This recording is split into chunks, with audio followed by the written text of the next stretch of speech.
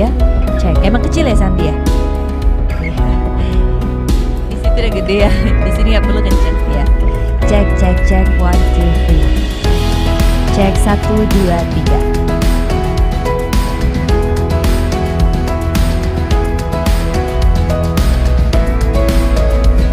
Kalau di monitor tuh aku lihat kayak muka tuh kepotong. Di mana berdirinya? Monitornya di mana sih? Yang di screen sini. Nggak tahu berdiri apa duduk. Terserah. Duduk. Oh.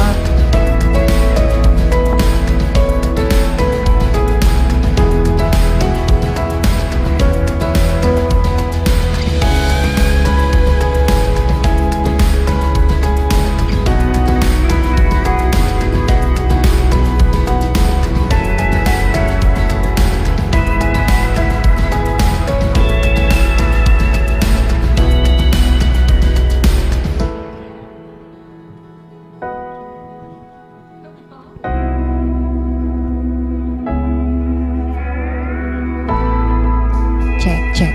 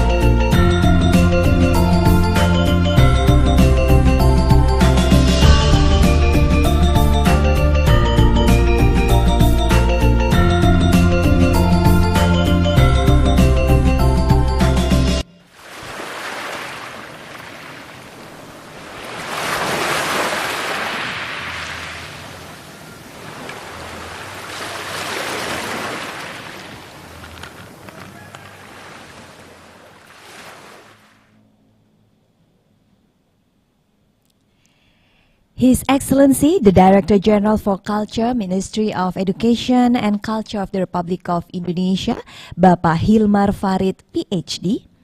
Honorable to the Vice Governor of Bali, who is represented today by the Assistant for Government and also Prosperity for the Society, Secretary of Bali Province, Bapak Igede Indra Dewa Putra, SAMM.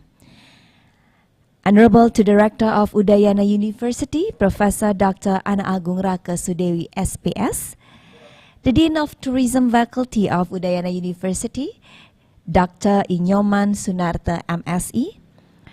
Distinguished speakers, participants, ladies and gentlemen. May we greet you all in the Balinese way of Om Swastiastu, which means that may health and also prosperity always upon us. Assalamualaikum warahmatullahi wabarakatuh. Good morning. Ladies and gentlemen, welcome to this beautiful morning in the second International Conference on Tourism and Entrepreneurship, which is virtually held for the first time. And let's give a round of applause, of course, for our event today. Yeah, great. So it will add spirit for all of us here. Well, ladies and gentlemen, now, before we start the whole agenda for the second International Conference on Tourism and Entrepreneurship, let us now singing the national anthem of Indonesia. Ladies and gentlemen, this is Indonesia Raya.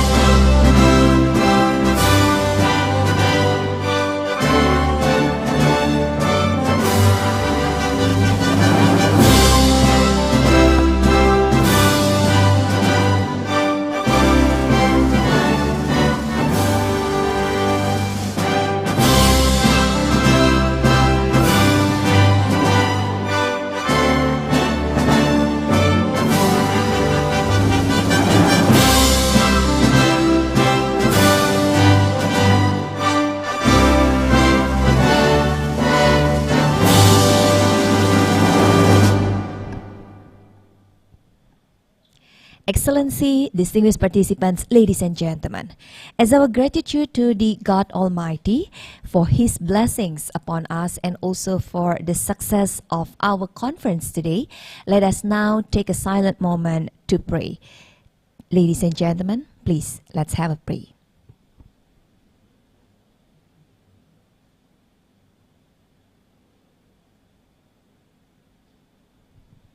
Amen.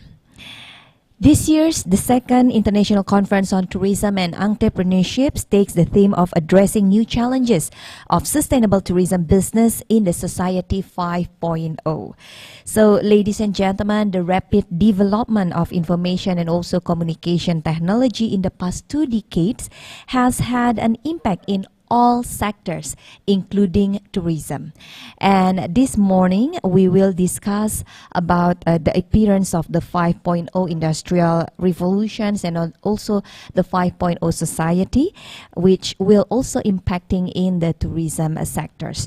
However, before we start by hearing the speeches this morning, we would like to remind you to please stay connected with us in the Webex meeting, and please also make sure that you already mute mute your audio, in exception, of course, later on for the speakers and also for the moderator on each session. Ladies and gentlemen, you may also turn on or turn off the camera during this meeting, but make sure that your camera will be turned on later on during our photo session. And now this morning, let us hear now a welcoming speech which will be delivered by the Dean of the Tourism Faculty of Udayana University. Please welcome, this is Dr. Inyoman Sunarta, MSE.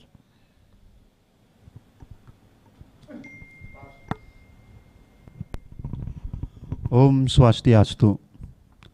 Dear all Executive Board, the honorable guests and distinguished audiences, on behalf of the International Conference on Tourism and Entrepreneurship, ICTE 2020, let me deliver an honored warm welcome to all participants, particularly to those who have submitted papers and attending this event.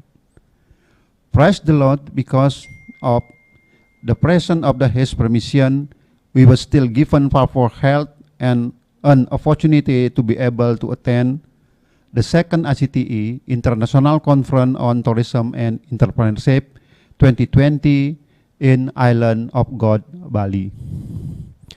I do thank and appreciate the good word publishing of call cooperation for our sake of international conference. Honor for the Faculty of Tourism University of Udayana is given the trust of support event and also the 9 universities collaboration of this event that are Udayana University, UPI, Undana, Polban, Saskia, Institute, Podomoro University, Budi Luhur University, and Mahalayati University, as well as our sponsor, IPBE, Politeknik Negeri Bali, Hilik-Tipari, Bali Region. Theme of the ICTE 2020, addressing the new challenge of the sustainable tourism business in the society 5.0. Represent Bali as the region of with its sustainable tourism with the concept of the cultural tourism. I do hope that ICTE 2020 will be a global media in revitalizing tourism during the pandemic of COVID-19. Last but not least, I personally delivered the apology of the technical deficiencies in the course of the event, and they would like to very much appreciate to all of the organizing committee for this excellent event. Om Santi, Santi, Santi, Om. Thank you so much to the Dean of the Tourism Faculty of Udayana University. Distinguished participants, ladies and gentlemen, the shift caused by the digitalization is marked by the ease access to information through digital media. Tourism industry is one of the successful sectors using internet media. However, there are still some challenges that we should recognize in order to maintain the sustainability of tourism in this fast-changing era. And now we will hear a welcoming speech by the Rector of Udayana University. Ladies and gentlemen, please welcome Professor Dr. Ana Agung Raka Sudewi, SPS.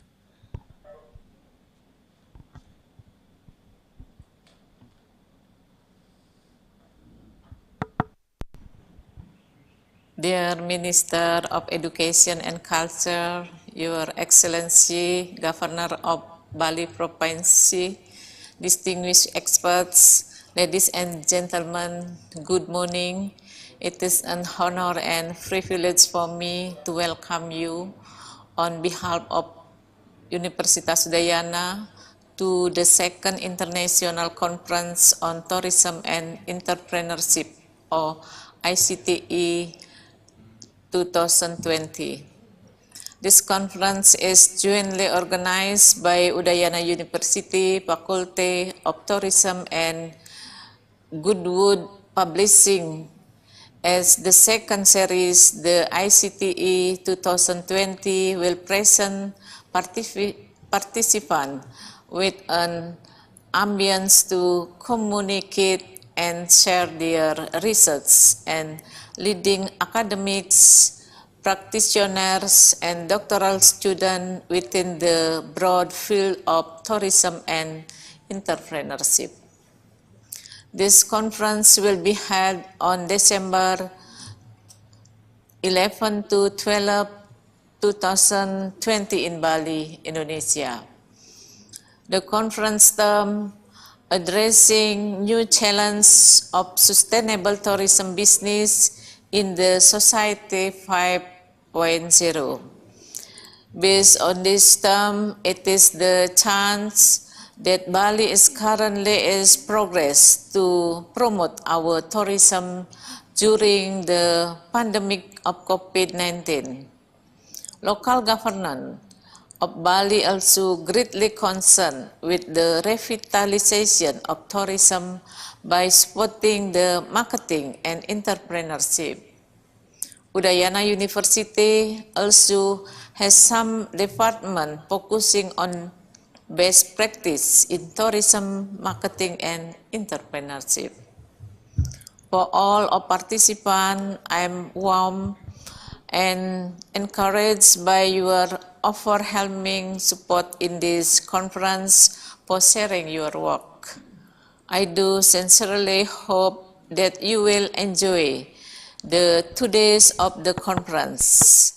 I hope that this event will be on your scientific and social agenda. We hope you can enjoy this conference, share your experience and ideas. Thank you.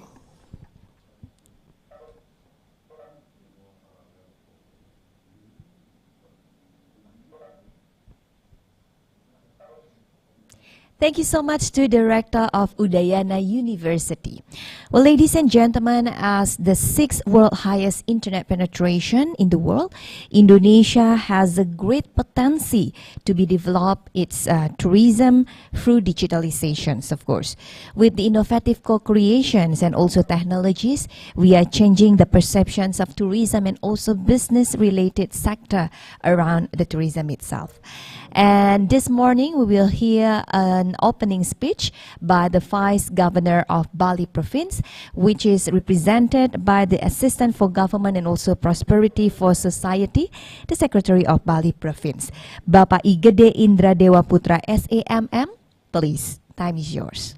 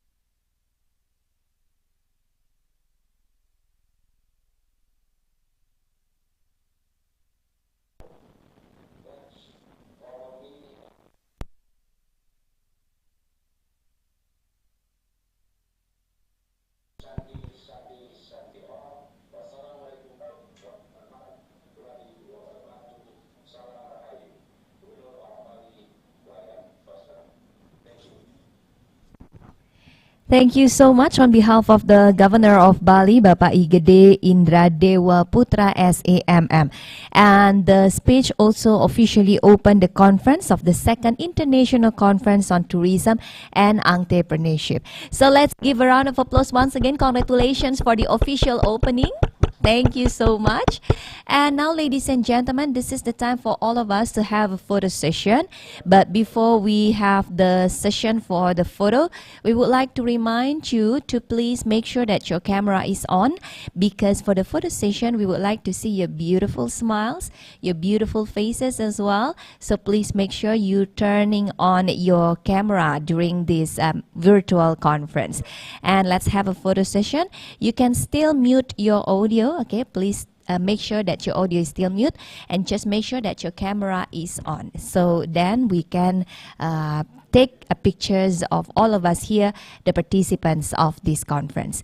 And this year's, the second ICTE conference is participated by 13 countries.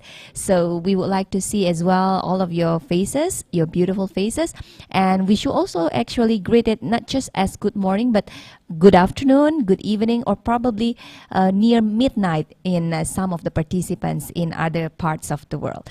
Well, ladies and gentlemen, are we ready for the photo session? Yes? Okay, please just make sure you turning on your camera and then smile to the camera. This is the photo session. 3, 2, 1. Thank you. And now, ladies and gentlemen, we will continue to the next agenda, in which we will have a keynote speech.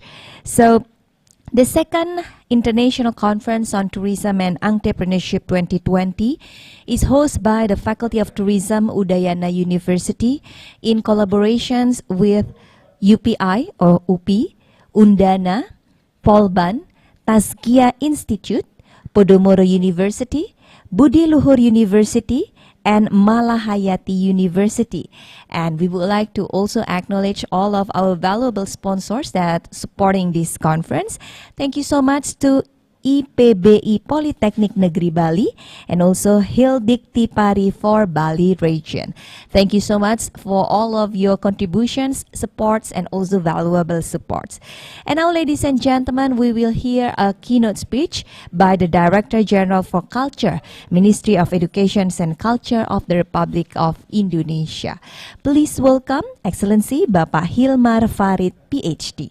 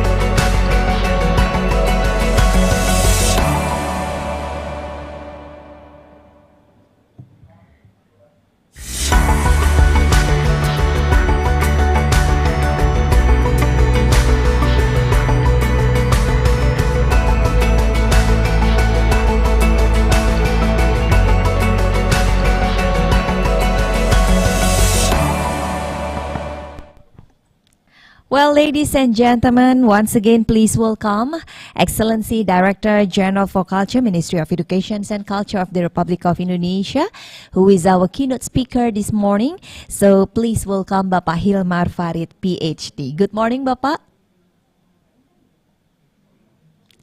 Okay, we're still trying to stay connected with Bapak Hilmar Farid. So kindly wait for a moment, ladies and gentlemen, all of the participants of the second ICTE 2020. We will hear a keynote speech in this conference regarding the big theme of our conference today, that is about addressing new challenges of sustainable tourism business in the society 5.0. Good morning once again, Bapak Farid. Bapak Hilmar Farid, can you hear our voice here from Bali?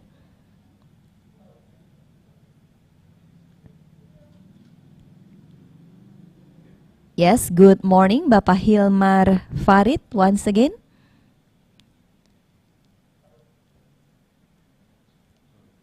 Okay, so we're still trying to stay connected with you there. Probably there is technical issues in Jakarta. Yes, we can hear your voice. However, it is a little bit difficult to see your video.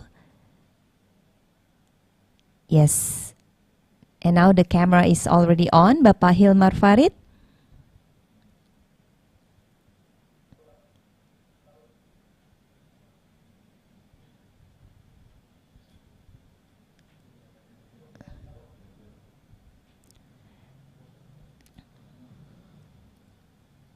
So it seems that you have technical difficulties a bit, Bapak, regarding the internet connection. This is one of the challenges actually that we address in the Society 5.0. And this is also really related with our topic of the conference this year regarding the new challenges of sustainable tourism business in the society of 5.0. Well, ladies and gentlemen, one of the big challenges, of course, in the society and industrial revolutions of 4.0 and 5.0 is, of course, the Internet of Things. We have to stay connected. The world is changing fast, and we have to be very prompt to adjust ourselves with the safe and also adapting to the new culture and the new ways of society react and also responding to the world, including the tourism itself, how to maintain the sustainability of our tourism industry in this fast growing world, in the fast changing world. And this also creating a new terms in the tourism industry itself. For example, like in the world destination, which is now become digitalized, and the terms of the nomad tourism as well appears, and as well as the wonderful Indonesia through virtual. So we have to also address all of these kind of new challenges, and we don't see this as a threat, but how then we can prepare ourselves to deal with the new ways of tourism industry in the Society 5.0, including also how do we adapt ourselves, and also how do we prepare a correct strategy to sieve and also to react to this new world in the Society 5.0. Well, we are trying to connect with our keynote speaker this morning, the Director General for Culture, Ministry of Education and Culture of the Republic of Indonesia, Bapak Hilmar Farid, PhD. Yes, okay. It seems that we are able to... Okay, so we are still trying to connect with him. But in the meantime, ladies and gentlemen, please just enjoy the videos first while we are still trying to reach him. Thank you.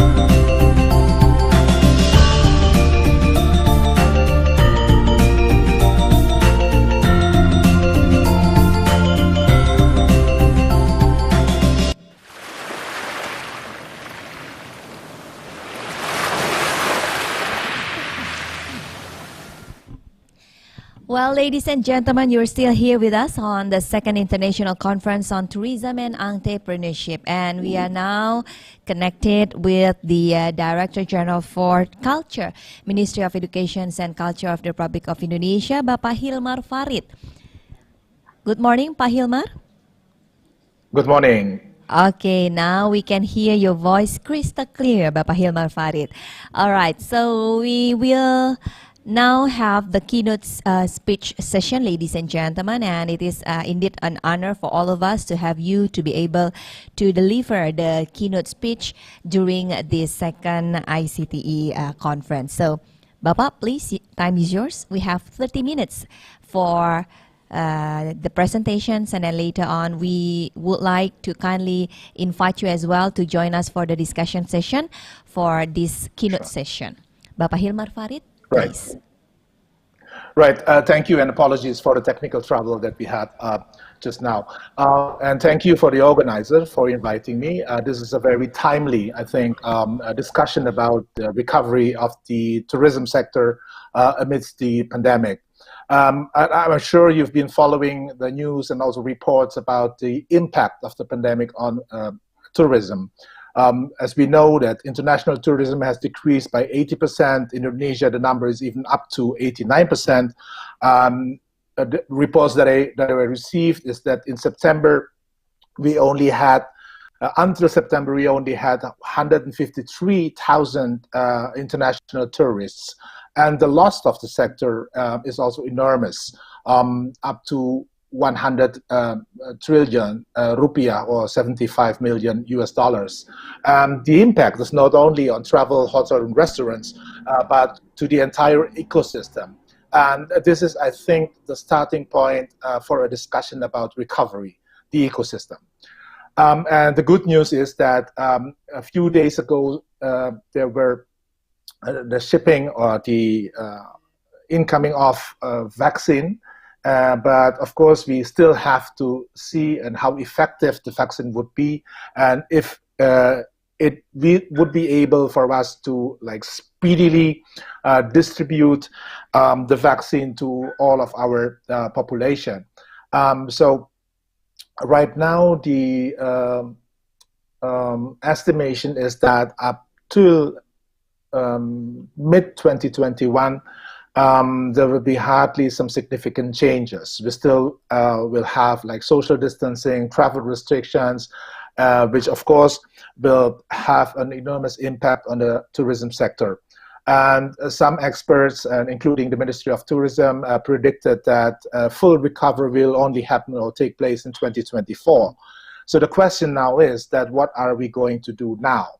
I mean, we're not going to wait until 2024. I mean, important steps have to be taken, new initiatives have to be introduced, etc. So this is what I'm going to discuss in this presentation. But it's very important for us to think about that. However important recipes might be, it is very important for us to take a step back and to look critically at the conditions of the pre-COVID conditions, were they actually ideal? No? And we know from different studies, and I'm sure Udayana University is the forefront of this, we know that there have been many criticisms of mass tourism in the past and the negative impact that it had on our social, cultural, and also environmental life. And this is a very good time then, I think, and this conference is also a very good venue to do that, for rethinking. Yeah, and the conclusions that I gathered from different forums, discussions, is that first we need a more resilient tourist economy. Yeah, that's essential. It cannot be prone to changes like this. We have to be more resilient to anticipate disruption and all that. Second issue is that we have to stay ahead of the digital curve. Yeah, it's very important for us to integrate our efforts and into a digital communication system. And the third one is about structural transformation. Yeah, and in this speech or talk, I'm going to address what culture has to do with that. Yeah, and my main argument would be that recovery is unthinkable without reorientation. So it's not simply adjustment to the new normal, but also shaping the new normal. I mean, that's what we are that we have to do. And of course, it involves identifying challenges, potentials that we have, so that we can actually move our resources into that direction. And what we do now, our decisions today, will of course have a long-lasting impact on tourism for the future. And what I'm going to talk about here is based on discussions that I had with international organizations, other ministries and institutions in the government, and also with practitioners on the field. So, and I really hope that this will also spark a discussion, because this, what is much more important than having complete knowledge about reports and so on, is to contextualize all the information that we gather. And I think there's no other entity that knows the local context other than the practitioners and the society, the communities themselves. So inclusion is a very essential concept here.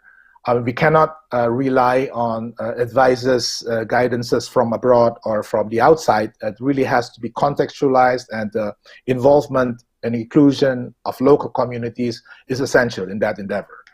So I will start with one very obvious point, perhaps, that amidst this travel restrictions and global, the decrease of global traveling, that domestic tourism is very important. And from different surveys that I gathered, we can see there is an emerging interest in outdoor activities, natural destinations, and of course also cultural sites. And in order to develop that domestic tourism sector, I think what is important is to focus on narratives, stories, and also the development of the destinations themselves. And this is, I think, where our focus should be. No? But before we go into the details, I also want to discuss a little bit about what does the market today look like, and who's going to travel, yeah, in the next few months, for example. From what I gather is that young people who are willing to take the risk, mostly single, adventurous, people like the backpackers, surfers, mountain climbers, and all of these activities that are immersed in nature. And these are the most potential, I think, or the first ones who will make the decisions to travel abroad. The second one would be best business travel. And this is based on the experience that we had with a global crisis like 9/11 and the 2008 global economic crisis, or the Bombali incident in 2003. I mean, business travel resumed right after all these incidents. And so we have young people, business people traveling. And what is also important to notice is that there is a shift in perception in terms of understanding what is going on. And there is a growing concern about the environment, wildlife protection, ocean preservation, and there is a much clearer understanding right now that the pandemic, the virus itself, is also a product of ecological destruction. And this, I think, is a growing concern among young people. So if you want to kind of identify what does the typical traveler today look like, it would be young, urban, educated, with concerns about health, environment, culture, and very much oriented into local experience and to have a unique experience. So based on these readings of the situation, my office, the Director General of Culture, focuses on developing stories, narratives about major destinations and also less well-known destinations, which are, I think, very important right now, since the travelers that I mentioned above are much more interested to have a lesser known destinations for their traveling experience. So one of the more important projects that we are currently working on is the spice route, jalur rempah. Yeah, and the idea here is to really focus on local culture and bring them into collaboration with more modern expressions. So the idea is not to impose something from above, but to encourage local culture to grow and able to communicate at a global level. So it's a different approach altogether. So it is still rooted very much in our local culture. So the idea really is not to extract local culture for sale, yeah, but to shape the market based on local culture. So this is the approach that we are building right now or developing right now. And this has proven to be to match actually with the emerging market of tourism sector that I mentioned above. A lot of people have travel preferences like that. For places that are more better already adjusted for tourist purposes with better facilities, communication, and all that, we try to develop a program that we call like work from anywhere. I mean, you are now working from home, and most of us are working from home still, not allowed to travel.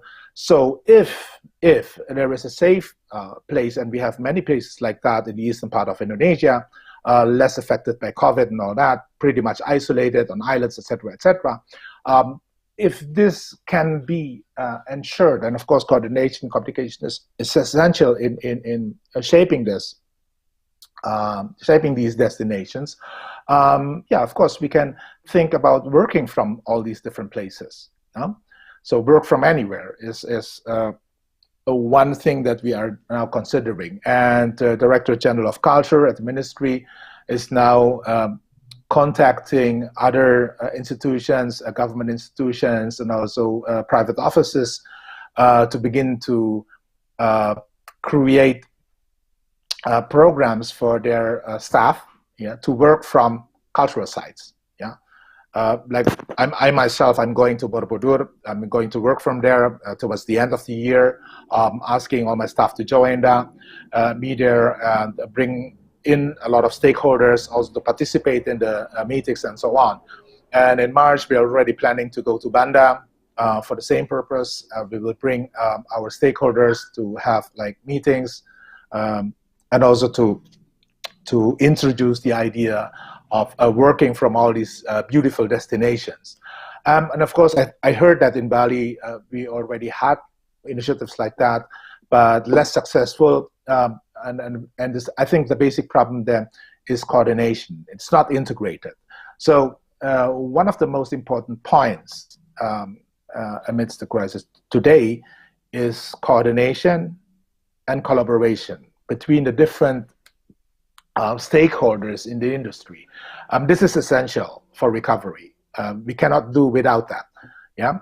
So and of course, transparency, inclusion is very essential in order to form like a unified perception of the situation, because we know that tourism is a sector that is based on trust. Yeah, and trust cannot be generic. It has to be organic. Yeah, especially in situations like today. No? And this means that access to information has to be opened, and nowadays people can follow what is going on the ground without any intermediate agency. People are now in the mode of real-time communication. Yeah, and so communication, transparency about what is going on the ground is really essential today. And that way, people would be able to plan their travels much better. So what I mean practically is that we cannot rely today on brochures, promotion videos, beautiful pictures, and so on. But people need today in the tourism sector is reality. So it's much more essential to provide good information about the pandemic in our local context.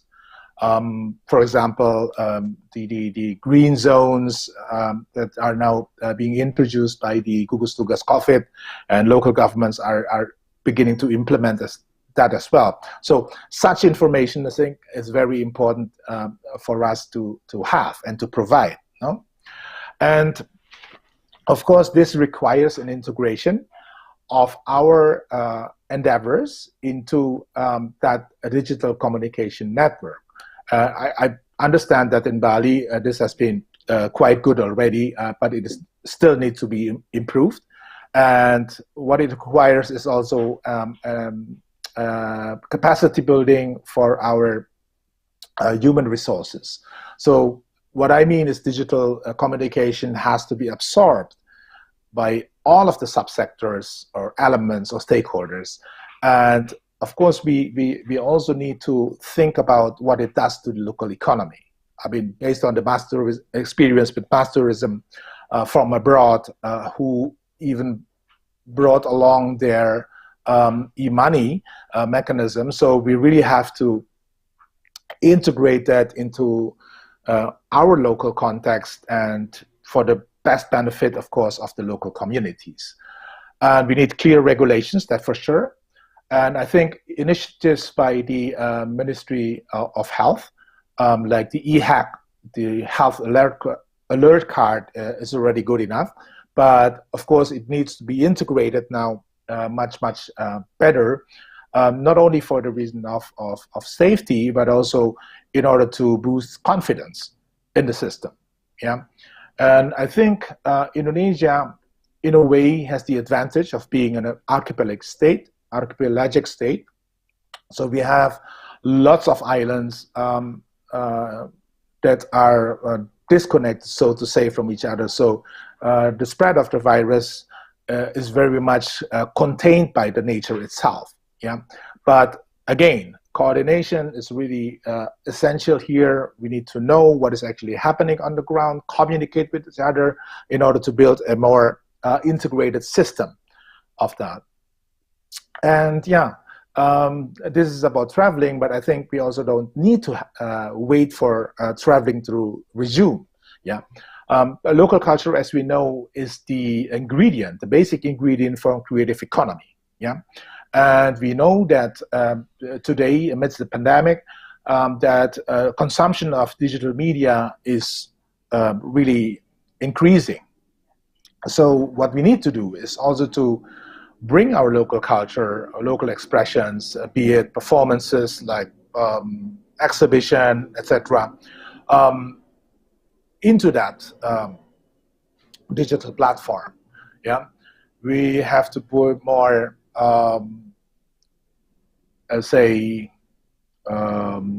productive, yeah, in that sense, so that the awareness about local culture in other places also rising. Yeah, and this is very important in order to create a domestic market. So we cannot rely on our normal, promotion endeavors, but we really need to create a new way of communicating what we have to each other. So the idea really is to provide access, and our Directorate General of Culture has already initiated different platforms for that purpose. We just had our 30-day long festival, the Pekan Kebudayaan Nasional, and this is also part of our attempt to shape the future market.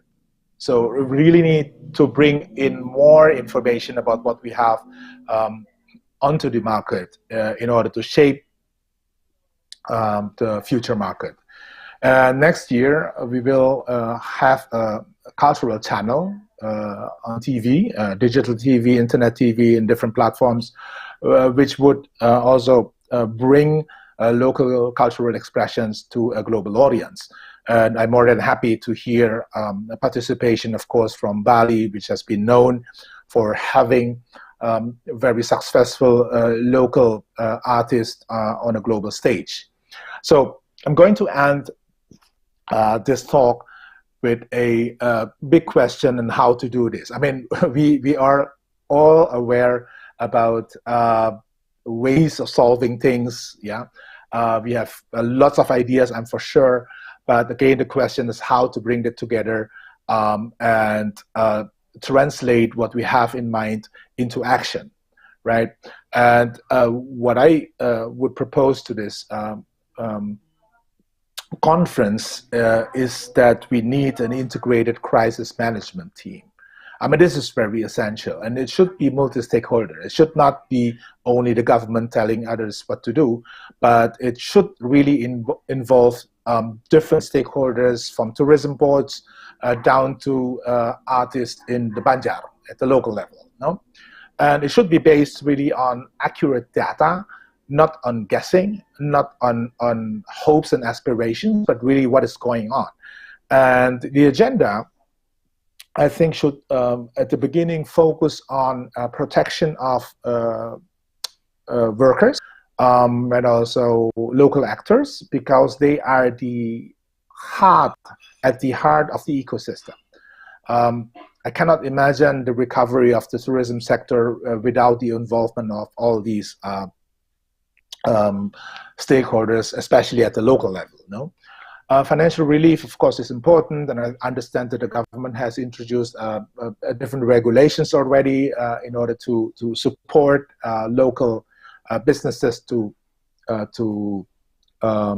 recover. But again, I think apart from introducing good policies, what is also important, again, is the inclusion and involvement of local stakeholders. For no other reason than that they actually know what is going on and what the solution should be. So it should not be imposed from above. It should be a bottom-up process. And from the predictions that I received, we know that we will be in a situation like this for another 3-4 years. But again, it is at the same time an opportunity to really rethink thoroughly our sector. And while we will focus probably for some time on domestic tourism and think about like strategic steps that we need to introduce in order to boost that sector, but it also provides us with an opportunity for a long-term solution to really improve the tourism ecosystem, or tourism sector in general. And then we can think about relaunching the industry with a new spirit and hope. So this is what I have to say, and I'm sorry again for the technical problems that we had at the beginning of the speech. So thank you very much. Om Santi, Santi, Santi, Om. Thank you so much, Om Santi, Santi, Santi, Om. Let's give a round of applause for the Director General for Culture of the Republic of Indonesia, who was just present to us a very interesting issues, and it also realized for all of us here that digital inclusion is one of the most important inclusion concept, and digital inclusion in which we will of course facing the 4.0 era and the society of 5.0 is also really needed for all of the tourism stakeholders, and then digital transformations as well. So I think we have to face the new normal, not just as a new normal, but it's a now normal. This is the now normals that we have to get used to in tourism sectors especially. So now, ladies and gentlemen, once again, thank you to Bapak Farid as the Director General for the keynote speech. Please stay with us here as we will now open the discussion session. For those of you who would like to raise questions, you may type it in the chat room, or you may also deliver your questions directly. We provide you the time as well, ladies and gentlemen. And we have one question already from Kishore Kumar Dash. The questions to Pak Farid is when Indonesia will open its international tourist access. I think this is also one of the many questions raised by all of the tourism stakeholders. Though maybe it's not in your capacity to declare or maybe to say when will we open the border for international tourists. But what do you think, Pak Farid? Some time was in which month in 2021 will we ready to open our border for international tourists? Well, yeah, this is a very difficult question, of course, because I'm not in the position to answer that. Of course, if you ask me, my hope and instinct would be as soon as possible, of course. But looking at the current situation, it will stay, I think, for the first semester of 2021. Yeah, travel restrictions, heavy travel restrictions, especially international ones. The domestic travel is much better right now. Yeah, despite the imposition of what is that? PSBB, of the social distancing in different provinces, but it's now slowly resuming. But yeah, again, I'm not in a position to really give you a definite answer to that question. Okay, thank you so much, Pak Farid. Yes, I think the most optimistic predictions is in the first semester or in the first quarter of 2021. But actually, our government already starting to think about all of the possibilities and as well as all of the preparations to open our border. And for the Ministry of Tourism and also Creative Economy itself also tries to do some travel bubbles with our neighboring countries as well. And let's just wait for the positive impact, especially for the vaccination, because the vaccine was just right a few days ago, but in a limited number still, right? Only 1.2 million vaccines for Indonesia, but that was just the first phase, right? And we're still waiting for a more positive progress, of course, in the pandemic COVID-19 outbreak. So, Pak Farid, before we continue with the next questions, I would like to remind all of the participants as well to please also fill the attendance list. The link for the attendance list itself is already shared in the chat room on our WebEx meeting. So please make sure that you also already list yourself in the attendance list. And then we are still waiting for the next questions. You may just type it in the chat room, or you can also raise the questions directly. So we have one questions. Okay, one participant that will ask the questions directly. Okay. Okay, Ibu Yulia Lintang. All right, so you may please unmute yourself. Please make sure that your audio is unmute so you will be able to deliver your questions directly to Bapak Farid. We will also unmute your audio from the server, Ibu Lintang. Ibu Yulia Lintang, please. Yes, thank you. Yes, thank you, Pak Farid. Good morning for all the participants. Yes, I would like to ask Bapak, in the future,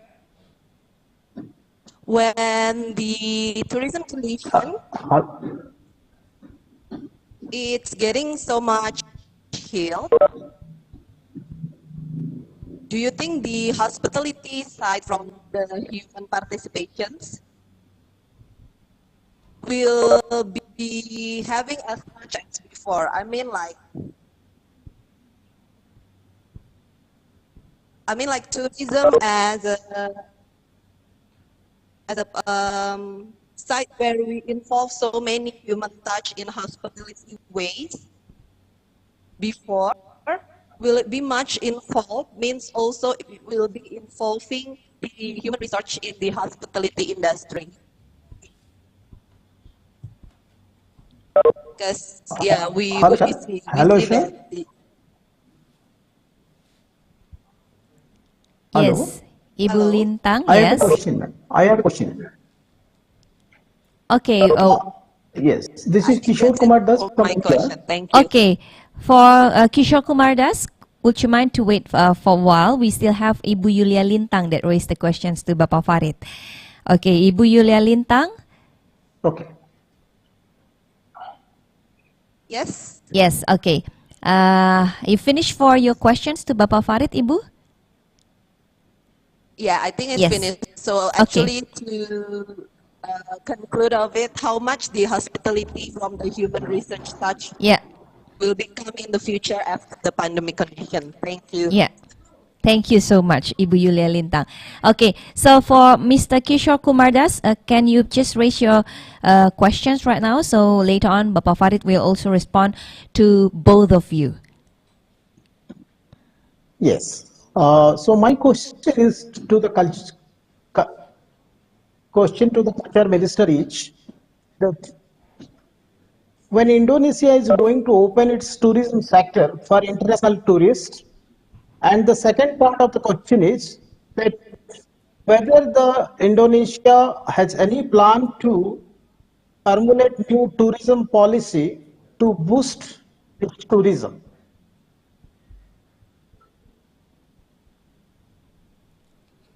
Plan for These are the two tourism policy to questions I need boost to. Yes, yes, yes. to boost something, to boost what? Sorry, Mr. Kumar Dash. To boost the tourism in Indonesia. Oh, all right. Okay. Any other questions? No, these are the two questions that when the Indonesia is going to open its tourism sector for international tourists and whether the country has a plan to formulate new policy to boost the tourism. Yes. Okay, we got it. Thank you, Mr. Kumar Dash, for the questions. Thank you so much. Once again, now we will give the opportunity for Bapak Farid to respond the questions. The first one is from Ibu Yulia Lintang regarding the pandemic COVID-19, which force us to a touchless society, and then also we minimize the physical reactions or physical distancings, as well as all of the digitalizations. Of course, we'll minimize the role of the human resources itself. How about the future of the human resources in tourism itself? Do we still need the kind of approach by utilizing the human resources in tourism, Pak Farid? And then the second one from Mr. Kumar Dash. So how's the plan for tourism policy to boost tourism? Though it's not in your capacity, once again, to answer this, but what do you think about the strategy or the plan of tourism ministry, actually, or our tourism in Indonesia to for the future? Please, Pak Farid. Yes, thank you very much for the questions. First of all, I think there will be a major shift in terms of skills, employment, and all that in the tourism sector. So what is very essential is reskilling, yeah, retraining in order to adjust to the new situation. Of course, this is by this I'm not saying that all of the jobs or occupations that we know in the tourism sector will disappear. Far from that. It really depends on how well we are actually coping with the current health crisis. For example, spa industries, everything that involves direct contact between people, like suppliers and the market. So that will change, but I think we are now already witnessing innovations in that sector. People are trying to develop measurements, new protocols, at the local level. So it's very important, I think, to answer this question, to look at the real experiences of different branches of the industry. Again, in general terms, there will be a major shift, and reskilling, re-education, retraining is needed. But as I said before, it really depends also on how we are imagining the future market. Yeah. Are we going to simply abandon old practices that require like direct contact or touching in the hospitality industries, for example, or are we trying to find like new ways of doing things? Yeah, and I think when it comes to wellness industry, for example, it's not only spa industry is actually a very small component of that. Yeah, what is much bigger than that is like herbal and plant-based services. So this is an area that I think needs to be elaborated. Yeah. So again, human resources is essential. I mean, that's the basically the engine of the tourism sector. So we cannot do without that. But we need to really rethink the general strategy, what we are going to do, what we want to do, and to adjust our human resources to that general direction. So in order to answer the second question, it's about the plan to boost tourism in Indonesia. Right now, the Ministry of Tourism and Creative Economy is working hard along with the public works to improve infrastructure in the 5 major destinations that we have. And our ministry is involved in developing narratives and story based on the idea that tourism is very much a storynomics sector that is driven by stories about destinations instead of infrastructure themselves. So yes, there is a plan. There is a major plan coordinated by the Coordinating Ministry of Maritime Affairs, which coordinates, including Ministry of Tourism under it. So yeah, but again, the plan really depends, in my opinion, on how well it is integrated into the local context. I mean, it's the old way of doing things, imposing things from above is gone. Really need to discuss with local communities and actors in order to get a much better strategy.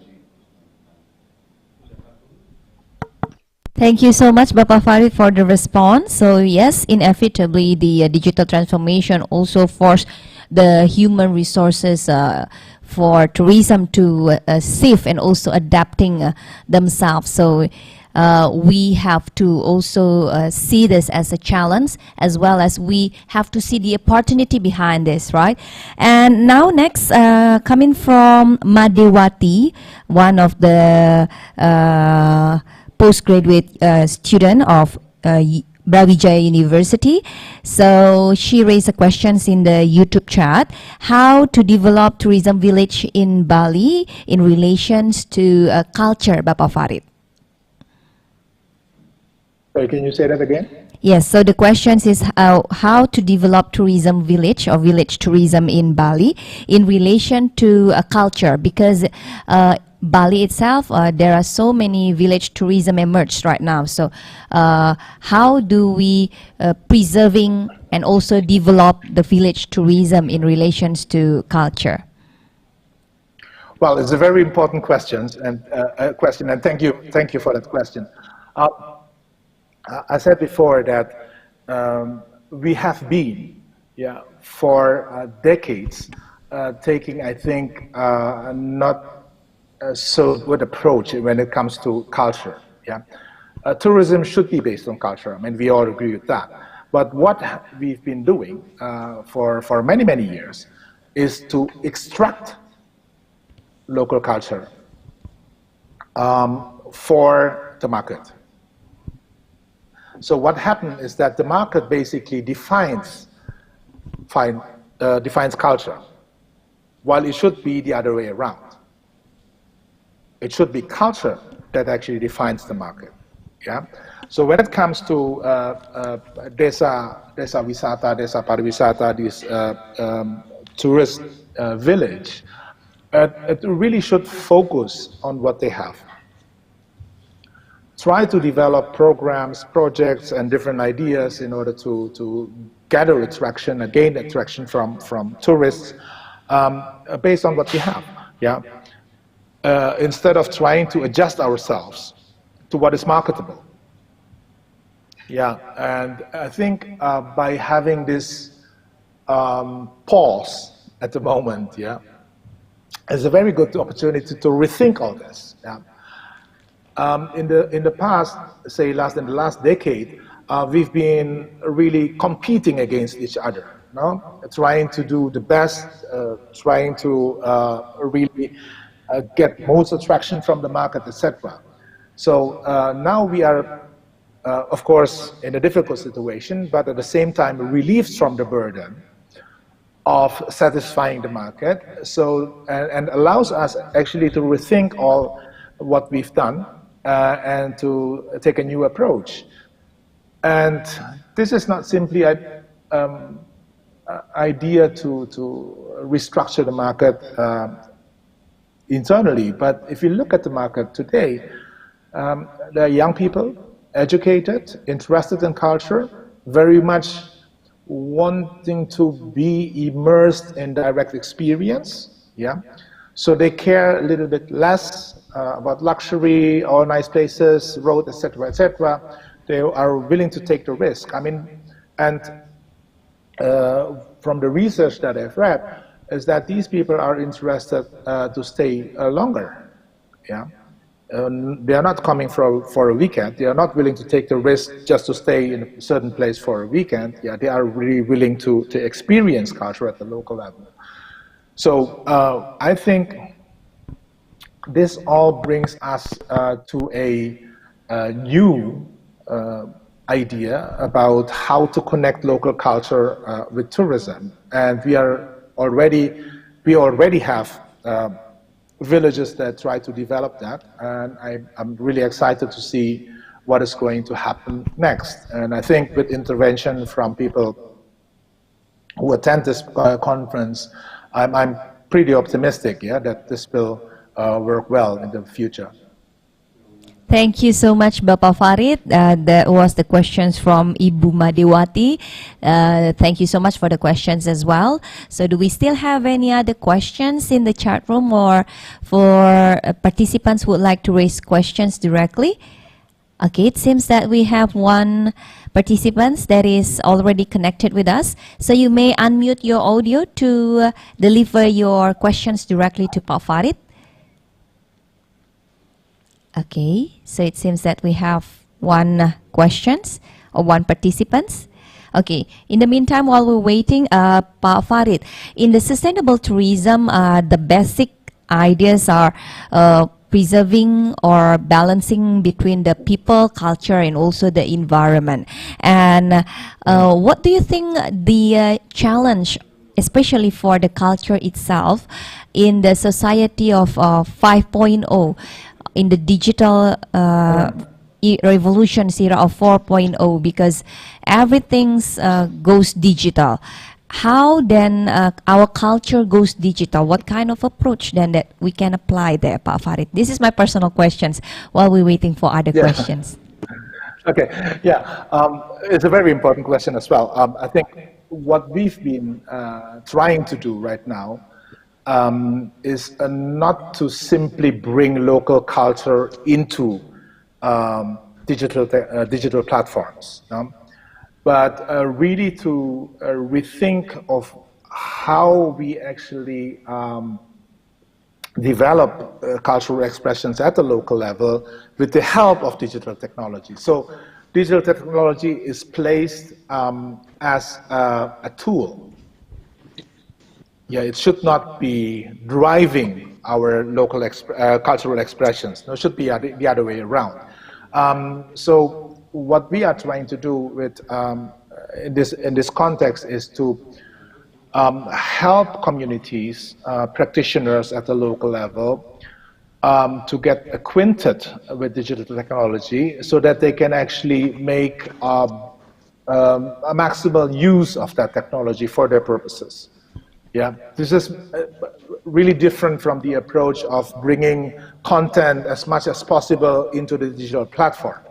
Yeah, you're simply moving the same expressions from one place to another, while what is actually is to develop the local expressions with the help of digital technologies so that they can actually also shape the, say, market, the digital market in that sense. So this is the approach that we are now doing. It requires, of course, again, retraining, reskilling. Not all of the local practitioners, as you know, are familiar with digital technology. I myself am having problem with communication, digital communication, devices and all that. So again, it's really important for us to develop our capacities when it comes to digital communication and try to bring it to the local communities at the grassroots level. But yeah, again, I'm very optimistic if I see, for example, we had a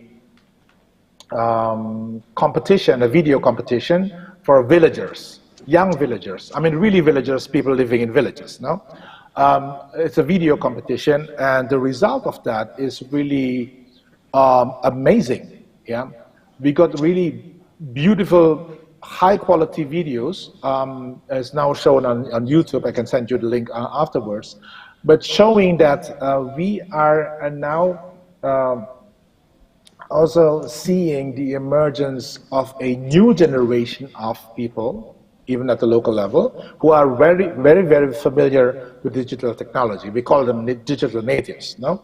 So you have them at the local level as well. So these are the different components that needs to be brought together, yeah, in order to answer the problem that you posed in your question.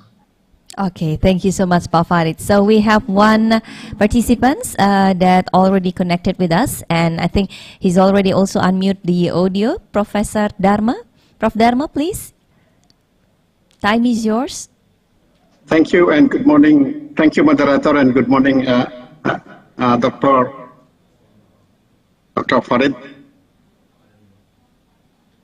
Thank you for your very insightful speech this morning. Sorry, probably having an echo voice. My question is stay away from the digital and technological issue, but wanted to ask you about the relationship between tourism and culture.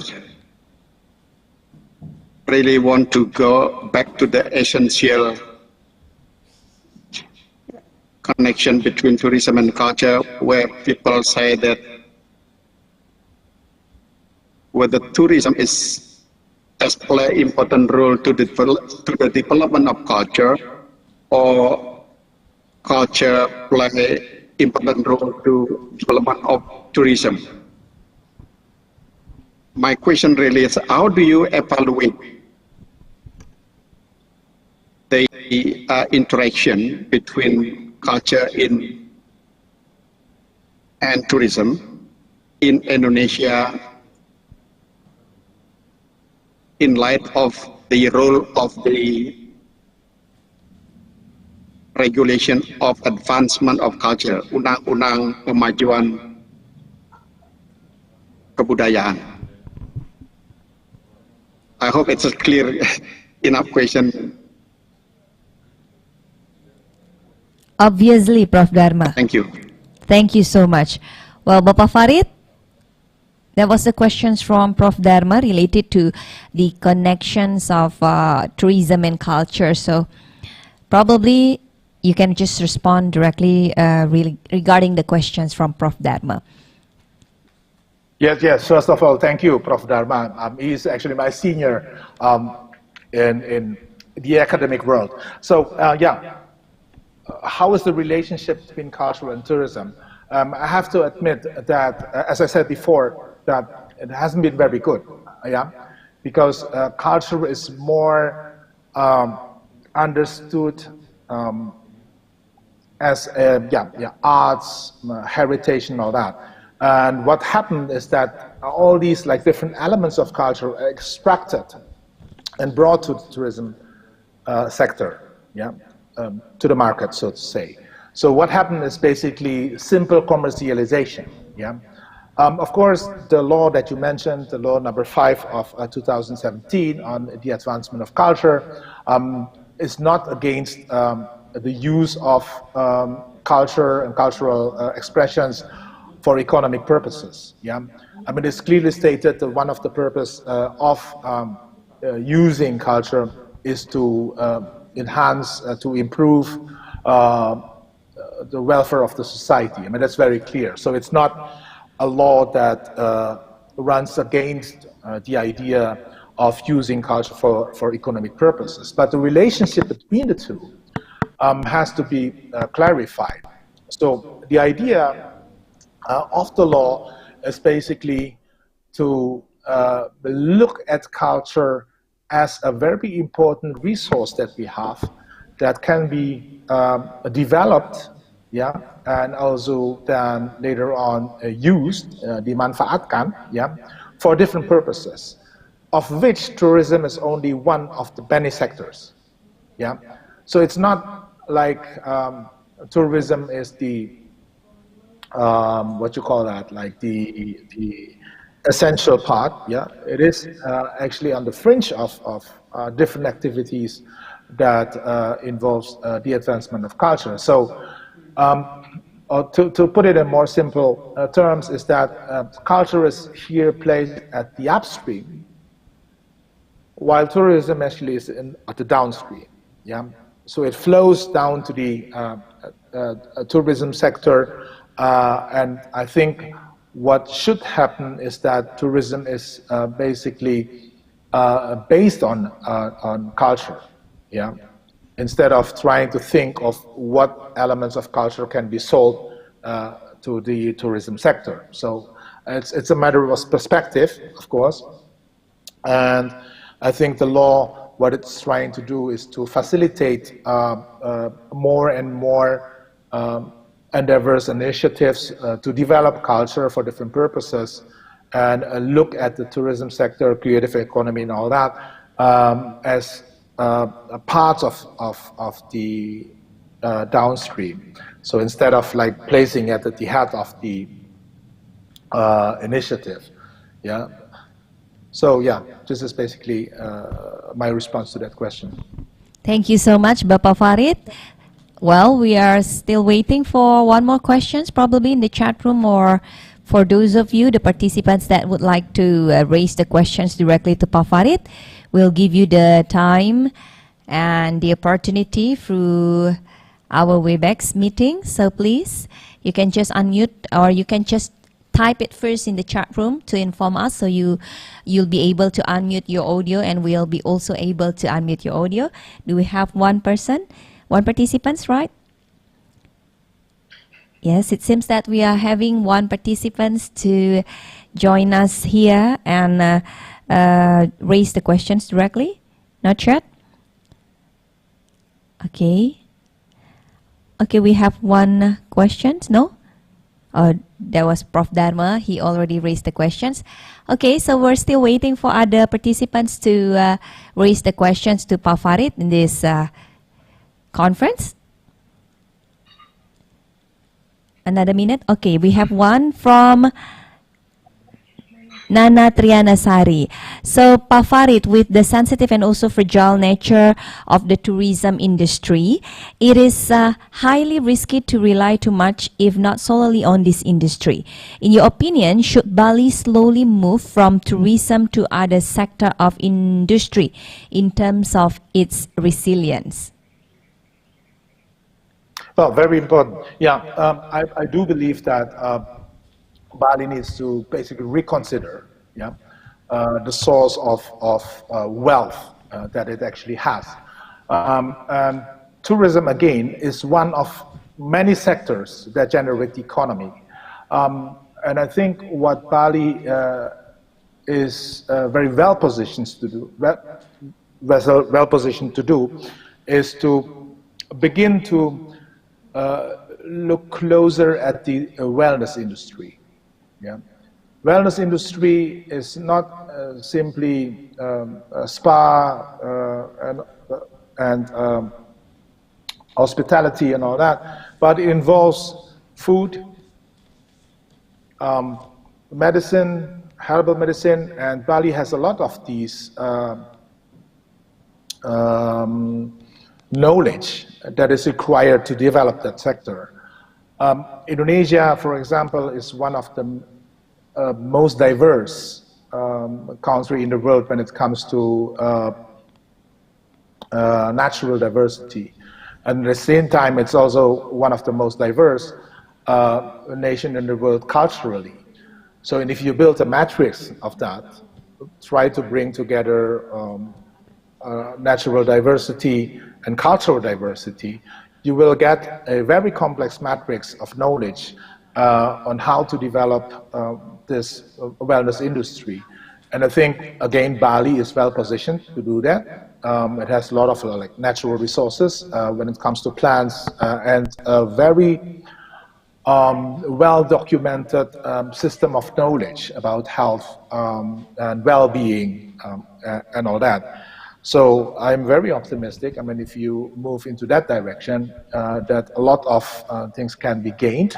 And at the same time, I think it will also boost the image of Bali of being a well-preserved a place with a well-preserved culture. At yeah, for example, the subak system. Yeah, it's now, yeah, as we all know, suffering from the rapid development of the tourism sector, right? Mm-hmm. So with the current condition that we have, it's actually an opportunity to revive that, to revitalize that into a direction that's more sustainable, yeah, ecologically, socially, and so on. So I think it requires a reorientation. And that's a major point that I actually want to make in this talk, that you cannot think about recovery without reorienting our endeavors. Okay, thank you so much. And there was one questions in the chat room from Fida Komi. Actually, he or she lost when you said about recovery is unthinkable without something. So what is that thing? He missed that part. Bapak Farid.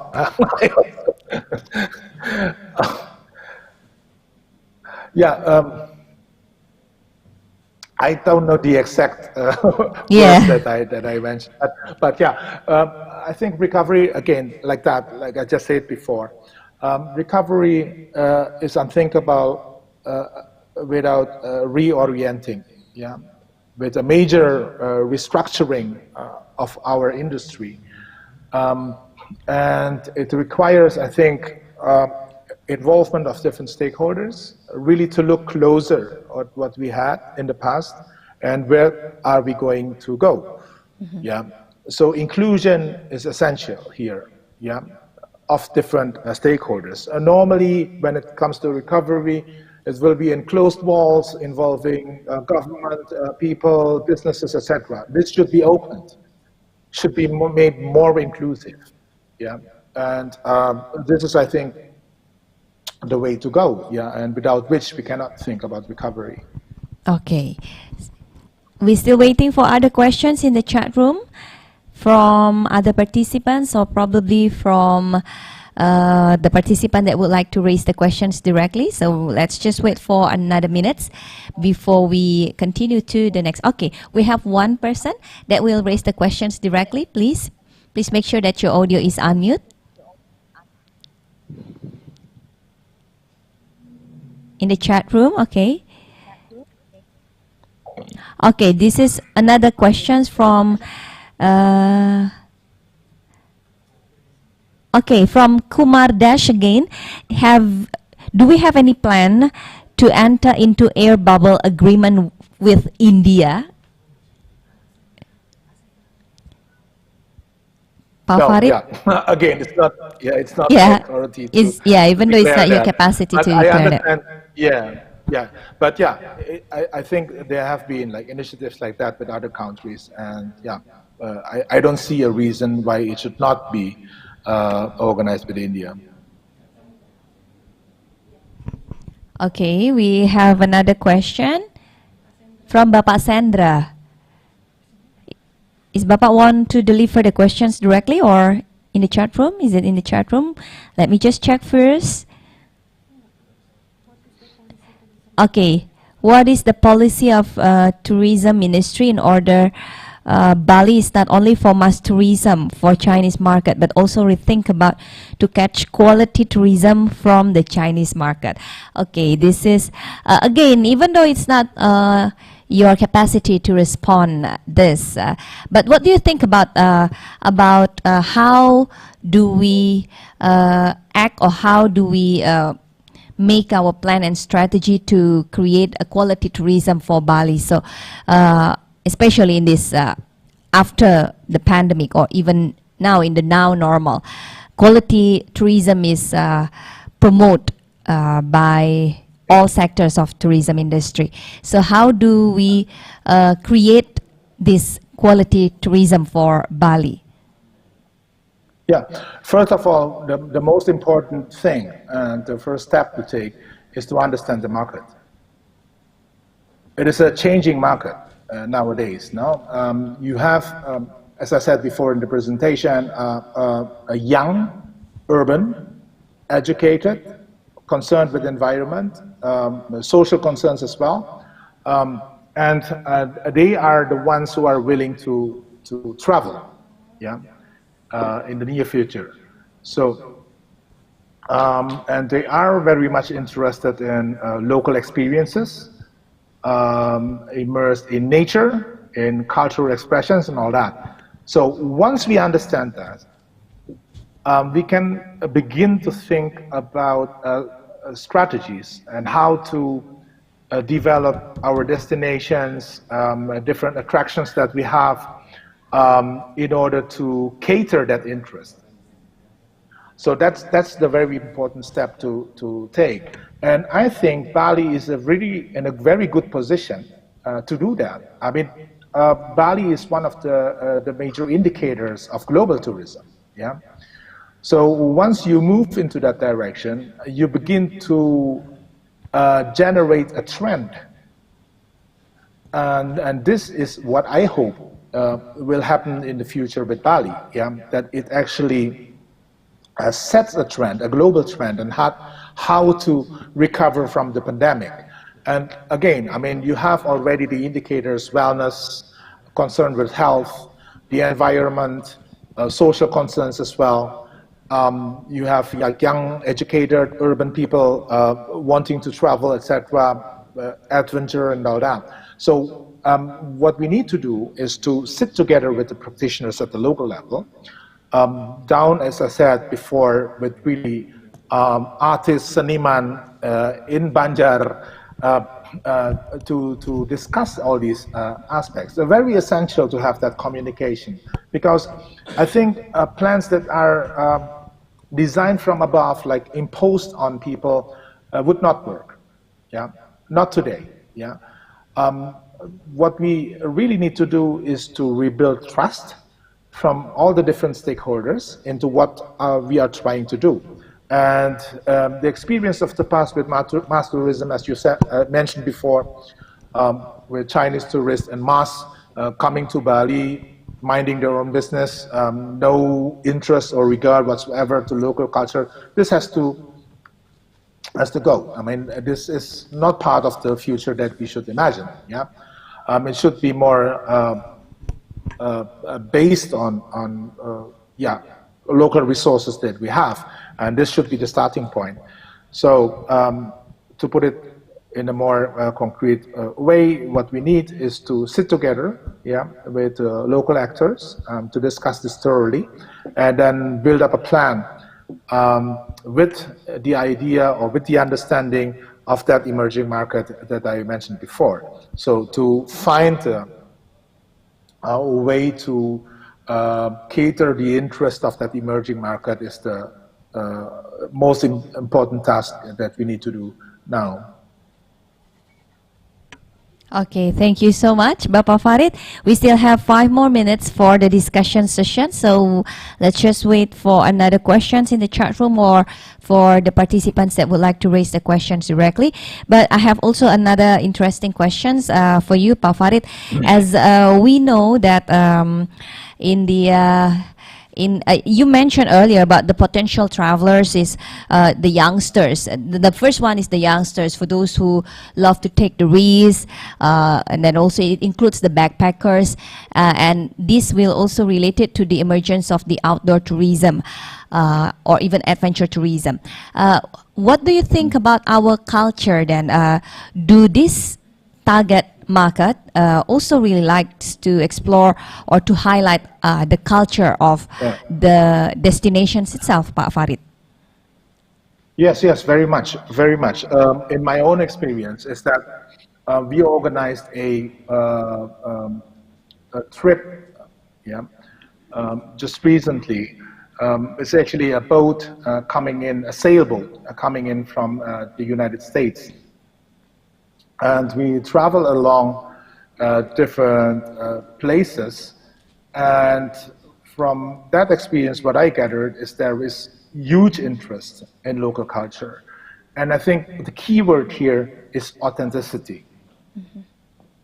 Yeah, that's what people want to see. No, they don't, I mean, the days where we presented everything on a tray for tourists is now slowly shifting.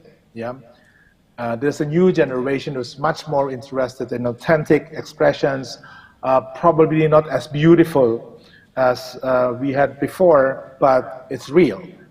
It's direct. And I think this is now the direction in the future, and we have to anticipate that. And again, I think there is large interest in local cultures nowadays among young people. I mean, if you look even at the OTT digital platforms for videos and all that, there is always interest in something authentic. I mean, as opposed to all these nice promo videos that we had in the past, right?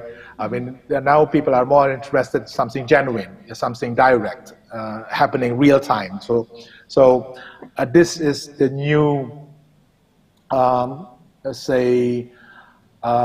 atmosphere that young people have, and we need to cater to that interest. And as we also have to rely on domestic market, what do you think the way of your directorate to promote culture, authenticity of Indonesia or of its certain parts of Indonesia to our domestic market, to our target market in the domestic area? How we promote it? To bring as much as possible into the light. So, because the domestic market, or Indonesians in general, know quite little about each other. Sometimes they know little about their own culture, right? Yes, correct. So, especially if you're in urban settings and all that. So what we need to do is to bring as much local culture as possible. But of course, in different ways. I mean, you cannot impose like the traditional classical way of doing things like dances, etc. I mean, you need to provide access for them. I normally use the analogy of a door. I mean, you have to provide the door, so that people can enter. And once they enter, then they can like find their own way. But you have to open that door. And opening the door here means that bringing local culture in collaboration with more modern forms of expressions. So DJ meets dancers, and different initiatives and experiences like that. And we have many. And one of the most famous, I think, form of this is if you are familiar with that video called Lati, yeah, the Weird Genius. So they are actually basically hip hop DJ, more into electronic dance music, but they combine that with their understanding of local culture and create a very beautiful new expressions. And more initiatives like that are emerging right now. And this is what we have to kind of capture, yeah, in order to bring together like tradition and modern forms of expression. It's happening already. So what our Director General is doing, basically provide a platform for that to happen for different practitioners, either from tradition, modern, contemporary, to really to meet, to discuss, and then produce new forms of expressions. Okay, thank you so much. So it means that we bring a new language to the approach for cultural to be promoted to the younger generations or even the domestic market. Thank you so much, Bapak Farid. So probably you'll be able to deliver your closing remarks before we close this Q&A session. Pak Farid, please. Well, if you allow me, I will convey my concluding message in Bahasa Indonesia ya. Jadi karena banyak serta dari kita nih dari Indonesia, pesan saya sederhana gitu, bahwa di masa yang sulit selalu juga ada kesempatan kita untuk memikirkan ulang banyak hal. Dan ini sebetulnya adalah ajakannya, dan kami dari Direktorat Jenderal Kebudayaan tentu akan sangat senang jika ada inisiatif seperti itu, dan berharap kita bisa segera berjumpa. Ya, terima kasih sekali lagi. Thank you so much. Terima kasih Bapak Hilmar Farid, Director General for Culture, Ministry of Education and Culture of the Republic of Indonesia. Thank you so much from Bali. So, see you in another occasions, of course. So now, ladies and gentlemen, that was our keynote session today. And actually, we have our parallel sessions. Of course, we have 10 rooms for the parallel session that will be started sharply at 11 a.m. local time or the Bali time. So we have like 15 minutes break before we start the parallel session. But before we start the parallel session and also the break session, we would like to remind for those who haven't filled the attendance list, please make sure that you also find the link in the chat room for the attendance list. And then also we have an important notice for all of the participants, that is for those of you who join the parallel session 1 and 2 at room 5, it will use this main room of Webex. So in the room 5, we have the moderator, Dr. Nararya Narotama, later on, and the name of the room itself is the Unut Meeting Room 17, or this plenary or the main room of the Webex itself. So you can see all of the details for our parallel sessions in the guidance book. So please just check and make sure that you will stay connected with us in the correct parallel room and in the correct session. So we have the amazing speakers in the parallel sessions. We have a lot of speakers, so please just check the guidance book and you can find your respective session in the parallel room. It will be start once again at 11 a.m. local time or the Bali time. And we will have 2 parallel sessions later on, starting from 11 a.m. the parallel session 1, and then it will be the lunch break before we continue to parallel session 2. And we back again to the panel session in this main room of Webex meeting on the Second International Conference on Tourism and Entrepreneurship by 2:30 p.m. local time or Bali time. And the panel session, we will have 4 invited speakers later on. And once again, it will start by 2:30 p.m. local Bali time. And it will use this main room of Webex meeting. So yes, ladies and gentlemen, thank you so much once again for joining us on the Second International Conference on Tourism and Entrepreneurship. Stay connected with us, and the parallel session will start immediately 11 a.m. Bali time. Thank you, enjoy your break, and we'll see you back in this main room during the plenary session at 2:30 p.m. Bali time. Enjoy.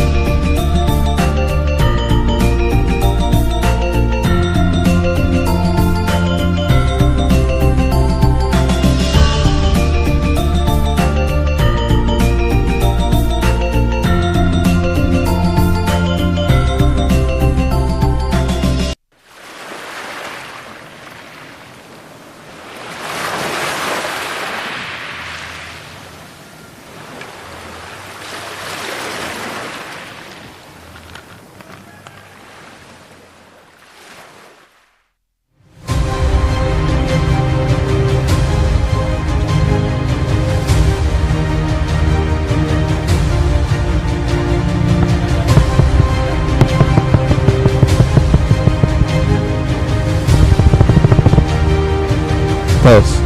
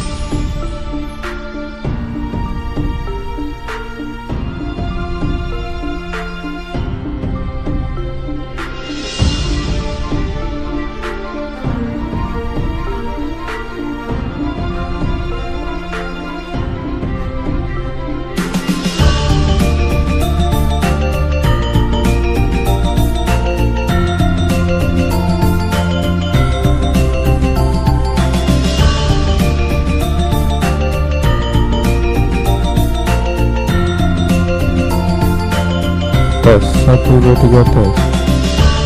Tes 1 2 3 tes. Tes.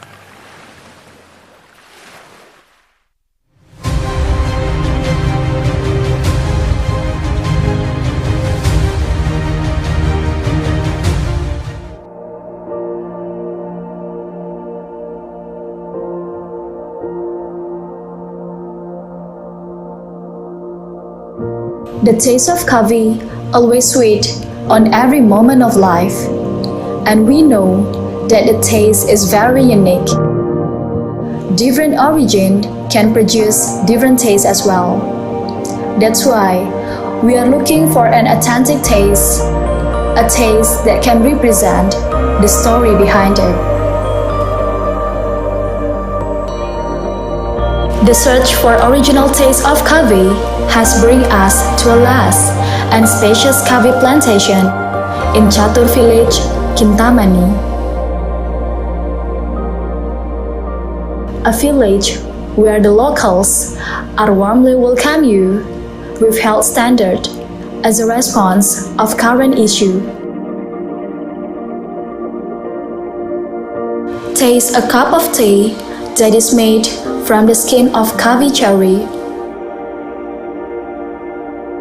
A lighter taste of coffee that will warm up your body in the midst of cold mountain air in the morning. Always put the mask on to keep you safe while exploring the richness of cultural and natural resources of Chatur village. You will always able to choose rather to go for trekking or take the bicycle with you, all in your convenience.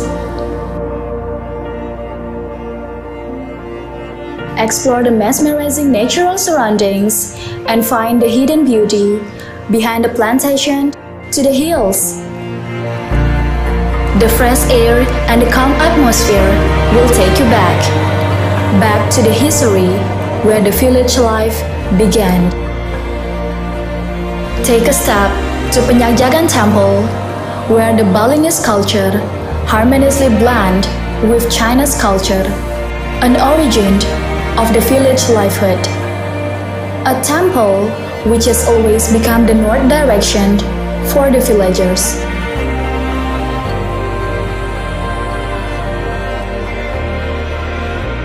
Re-energize your body with fresh orange fruit right from the plantation, the plant that grow together along with the coffee and bring a unique taste to the famous Kintamani coffee, an Arabica coffee that brings life for the villagers.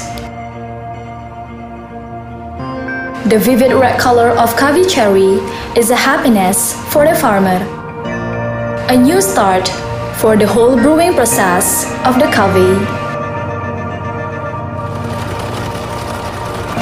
From the talented finger hands to the passion of the heart to deliver the best quality coffee. At Chatur village, you can easily find the traditional process of coffee journey. With the utmost Balinese hospitality from the locals, start the coffee journey from harvesting, pulping, drying, sorting, till roasting process, all in traditional way. Don't forget to visit the traditional kitchen, a place where the local roast their beans. Get involved on the process to know how the locals take care of their coffee as the same way as how they take care of their family. Because coffee is their life, and the bitter, sour, and sweet taste of coffee will always there as the same way in our life. Like the yin and yang, the two different colors, which is always together. The coffee journey at Chatur village has taught us on how to live in balance. From tolerance of culture in the society to the way of preserving the environment. As the philosophy of coffee, when the coffee is hot, it comes to the rescue. But when the coffee is cold, it just chills you out. That's how the bitter taste of coffee will sweeten up your day. This is the taste of life, a philosophy of coffee experience in Catur Village, Kintamani, Bali.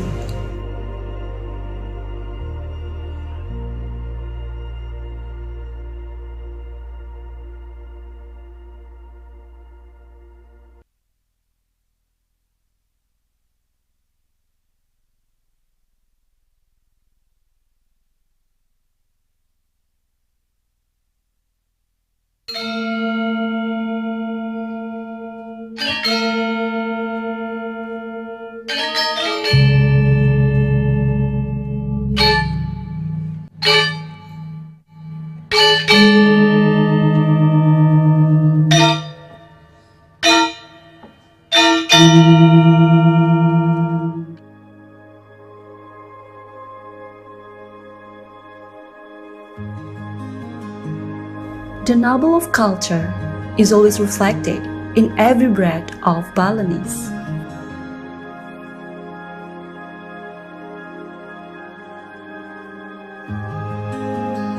That valuable legacy has been inherited by the villagers of Singapadu Tengah from generation to generation. With their utmost hospitality, always makes every single person that come to the village feels like home, and the villagers are belong to their family.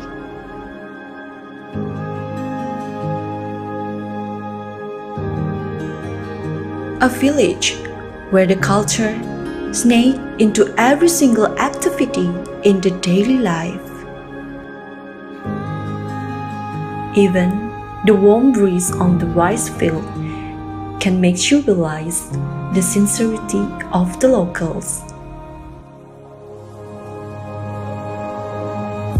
Everything they do is come from their heart. With Tatwam Asi philosophy, their sincerity of humanity even more reflected. Because they believe that every single person is equals and there is no difference between you and me.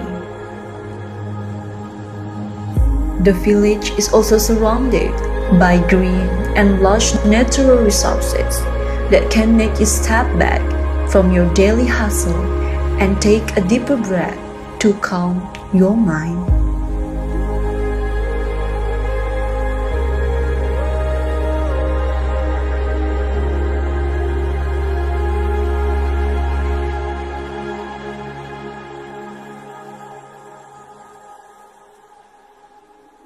Art is another form of culture that live in the society. From carving to sculpture, they had drawn their life from generations. With the greatest dedication and high talented hands, they formed the sources into a high quality of arts. Arts that preserving the values of culture. Arts that can enticing in a glance. They do believe that tradition and culture will always lead them into a harmonious life.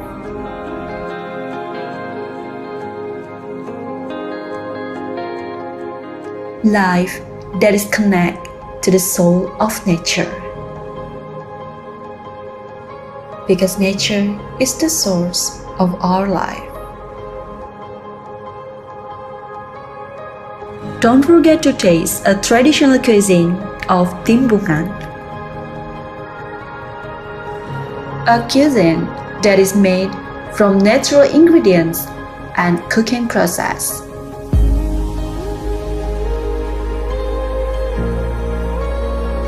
A traditional dish that gives you a high quality taste that you will never forget.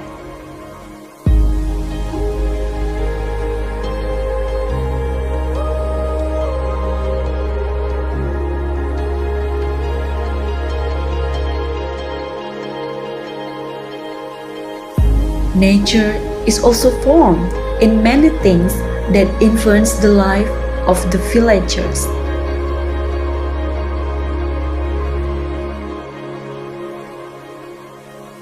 not only in the sculpture and cuisine, but also in body movement. Learn how the Balinese dance as an offering to the Almighty God. And feel the vibrance at the temple. A mesmerizing temple with great reliefs in Balinese architecture. All you can find in Singapadu Tengah, Gianyar, Bali.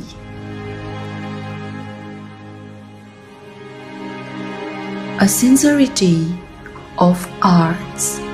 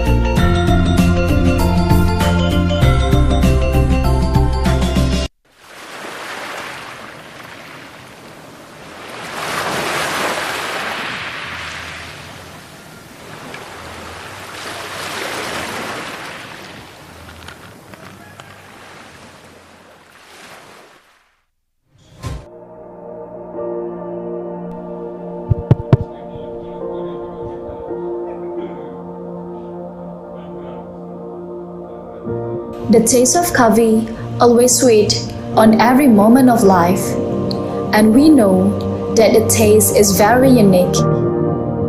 Different origin can produce different tastes as well. That's why we are looking for an authentic taste, a taste that can represent the story behind it. The search for original taste of coffee has bring us to a lush and spacious coffee plantation in Chatur village, Kintamani. A village where the locals are warmly welcome you with health standard as a response of current issue.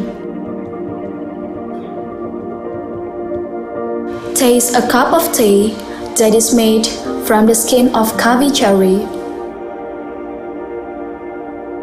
A lighter taste of coffee that will warm up your body in the midst of cold mountain air in the morning.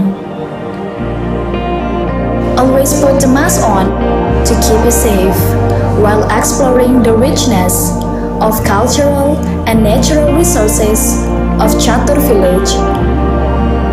You will always able to choose rather to go for trekking or take the bicycle with you, all in your convenience. Explore the mesmerizing natural surroundings and find the hidden beauty behind the plantation to the hills. The fresh air and the calm atmosphere will take you back to the history where the village life began. Take a step to Penyagjagan Temple, where the Balinese culture harmoniously blend with China's culture, an origin of the village livelihood. A temple which has always become the north direction for the villagers.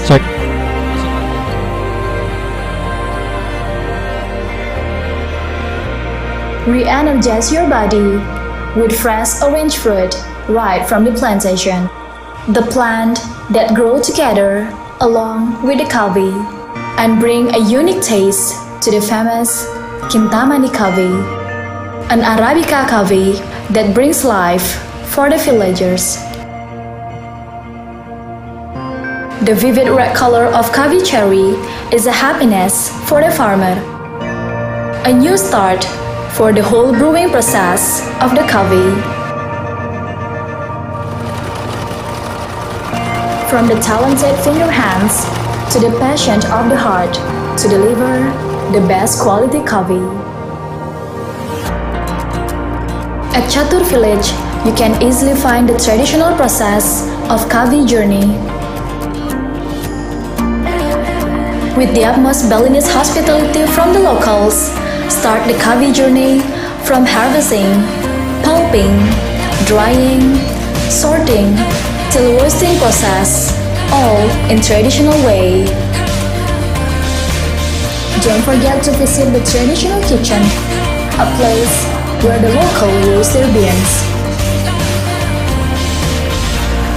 Get involved on the process to know how the locals take care of their coffee as the same way as how they take care of their family. Because coffee is their life, and the bitter, sour, and sweet taste of coffee will always there as the same way in our life. Like the yin and yang, the two different colors, which is always together. The coffee journey at Chatur village has taught us on how to live in balance. From tolerance of culture in the society to the way of preserving the environment. As the philosophy of coffee, when the coffee is hot, it comes to the rescue. But when the coffee is cold, it just chill you out. That's how the bitter taste of coffee will sweeten up your day. This is the taste of life, a philosophy of coffee experience in Catur Village, Kintamani, Bali.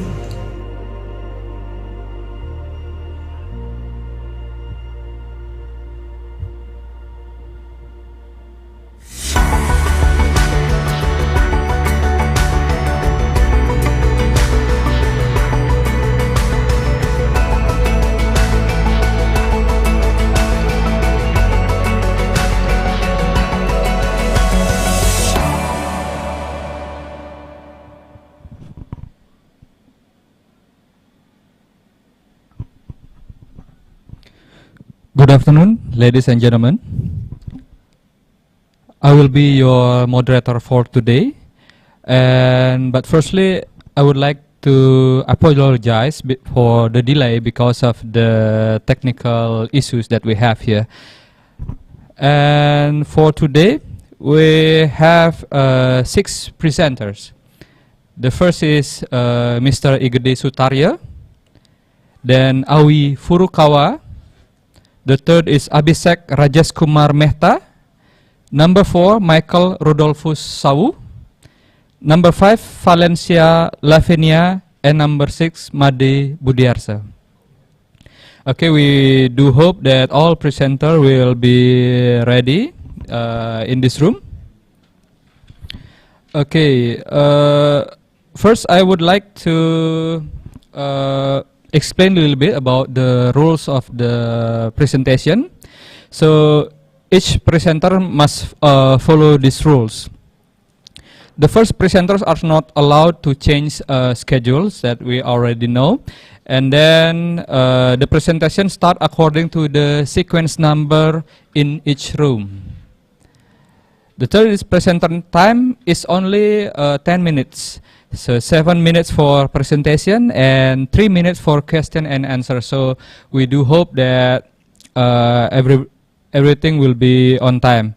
And during the event, it is mandatory to mute your microphone. And for presenters, it's mandatory to turn on your video. First, I would like to invite Mr. Igede Sutarya. Mr. Igede Sutarya. Hello?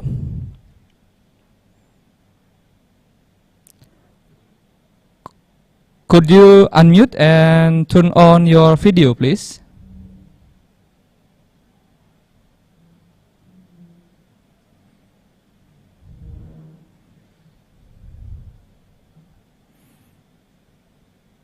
Hello? Hello, Mr. Gede Sutarya. It's really nice to see you again. Hello, hello. Yes. Yeah, very nice. Hello. Could you please share the PowerPoint, Nice to see please? you. Yeah, I don't know how to share. Yeah, there's a share button over there on the Can bottom. you guide me There's a on share the button? on the bottom. Where is it? On the bottom On the of chat. the app. On the chat? No. On the bottom there's a share sign, share button. Which one? Oh, share, this one. Oh, yeah. Yes. From computer.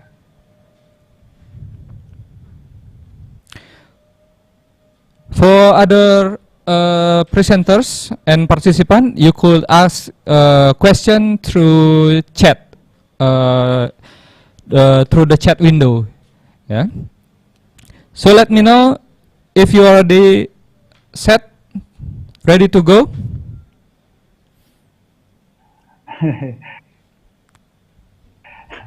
Yeah, there are many difficulties.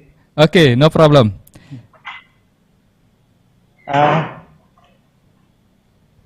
I cannot share my PowerPoint. Sorry. Hello. Hello?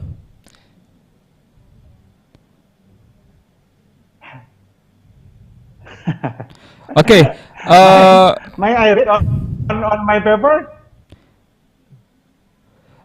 But you already have your PowerPoint, right?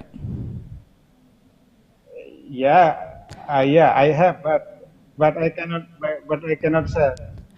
Okay, one of the committee will contact you and ask for the PowerPoint presentation so you can send to her. Okay. I will move to the second presenter. I will move to second presenter. Is Awi Furukawa from Nagoya Gakuin University. Awi Furukawa.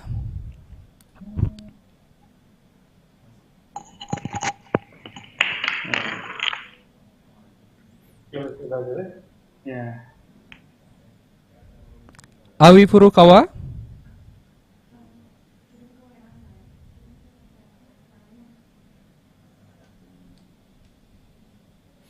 Okay, so we will wait for Awi Furukawa for show up, and then we move to the third presenter, Abhishek Rajas Kumar Mehta. Are you there? Abhishek Rajas Kumar Mehta from Parul Institute of Computer Application, Parul University.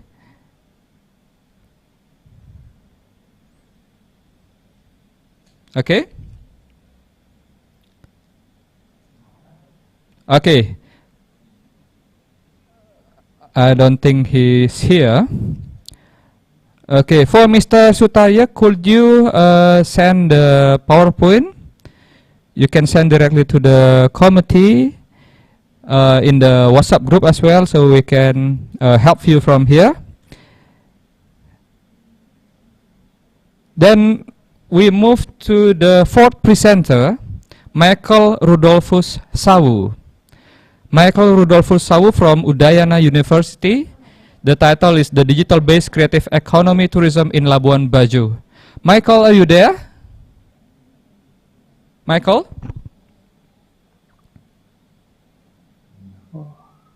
Michael, could you turn on your microphone, please? And share your presentation.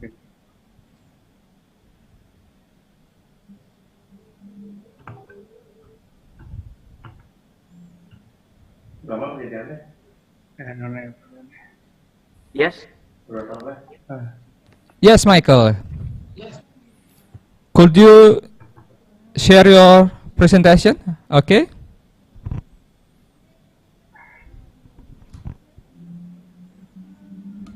Listen.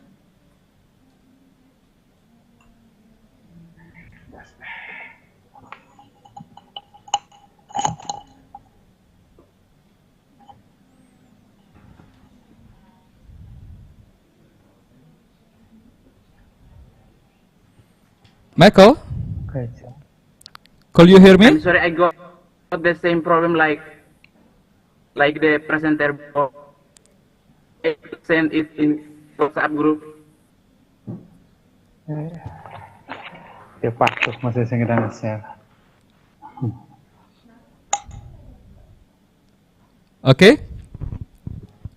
So, okay, then we will give you time for taking care of these issues, and then we move then to the fifth presenter, Valencia Lavinia from Udayana University. The paper entitled Social Media Marketing Through the TikTok Application and Its Impact on Bali Tourism During the COVID-19 Pandemic. Valencia, are you there?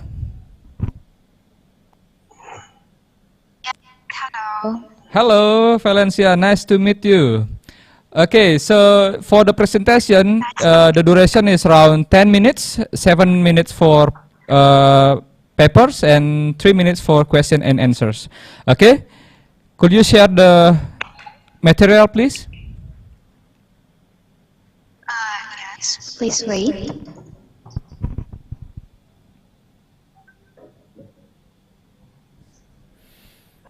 Okay, you may proceed.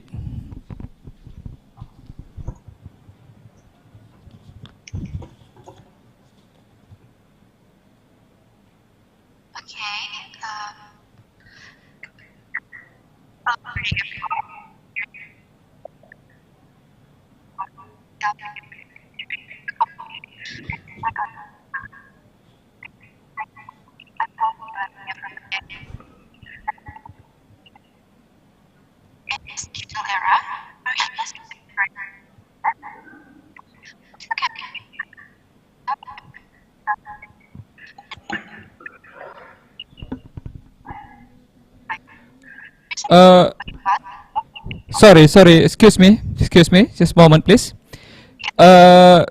Could you be a little bit louder and more clearly because we cannot hear you very well from here? Could you repeat, please? Hello? Yeah. That's better.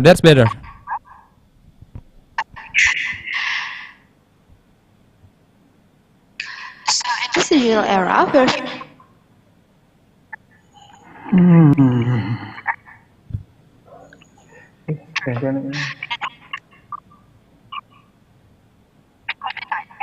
some stakeholders market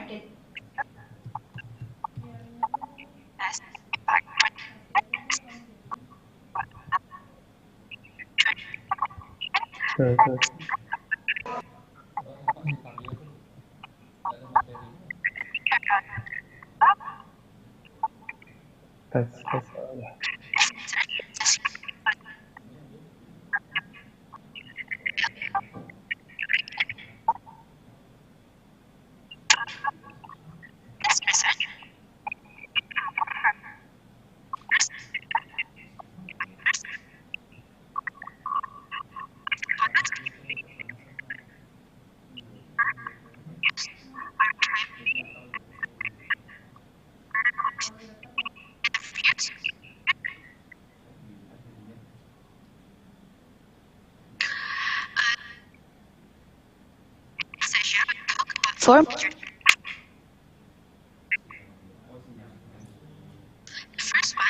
is the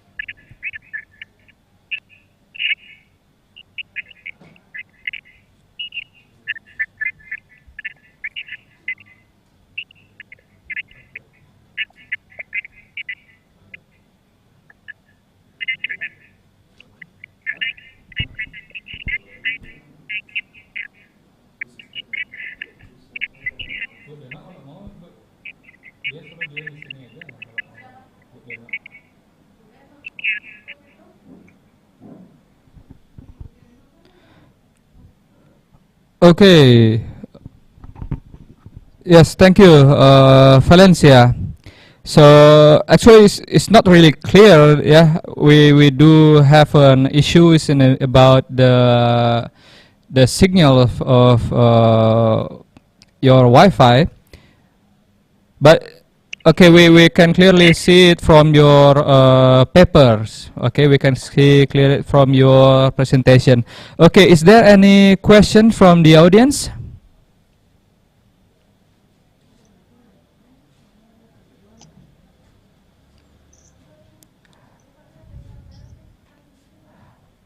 Okay. Is there any questions? Okay, there's questions. My name is Minarni Detan from Nusa Cendana University. Okay. So it's not a question, but it's about the event actually. Okay, and then thank you, Valencia. Then we move to the last presenter is Made Budiarsa.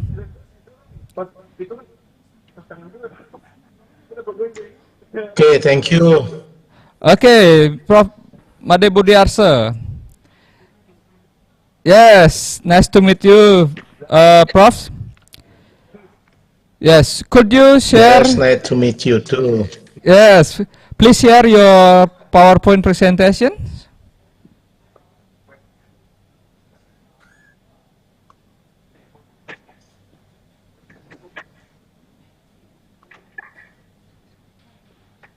Okay, can you see that? Yes, yes. Yes, your time is Okay, 10 minutes. much. Thank you. Okay, my point is there. Language and cultural landscape in nomads digital tourism destination. A case study in Canggu. That is actually I have done this research with another student, another college that is Johannes. Okay. The introduction, I would like to start with cultural landscape in nomads digital tourism destinations. Okay. The research paper on language and cultural landscape nomad tourism destination, a case study, Canggu. I think the voice is not so good. That is echoing, I think. Hello, Prof.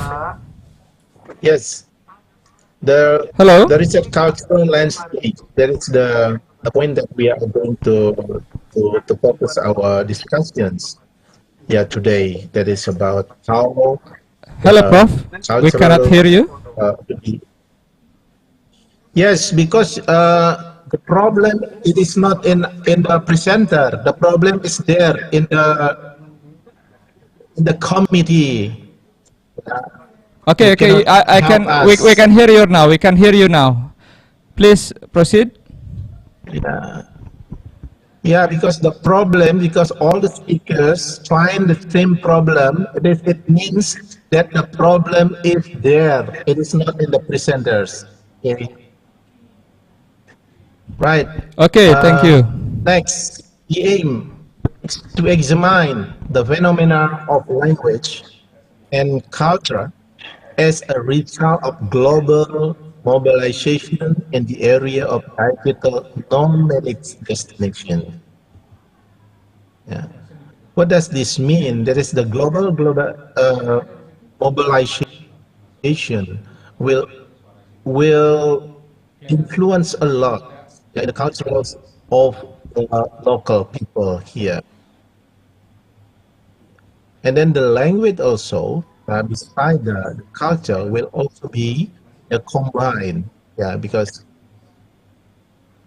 we have a direct contact with those units. That's the point. Then the culture of the people will influence the way how we have to see our problems. Okay, the objective of this research is the specific objective of this research are to reveal the representation of language shine on the mobilization of global culture. Here, there is a direct context between language science and global culture. It's mostly applied in the form of advertisements by the people who live in China. Yeah. The point is the global culture and the language here, especially English or maybe Chinese or Indonesian, combined in the form of semiotic signs. Those semiotic signs are used as advertisements, as well as to develop language and cultural policy models in the tourism package pairs. To analyze the phenomena of global language and culture with a natural setting in a digital nomad tourism destination. Yeah, we would like to focus our attention here on the phenomena of global language and the culture that will influence the city where we are working. For example, if we do our business, this restaurant and whatsoever, then we try to put on all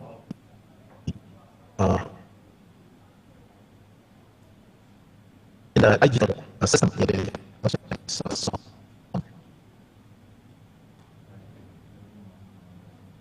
Now digital nomads in this case.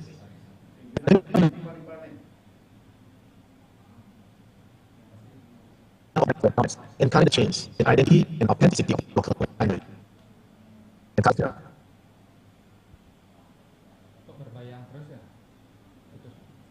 Along the communication to reasons, because reasons that are avoided, they will influence the local. Their identity and the authenticity of local language. Because yeah, there is a direct contact with those who are having different language, local language, especially here. Yeah. And also the culture itself brings and guides all the visitors will also influence the way how the local people will use their language. The change in the language landscape is questioned in the use of language in the form of public road sign, billboard, street names, place name, and commercial shop sign and public sign in the Canggu area, both monolingual, bilingual, and multilingual. Yeah, those semiotic signs you can find everywhere in Canggu. It seems to me that Canggu is a modern city there. Yeah. Yes, everyone will come here, especially those from Bali will admire, yeah, because the strange form of the area because it was scattered with a lot of semiotic signs like billboard, sign names and place name, commercial shop signs, and so on and so forth. Okay, the cultural changes in the language and culture in Canggu tourism destination have the opportunity to save the local identity of Canggu as one Bali's tourism destination transformed into a global tourism destination. What does this mean? That the people in Canggu or the area in Canggu, the public in Canggu, will be influenced by those cultural background brings the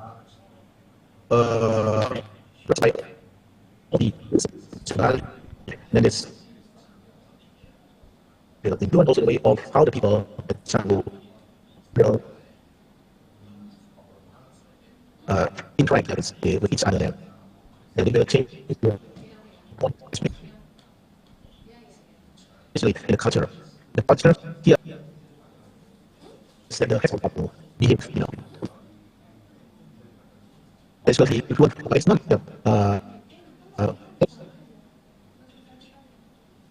or positive effects, both are combined there, positive and negative impacts, actions. Yeah, meetings, a lot of people and those who come from those.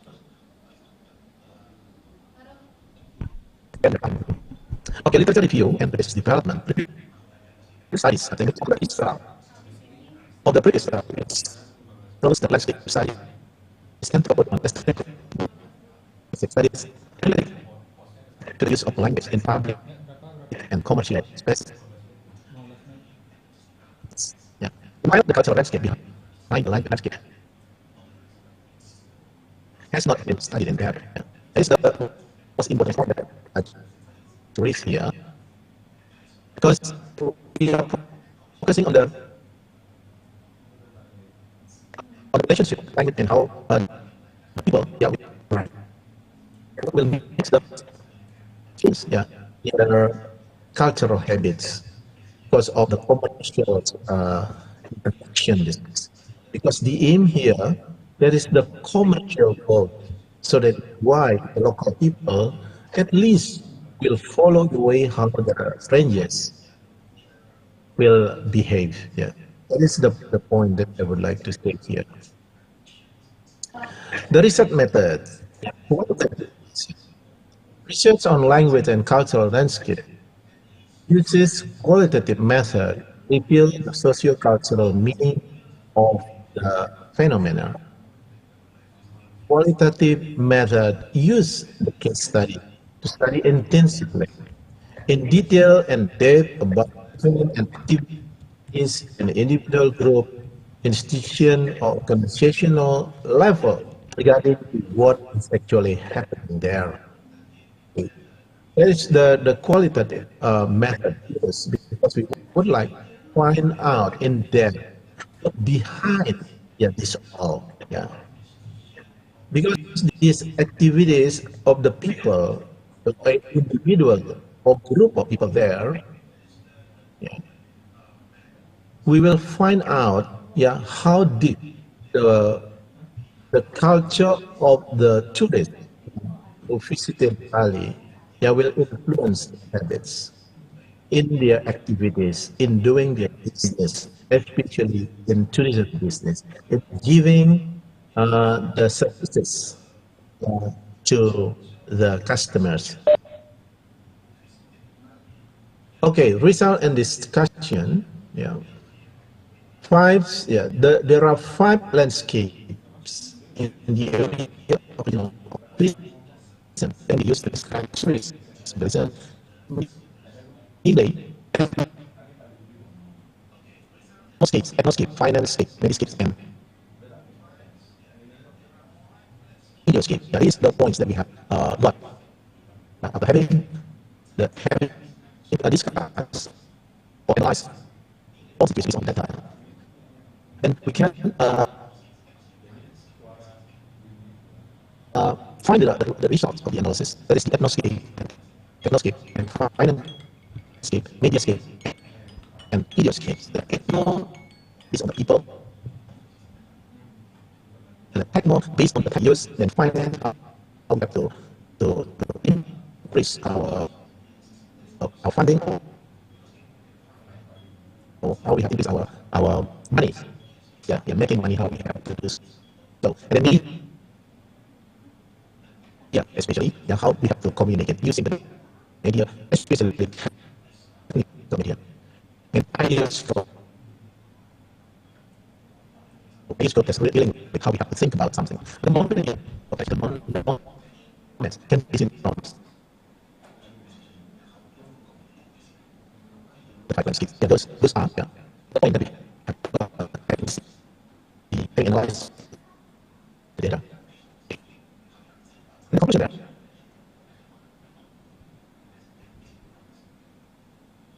It's the nomadic magical destination landscape. Research has identified a non-medic magical destination landscape in Canggu, Bali. The Canggu destination landscape includes ethnoscape, technoscape, and mediascape, and financescapes and idioscape. The 4 scapes from a specific culture, namely work and travel culture. I think that's all my presentation today, and I hope you will have the idea what I mean by this topic today. Thank you very much. Thank you so much, Professor Made Budiarsa, for your presentation. It's really interesting topic about digital nomad in Canggu. Is there any questions from audience? Okay, finish. Thank you so much, Professor. It's really interesting topic about the digital nomads in Canggu. Is there any question from the audience?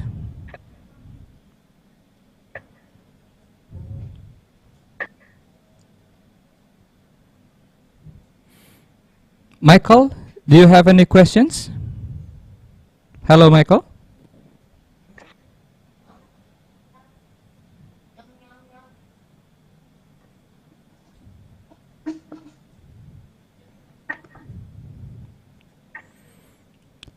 Okay, he didn't respond. Thank you so much, Professor. We will move to a break session today. And but before I would like to ask Mr. Sutarya, are you ready to give presentation? Yeah. Yes, I'm ready. I'm ready. Okay, then please share your content, please. Thank you so much, Professor Budiarsa. Thank you so much. You're welcome. Thank you.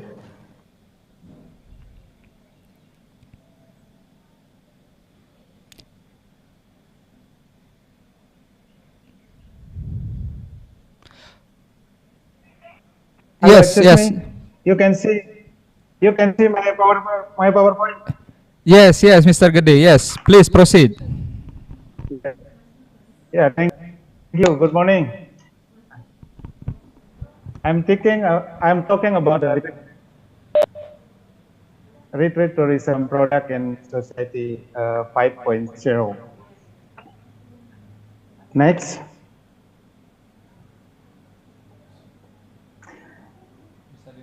Hello.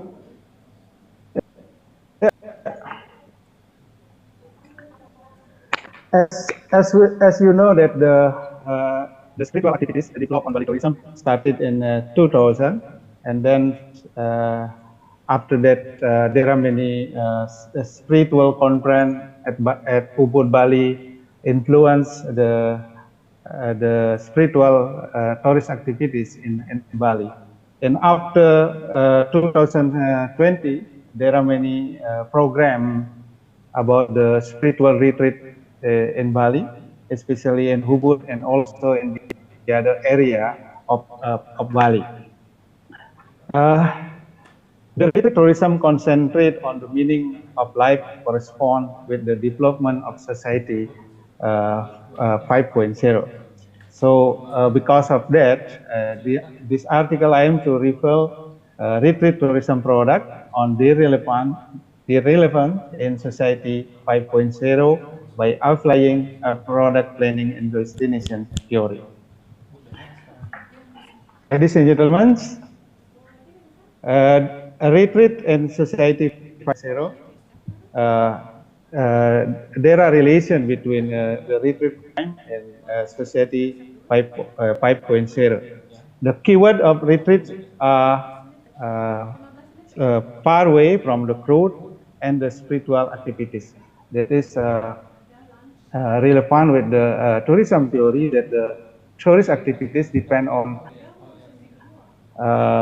searching and escape from the crowd, escape from the problem, and then searching the meaning of life.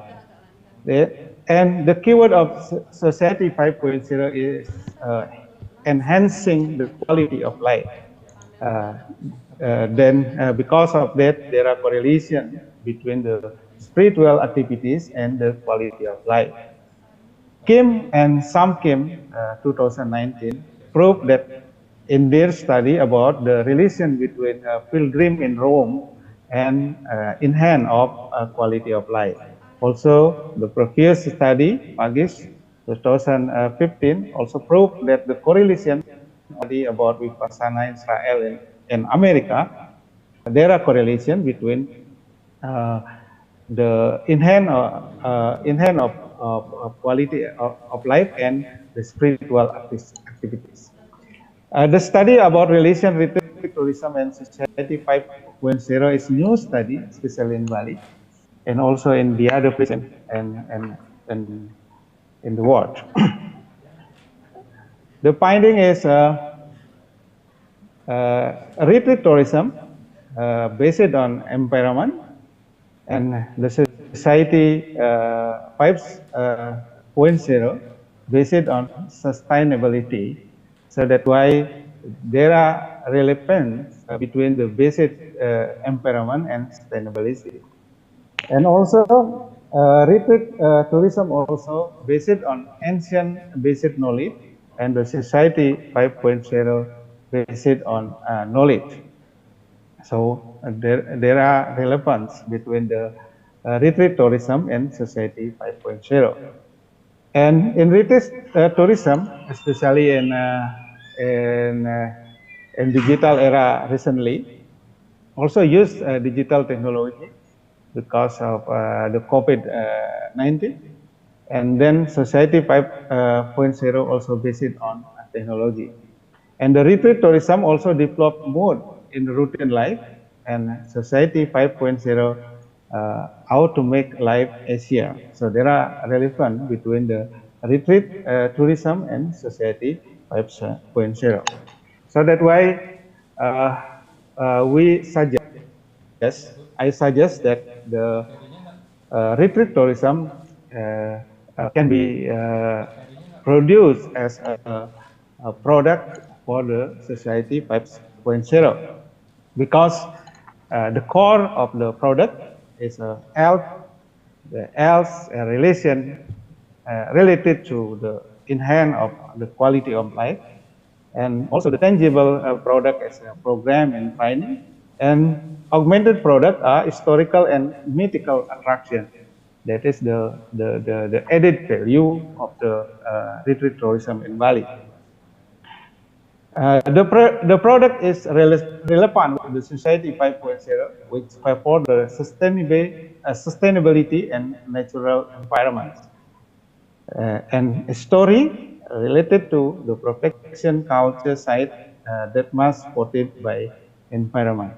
So that's why the retreat tourism support the product on Society 5.0 because that is related to how to protect the culture and how to protect the environment, because culture and environment support the retreat product and also support the product of the Society 5.0. So there are relation between the retreat product and the Society 5.0. So I suggest that the retreat tourism as a product of for the Society 5.0. Thank you very much. That is all my presentations. If any question you can ask directly or you can write on the chat. I deliver my time to moderator. Hello. Hello. Yes, thank you so much, Mr. Gede Surtaryo. It's really interesting topic about the trade tourism. Yes, as a product for Society 5.0. For audience, is there any questions?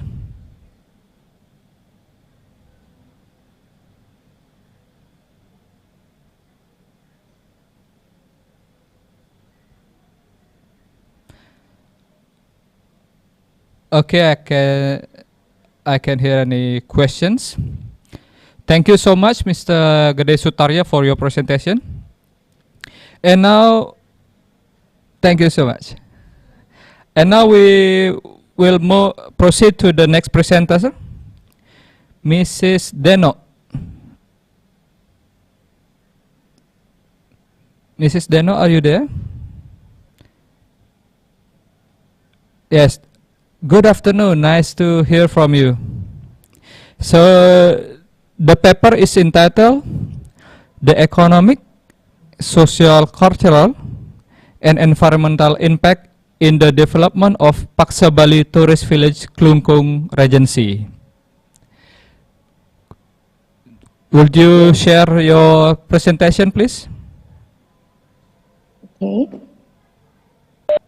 Can you see my slide?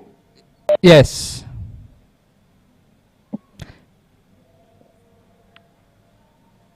Yes. So this is actually the research from Bapak Iwayan Pantiasa, who conducted a research in Paksa Bali tourist village, and he's looking at the economic, socio-cultural, and environmental impact in the development of Paksa Bali tourist village in Klungkung Regency. So Paksa Bali tourist village, it started operating as a tourist village since 2017 until now, under the management of the village-owned enterprise or BUMDESA. Paksa Bali is one of the villages in Dawan district and located in the east of Semarapura city, which is only 1 kilometer away. And the tourist attractions available there are natural tourism, cultural, and also its handicrafts. For the natural tourism include Unda River or Tukat Unda. It stretches wide and a dam is built by forming a giant curtain, in addition to being used for selfie and also pre-wedding. It's also known for a good place of rafting. And then the hills of Paksa Bali village, it's a row of hills that stretches across Paksa Bali from the west to the east, and it's used for trekking, selfie, and photo facilities. The Seganing Park is a place of eternal holy water for purification, and it's always used to purify the community and also for the spiritual tourism. And for the for the cultural tourism, there are Dewa Masraman, which is carried out by the people of Paksa Bali village every 6 months.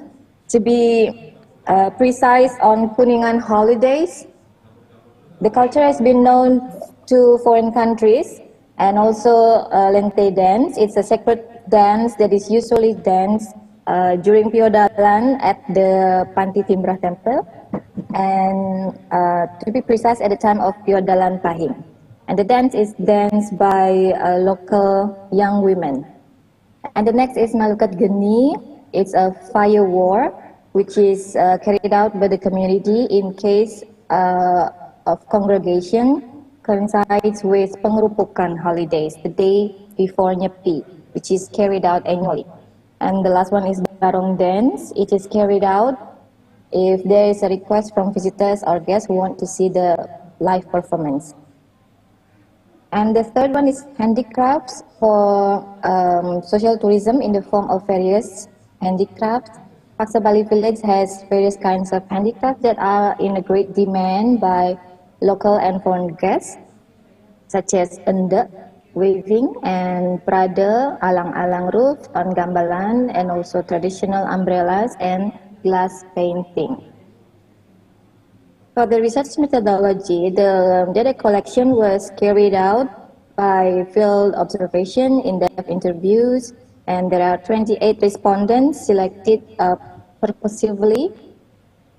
The respondents include the residents of the Banjar or the neighborhood in Paksa Bali village area, and the Kalian Banjar, the head of the village, and the managers of tourism village, and also the Bumdesa and his staff. The data collection was also carried out by studying documents through files, documents in the form of photo of tourism and village activities, online media regarding Paksa Bali Tourism Village, and also the focus group discussion held at the Kali Unda restaurant on October 15, 2020, which was attended by the local community, totaling of 30 people. And then the result and discussion from the economic impacts, the profit was rising since 2017 until early 2020, but due to the pandemic of COVID-19, the profit is decreasing significantly because the restaurants and other tourist attractions were closed. And then from the social cultural impacts, the social life is going well without indications, conflicts of interest, which is managed by village-owned enterprise, preserve their own culture. And from the environment, local people preserve tourism as such to remain natural, beautiful, and unique. And it's from the conclusion, it can be concluded that there is more positive than negative impacts from the development of tourism in Paksa Bali. With the support from the government and the community, Paksa Bali Tourism Village will be more sustained. That's the end of my slide. Thank you for the time. And I deliver back to Mr. Naro as the moderator. Okay. Thank you so much, Mrs. Denok Lestari, for your presentation. And then I would like to ask Minarti Detan. Here. Okay. Hello, Minarni. Could you share your presentation, please?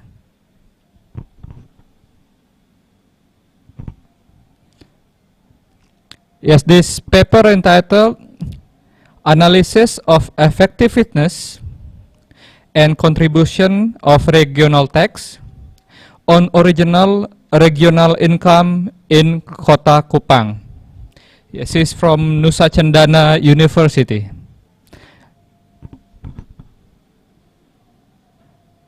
Okay. My name is Inami Dekan from Faculty of Economic and Business, University University. So today I would like to present my paper with the title of Analysis of the Effectiveness and the Contribution of Regional Tax on Regional Income in Kota Kupang. So regional autonomy in Indonesia has come a long way. The era of regional autonomy, which officially came into effect in Indonesia since January 1st, 2001, requires regions to be creative in finding sources of revenue that can finance regional government expenditures in the context of implementing governance and development. Of the various alternative sources of revenue that may be collected by regions, the law on regional government stipulates that regional taxes are one of the sources of revenue originating from within the region and can be developed according to the condition of each region. Based on the 1945 Constitution of the Republic of Indonesia, which places taxation as one of the manifestations of state. It is emphasized that the placement of burdens on the people, such as taxes and other levies that are compulsive, is regulated by the law. So thus, local tax collection must be based on law. In accordance with the law, regions are given the authority to collect 16 types of taxes, namely 5 provincial taxes and 11 types of regency or city taxes. Kota Kupang is the municipality located in the province of Nusa Tenggara Timur. Kota Kupang is an area that is directly adjacent to Kupang Regency as well as the capital of Nusa Tenggara Timur. In this case, Kota Kupang is a strategic city in Nusa Tenggara Timur. In its position, Kota Kupang plays an important role in the development of Kota Kupang as well as the capital city of the province because it is a cross-border area, which is also the getaway to the east, which in itself provides a very large opportunity for development. The result of research at the Kota Kupang Regional Revenue Agency showed that each year the realization of original revenue in the city of Kupang has increased from 2015 to 2016. The increase in the realization of original revenue is inseparable from the efforts of local governments to increase regional revenue from potential local tax sources. However, from 2017 to 2019, there was a decrease between target and realization. Based on the table, this table, it can be seen that every year, the target for achieving local taxes to be collected always increases. This shows that the city of Kupang has quite potential sources that can be utilized as a source of regional income. The realization that the target became a very interesting problem for researchers to become a research topic in order to find out what was actually happening at the time which caused the target not to be achieved optimally. So based on the background, we have like 2 problems for formulation. The first one is how significant is the effectiveness of local taxes on the original revenue of Kota Kupang in 2015 to 2019. And the second one is about how significant is the level of contribution of local taxes to the regional income of Kota Kupang in 2015 to 2019. So in this research, we use several literature, and the first one is about regional autonomy, and the second one is about original local government revenue, and the third one is about taxation. So moving on to the research method. The research approach used in this research is quantitative descriptive research using comparative analysis to determine the level of effectiveness and contribution of local taxes to locally generated revenue in Kota Kupang. There are 2 analysis techniques we use in this research. The first one is about regional tax effectiveness analysis, and the second one is about regional tax contribution analysis. So for the regional tax effectiveness analysis, it is used to see the effectiveness of different types of regional taxes. It is done by comparing realization of local taxes versus the target set, and then we multiply by 100. So if the number come out and then you will see the number according to the table, then you can classify the effectiveness of the original tax according to the criteria. Moving on to the second analysis is real tax contribution analysis. So the contribution of local taxes is an indicator used to determine how much local taxes contribute to total regional original income.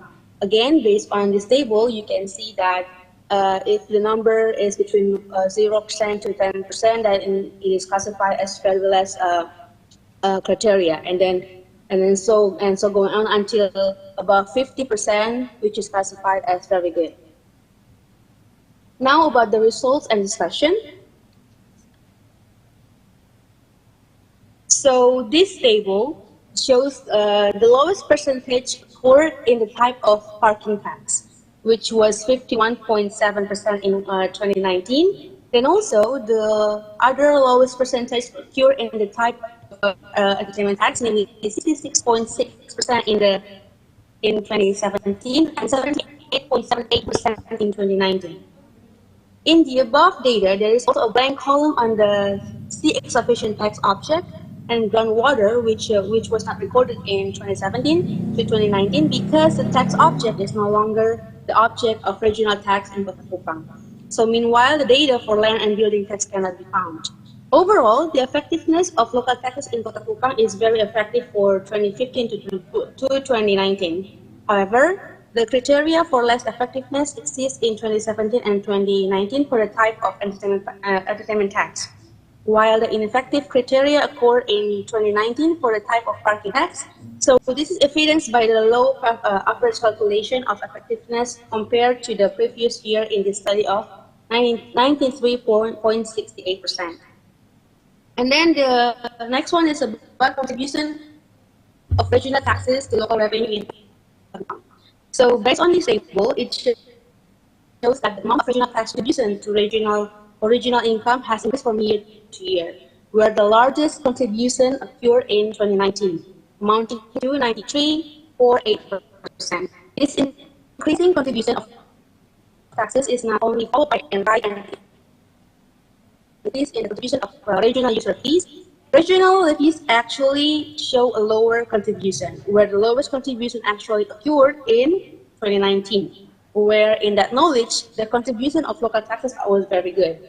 This shows that if the retribution revenues increases, it will greatly affect the contribution of taxes and other sources of revenue, which are the source of local revenue. So this proves that the contribution of tax or revenue from the tax sector is still the prima donna for Kota Kupang in increasing its regional income coffers. However, local levies actually contributed less, even very less in 2019, because the contribution was only 5.47%. And the last one is about the analysis of contribution of local revenue.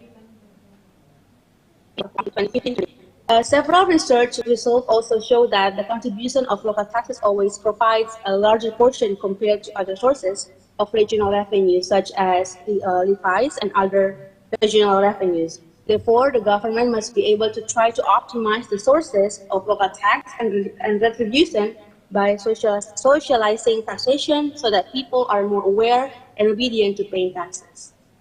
I think that's all from me. Thank you for your attention, and if there's any question, I would like to answer. Thank you.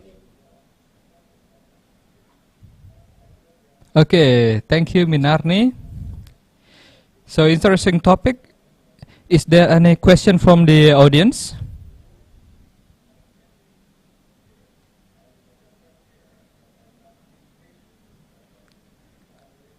Minarni? Yes, I just have a question for you. So on the slide, can you show me the slide, please?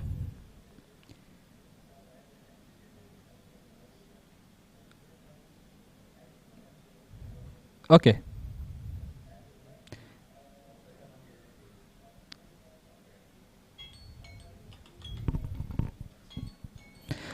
The fourth slide actually.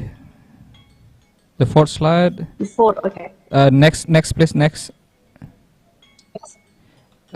About the groundwater and excavation sea. Okay. Okay, wait. The table, you click the table.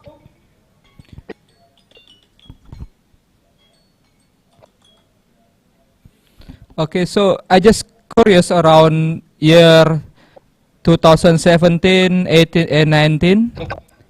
So there's no tax on Yeah. excavation and groundwater. Can you please explain? So there's a blank column on the excavation object and the groundwater, which was reported in 2017 to 2019, because the tax object is no longer the object of regional tax in Kota Kupang. So that's why there are no number put in the table, because during the time of the year, the object about efficiency and then groundwater is no longer the object for the tax in regional taxes. Okay, thank you for your explanation. Is there any Yeah, you're question welcome. from other Is there any participants? question?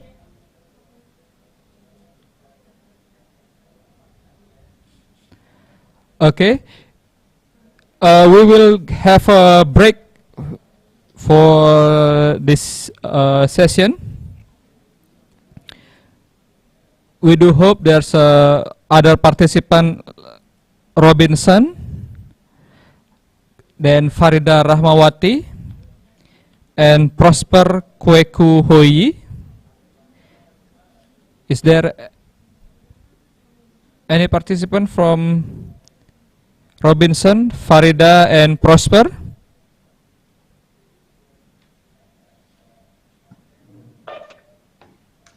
Yeah.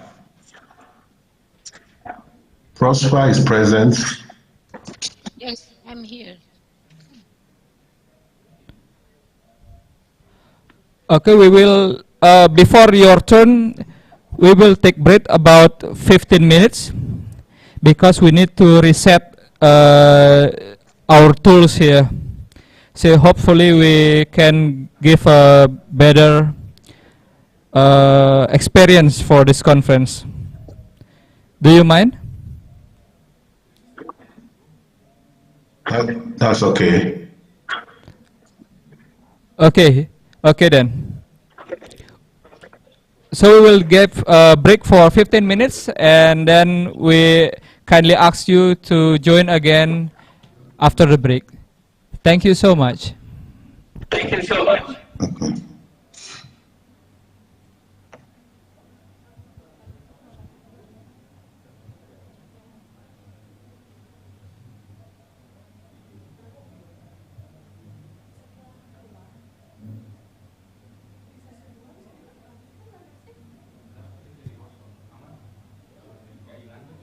Tes. Ke Webex mas. Tes. Tes. Kau dimatiin. Tes. Tes 1 2 3 tes. Tes 1 2 3 tes. Tes. Tes. Tes. Tes. Tes.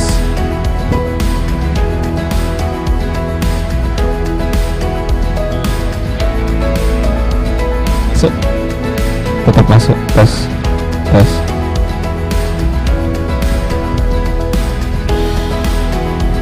Tes.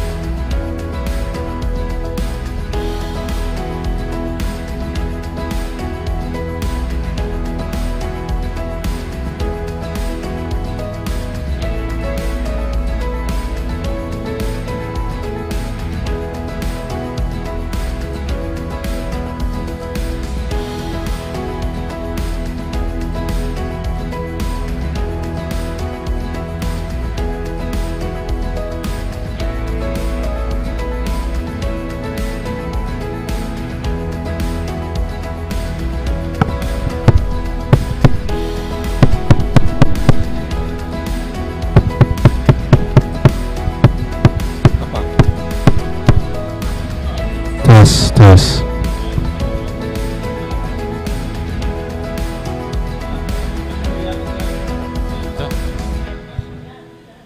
Tes. Tetap nggak bisa. Kenapa nggak upload yang tadi? Upload preset yang sebelum. Sebelum nambah scope.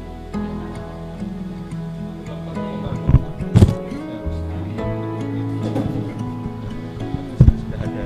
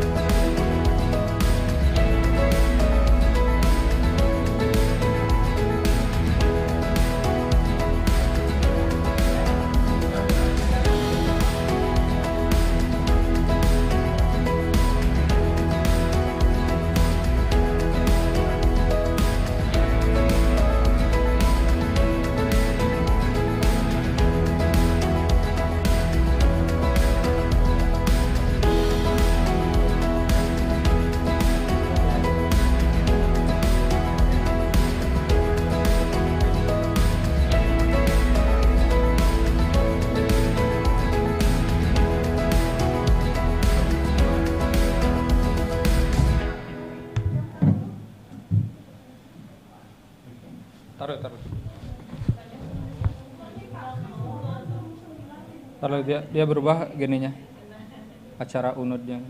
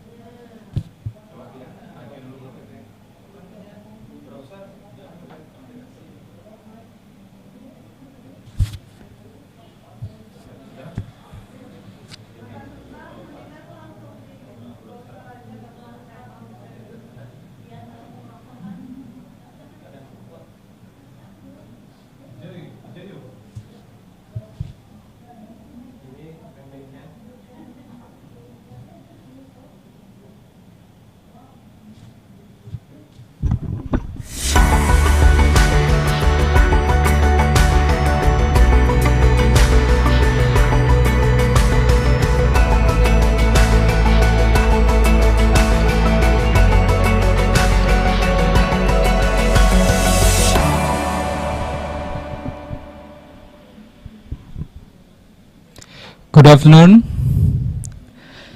So we will continue for the second session. First presenter is Mr. Robinson Osarumwense Owen Bugi from University of Benin, Nigeria. Is Mr. Robinson here?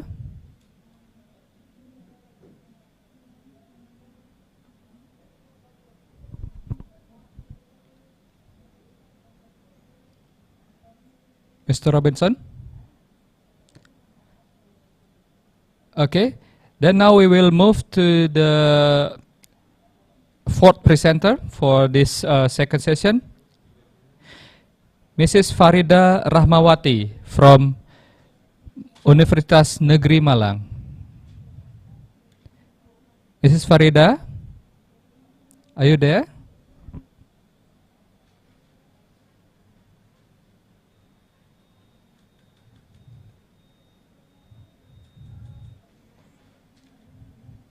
Mrs. Farida?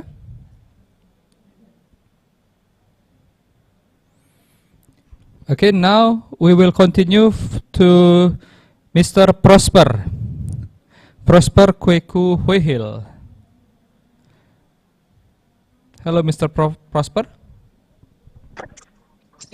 Yes, I'm here. So the title for this paper is The South African Supply Chain Management Policy, Perception of its Influence on Police Service Delivery in the Northern Cape Province. He's from Central University of Technology. Could you please share your presentation?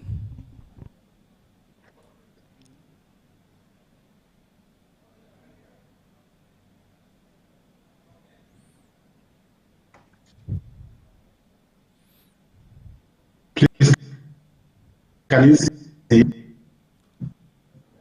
Yes, it's coming, yeah. Okay, please proceed. The time is yours. Okay. All right. Yeah, my presentation looks at the South African supply chain management policy and then what it has done to service delivery in the police service. South Africa, as we all know, moved from a new system of governance in 1994 from the apartheid multi-party democracy.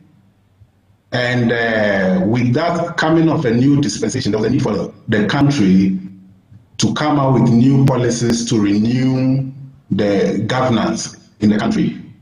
So in 2003, the country came out with one of the policies that came out was the supply chain management policy.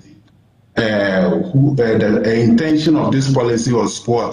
To increase efficiency in service delivery to the public. So that policy came for government departments, the public service, to use it to acquire goods and services and be able to offer services to the citizenry. And it applied to the South African Police Service also. For the South African Police Service particularly, the challenge has been that people have complained about their services, you know, the kind of services they deliver to the public. And our intention in this paper is to see whether the supply chain policy has helped the police service to be able to improve service delivery to the public. But first of all, you see, the service delivery is at two levels. There's internal service delivery. Internal service delivery is what you do to your staff within the organization. You know, service is delivered. Units deliver service to each other, or departments deliver service to each other. In this particular case, it is about whether the appropriate services are being delivered internally to enable the police service to function and deliver external service delivery to the public. Okay? So the aim of this paper is to contribute to the understanding of supply chain management policies. To understand whether supply chain might enhance service delivery capabilities of government departments.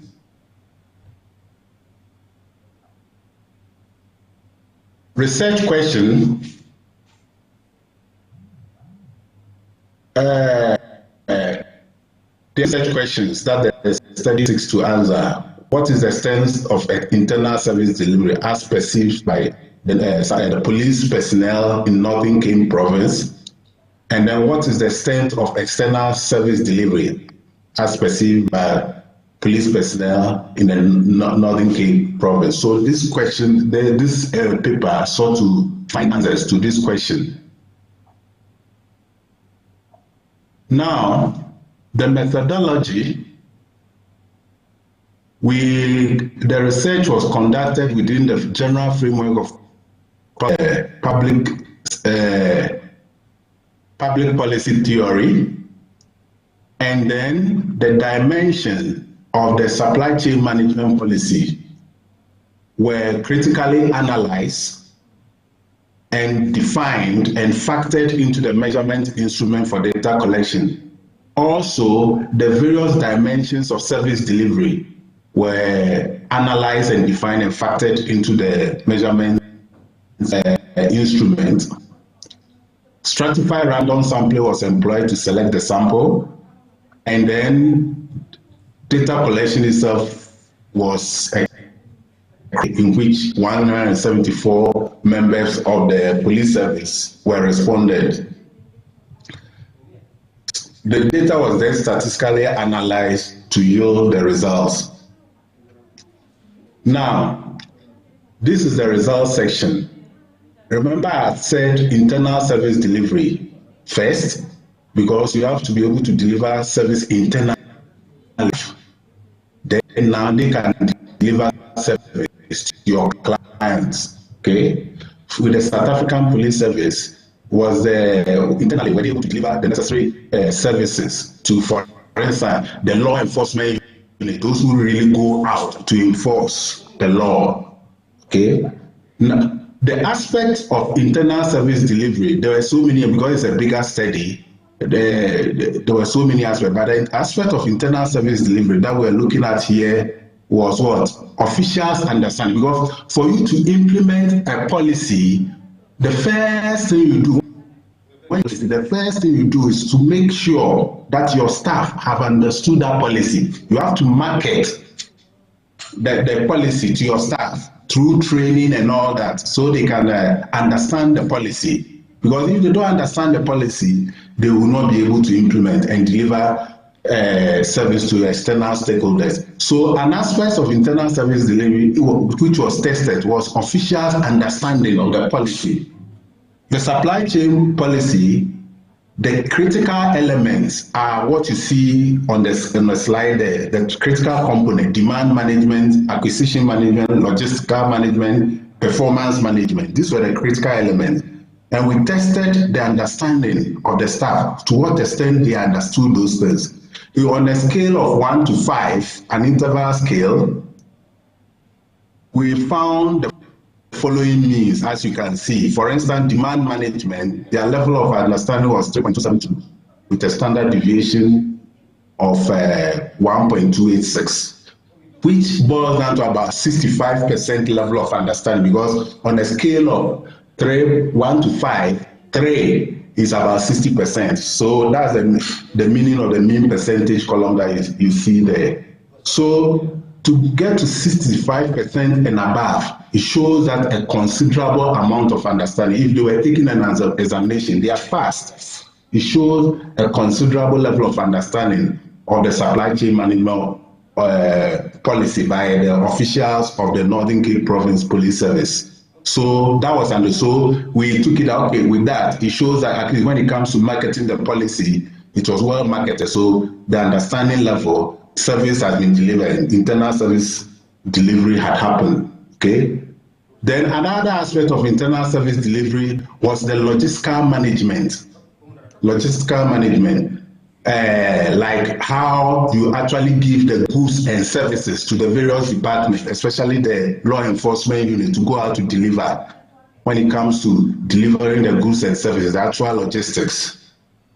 And you can see there, for instance, to what degree are orders placed in a timely manner for goods and services, and so on and so forth. Inventory level set correctly to avoid shortages and all that. This is still internal service delivery, because these things have to be given out to the staff to perform. And again, when you look at it, the mean always above 3, except the last one. But the composite mean is about 3. So again, over 60% achievement. Okay. So again, so when we brought these two together, generally you see that they were above 60% when it comes to whether understanding or logistical management. Internal service delivery look quite good. Then external service delivery. If internal service delivery look quite good, what about external service delivery? Okay, and now we looked at it. External service delivery, we looked at it. This is where the staff perception, because within themselves, they should do an introspection and tell us what do they think about external, what they are doing to the public. First of all, we looked at it from one level, service concept, which means what the law tells you to do.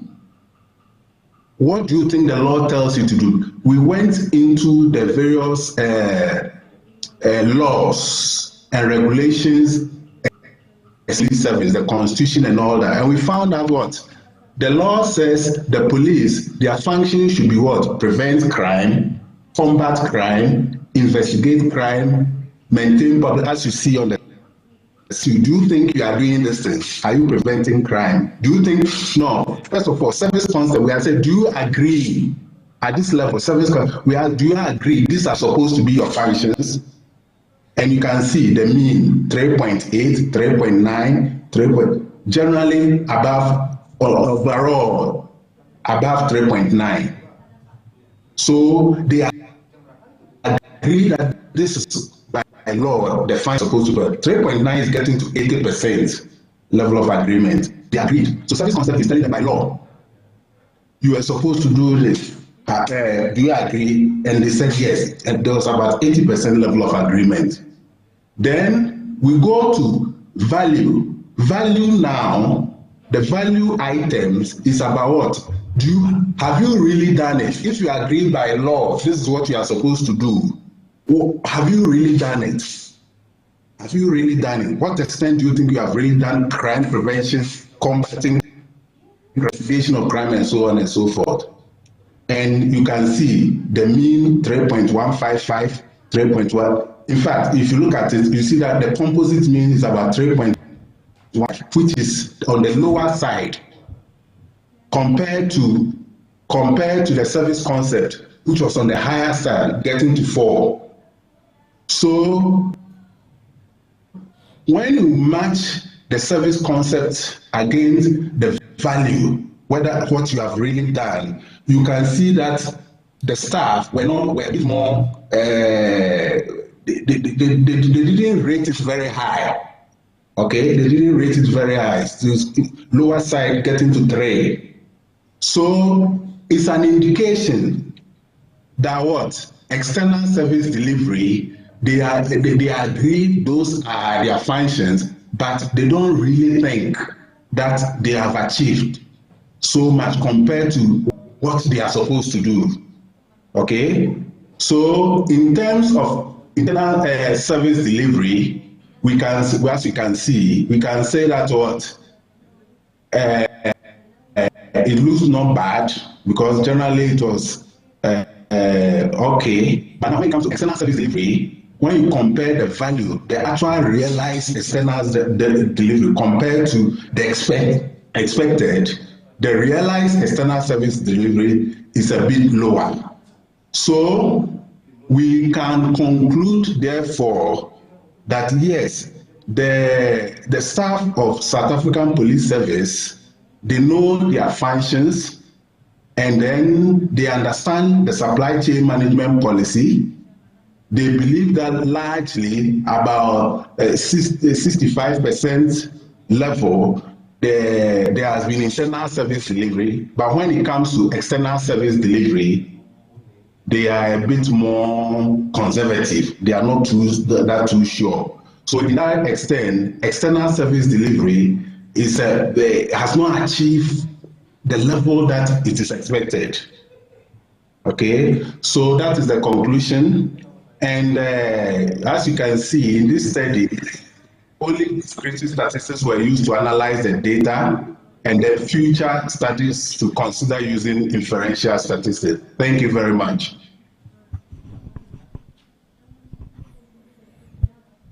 Okay, thank you, Mr. Prosper. Is there any question from the audience? It's really interesting topic about how supply chain management influence the service delivery of police.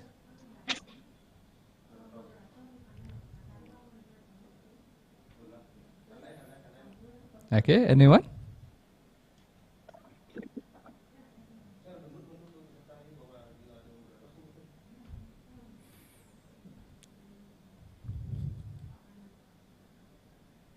Okay, I think there's no question for Mr. Prosper. Thank you so much for your presentation. Thank you. Thank you. Okay, I will proceed now to Mrs. Farida. Mrs. Farida, are you there?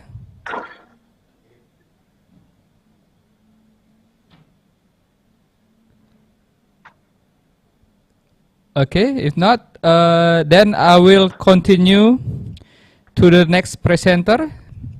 He just joined us, Aoi Furukawa from Nagoya Gakuin University. Hello? Yes. Hello? Okay. Please share your presentation, please.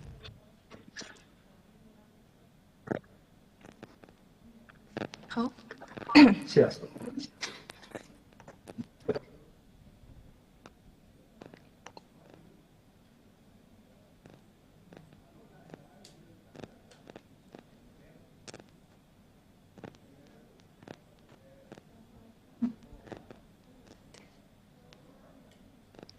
Mrs. Furukawa, hello? Just a second. Okay, okay.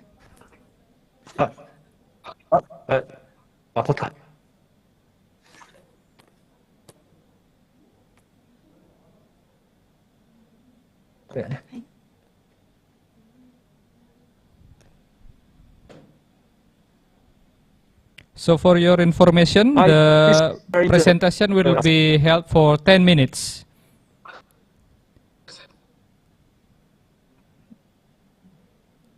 Okay, are you ready?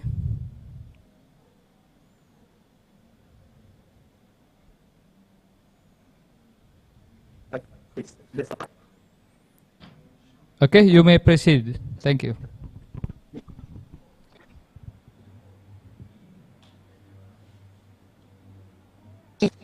I'd like to say something about the advertising. To begin with, the target of study is to measure the effect of advertising.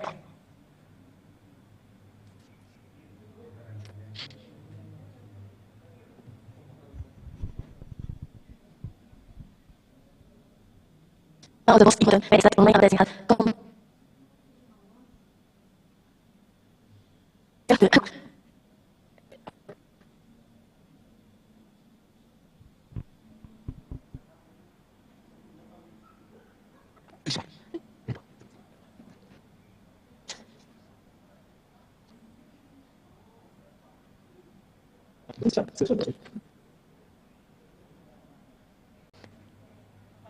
at a specific study area. The survey to Korean Tender Park, Ishikawa Prefecture. Recently announced it has been undertaking the implementation of its development program of the park. However, visit to the park has been running since 2019. Next, I'd like to talk about the reuse several words, which is the paper quick.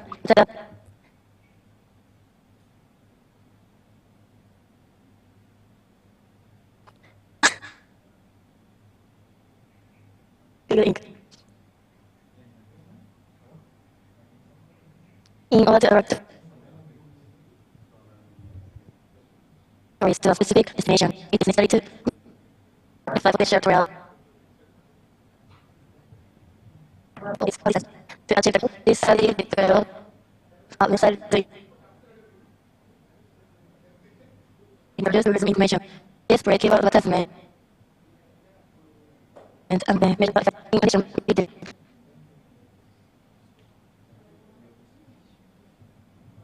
besides using C server because of the degree of customization inside in it also has the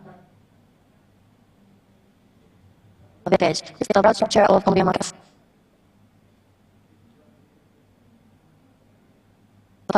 We display as on research feature of keyword related to regional tourism, such as tourism, not tourism, and not tourism, and use this to attract participants. This study examined the results. Those are utilizing the analytics. Table 1 shows the tunnel. It might show the number of that was 8,528 in 5 years. The most common tunnel was deferral. Water, organic search, direct social refer to visitors from other websites. Engine bookmark on web browser and social networking service to display activity.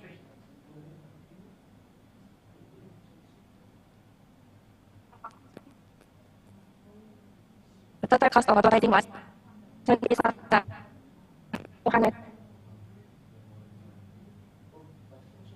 yen. The location of the CPC was 200 yen. Gross 961 April. There were 991,592 impressions. The city was engaged. The conversion occurred 643 times. Conversion is action that advertisers or service perform.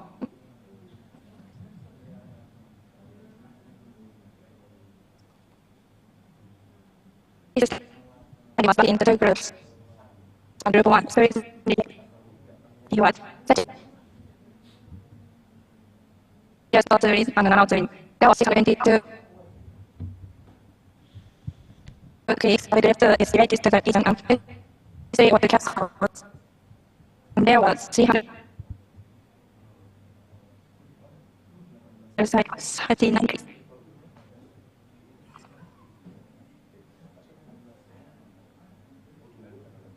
This table shows the result of the CPI, GRS.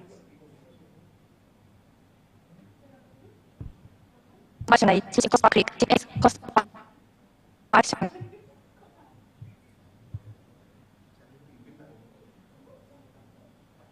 Calculation of the third group algorithm was superior to algorithm 1, is also RAC, PG, and the algorithm function. Consequently, this subdivision the range CBC and the average CPA of algorithm 1 was higher. The difference between the average CPS of the algorithm was about 49 yen. The CPR of group 2 was higher than that of group 1, unless the intent is to practice the immediately.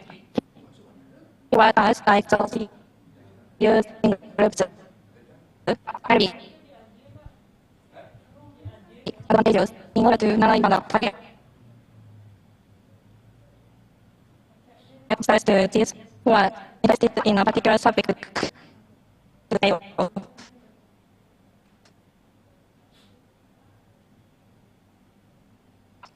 Next,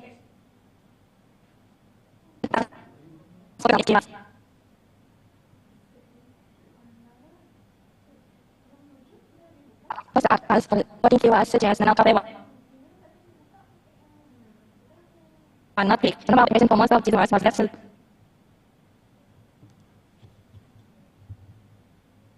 than 300. Regarding the conversion rate of each keyword, common keywords such as economic was compared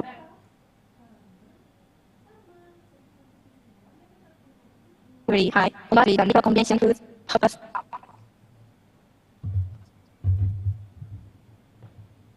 was presumably the search for information about the destinations such as no Korean and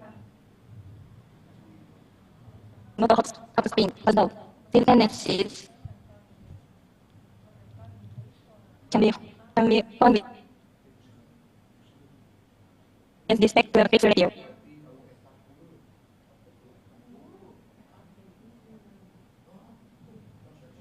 The compound keyword associated with protein is the Christmas or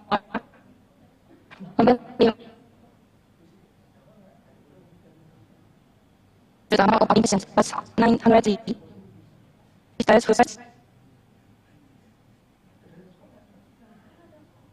these words were likely looking for information or TV drama with the same name, also probably Steve sometimes increase advertising cost to CPC, but not always contribute to business in this way. Everyone to the conclusion. Comparing the average group was superior to other group 1 because the average CPC and average specifically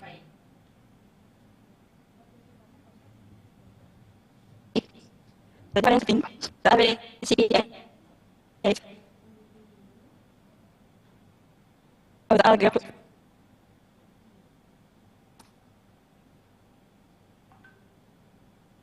was about 49 yen, whereas the group 1 obtained any more conversions in the same period. Regarding the conversion rate of each keyword,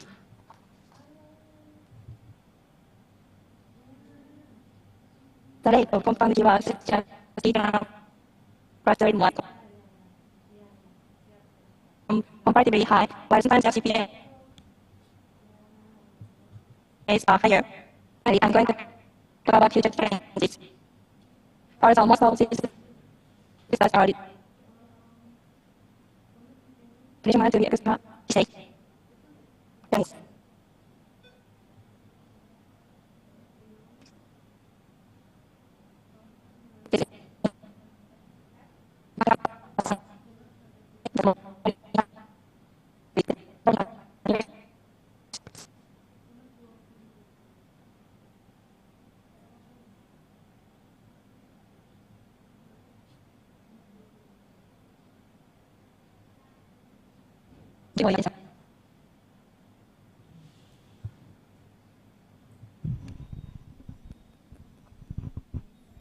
Okay, thank you, Furukawa.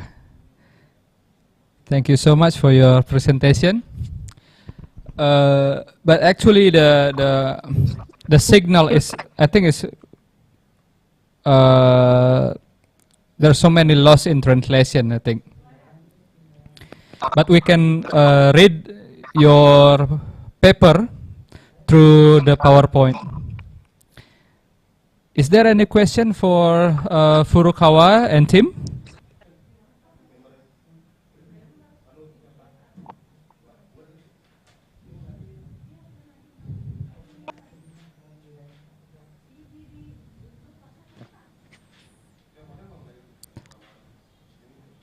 Okay. Okay, I don't think there's any question for Awi Furukawa. Thank you so much for your presentation. Then we will continue to Abhishek Rajaskumar Mehta. Abhishek Rajaskumar Mehta, are you there?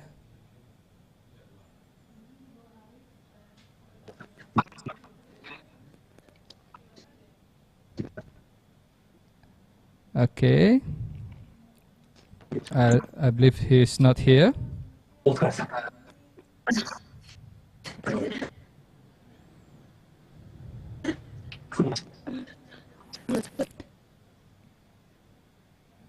Then I will ask for the third time, Robinson from University of Benin, Nigeria.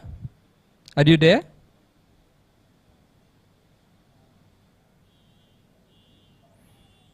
Farida Rahmawati from State University Malang.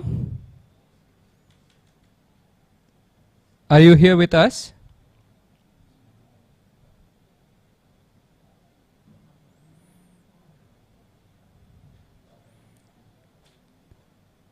Okay.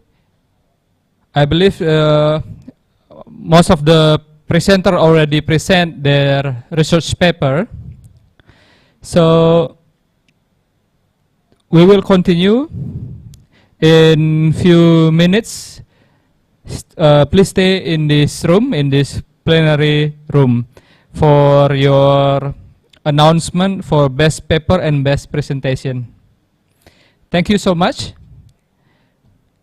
I hope to see you again in the future. Goodbye.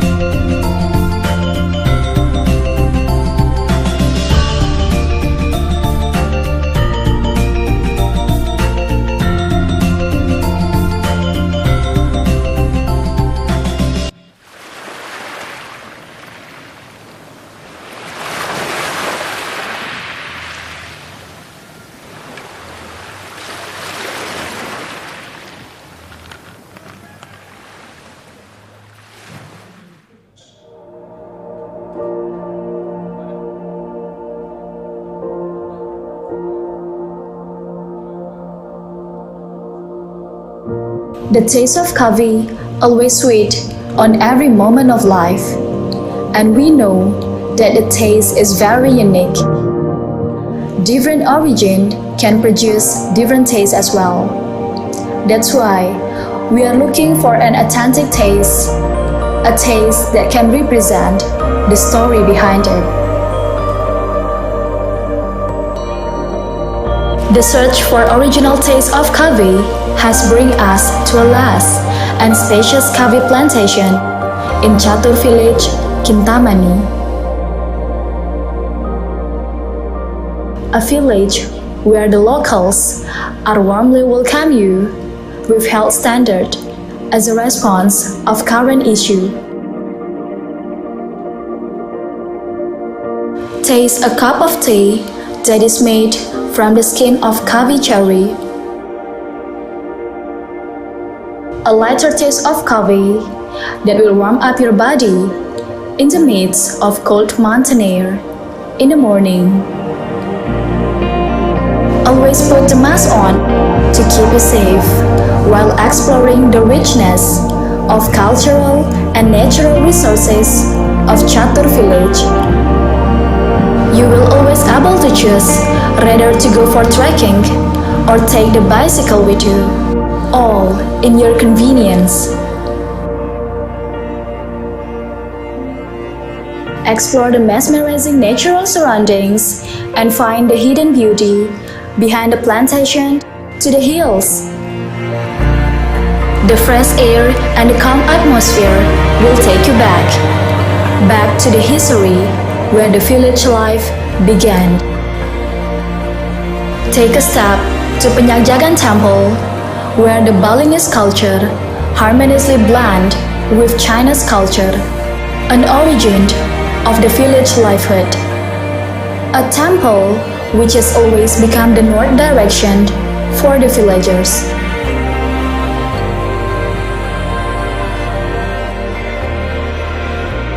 Re-energize your body with fresh orange fruit right from the plantation, the plant that grow together along with the coffee and bring a unique taste to the famous Kintamani coffee, an Arabica coffee that brings life for the villagers.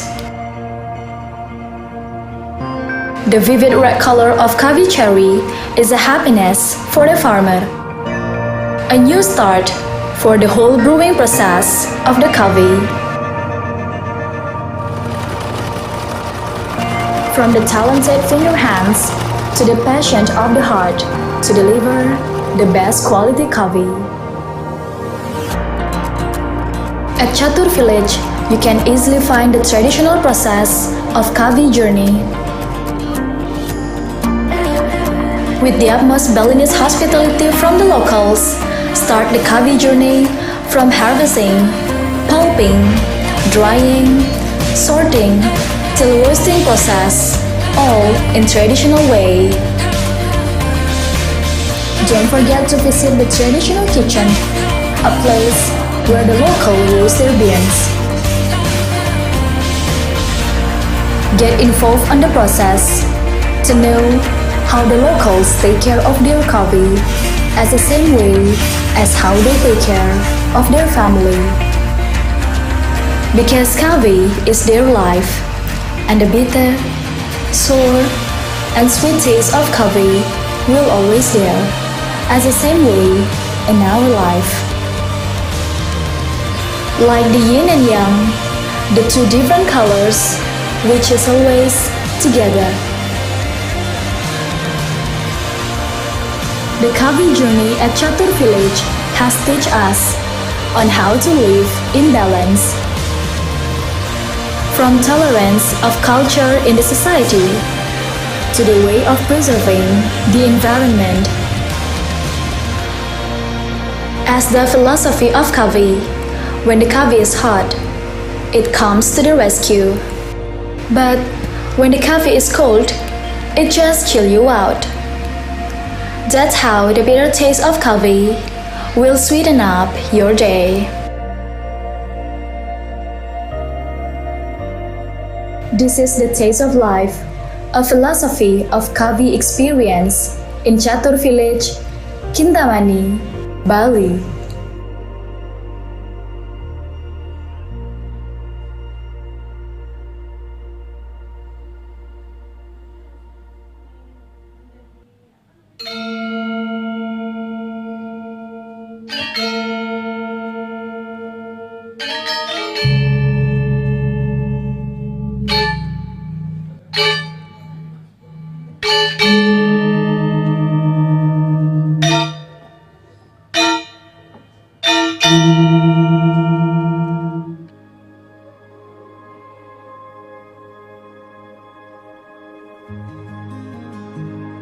The noble of culture is always reflected in every breath of Balinese.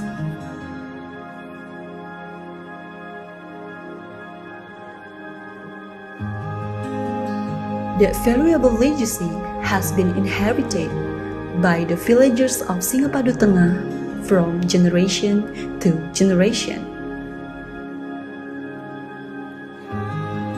With their utmost hospitality, always makes every single person that come to the village feels like home, and the villagers are belong to their family.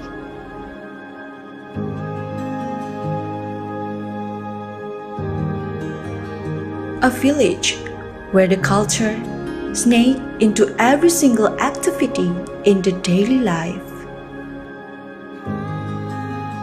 Even the warm breeze on the rice field can make you realize the sincerity of the locals.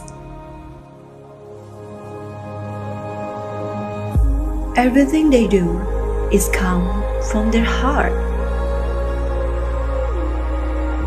With Tatwam Asi philosophy, their sincerity of humanity even more reflected. Because they believe that every single person is equals and there is no difference between you and me. The village is also surrounded by green and lush natural resources that can make you step back from your daily hustle and take a deeper breath to calm your mind.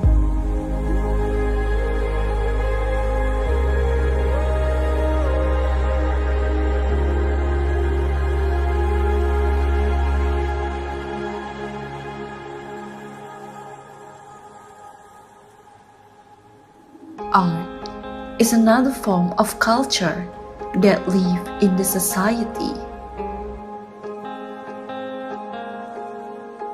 From carving to sculpture, they had drawn their life from generations.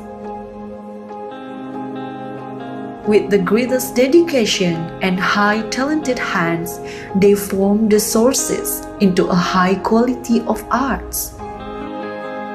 Arts that preserving the values of culture. Arts that can enticing in a glance. They do believe that tradition and culture will always lead them into a harmonious life.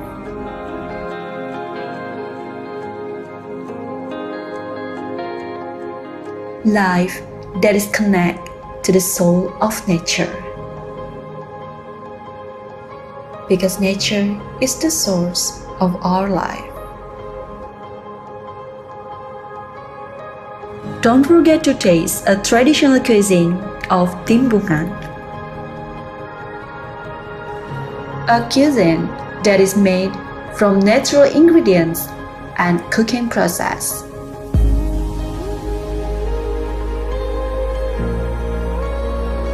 A traditional dish that gives you a high quality taste that you will never forget.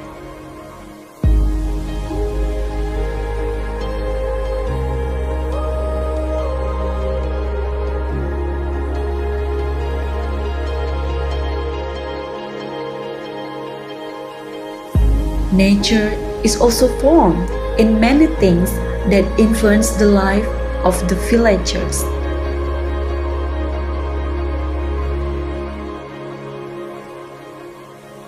Not only in the sculpture and cuisine, but also in body movement. Learn how the Balinese dance as an offering to the Almighty God.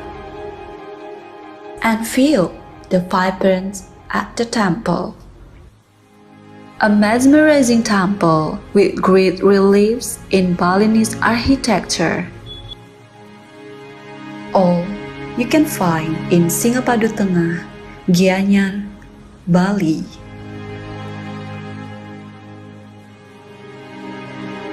A sincerity of arts.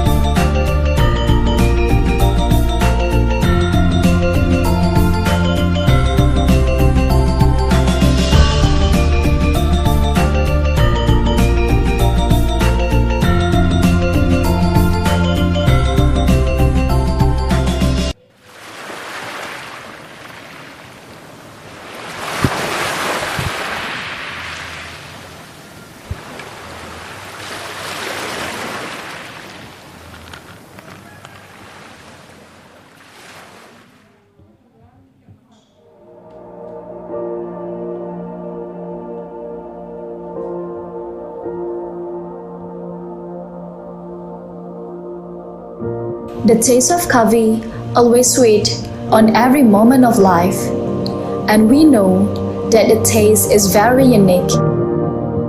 Different origin can produce different tastes as well.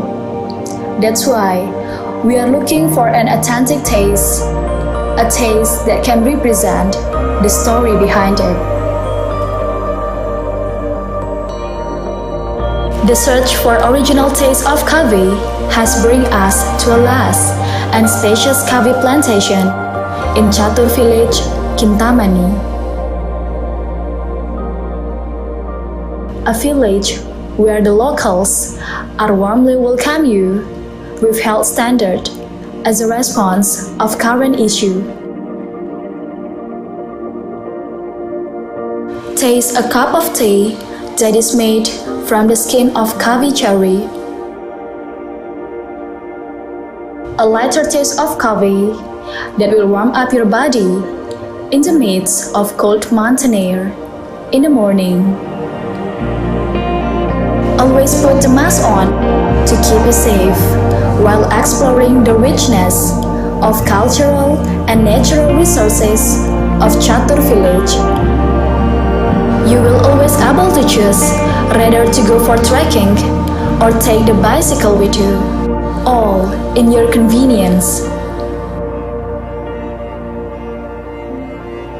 Explore the mesmerizing natural surroundings and find the hidden beauty behind the plantation to the hills.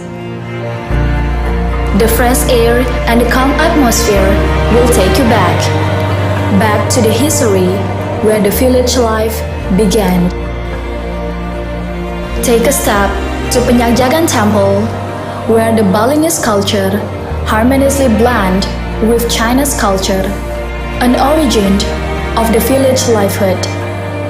A temple which has always become the north direction for the villagers.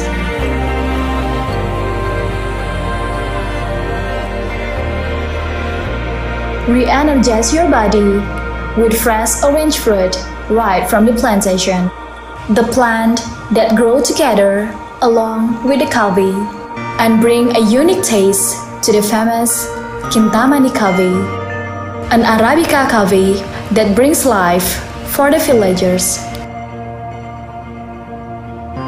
The vivid red color of coffee cherry is a happiness for the farmer, a new start for the whole brewing process of the coffee. From the talented finger hands to the passion of the heart to deliver the best quality coffee. At Chatur village, you can easily find the traditional process of coffee journey. With the utmost Balinese hospitality from the locals, start the coffee journey from harvesting, pulping, drying, sorting, till roasting process, all in traditional way. Don't forget to visit the traditional kitchen, a place where the local roast their beans.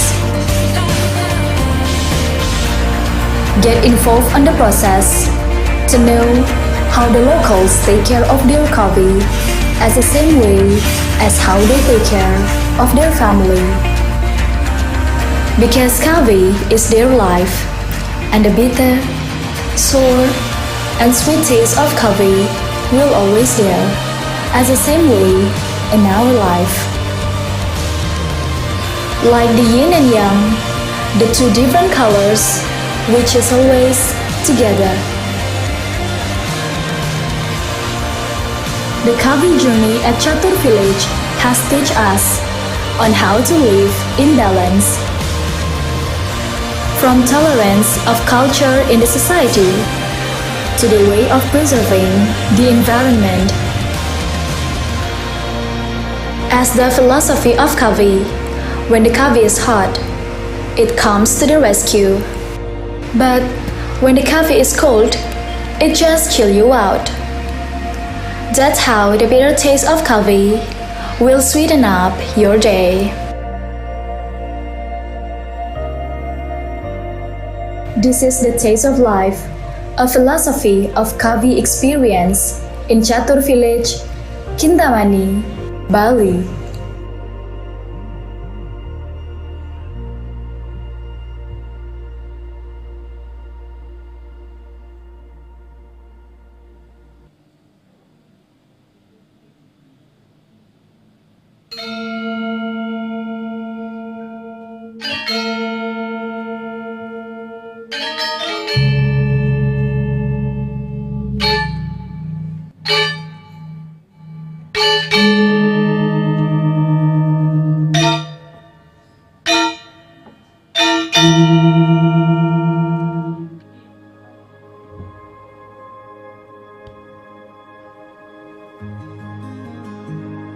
The noble of culture is always reflected in every breath of Balinese.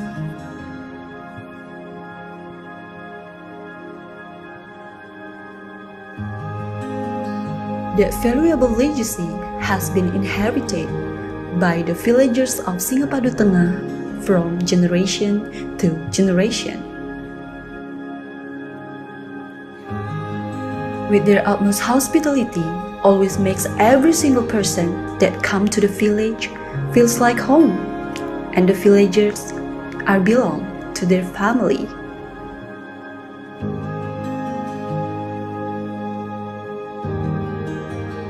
A village where the culture snake into every single activity in the daily life. Even the warm breeze on the rice field can make you realize the sincerity of the locals. Everything they do is come from their heart. With Tatwam Asi philosophy, their sincerity of humanity even more reflected. Because they believe that every single person is equals and there is no difference between you and me. The village is also surrounded by green and lush natural resources that can make you step back from your daily hustle and take a deeper breath to calm your mind.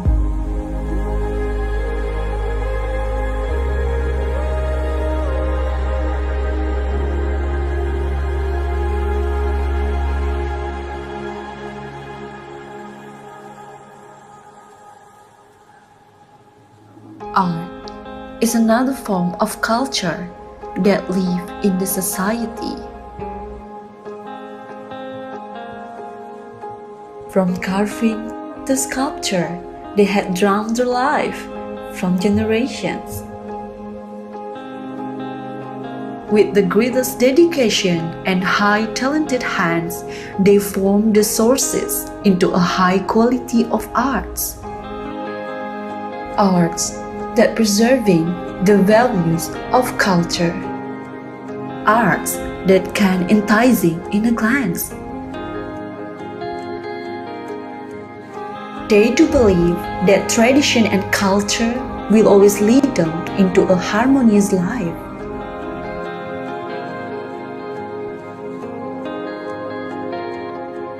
Life that is connected to the soul of nature. Because nature is the source of our life. Don't forget to taste a traditional cuisine of Timbungan. A cuisine that is made from natural ingredients and cooking process.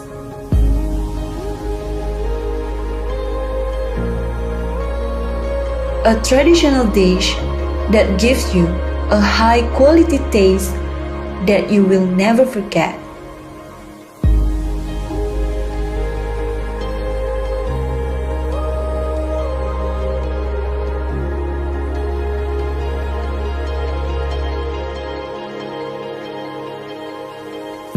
Nature is also formed in many things that influence the life of the villagers.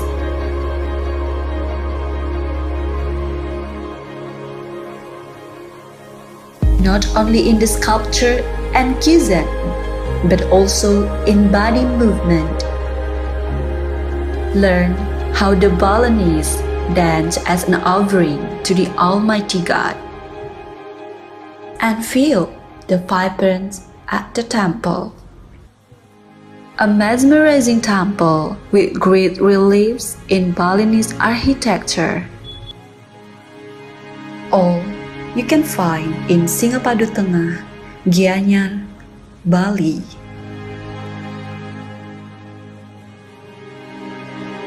A sincerity of arts.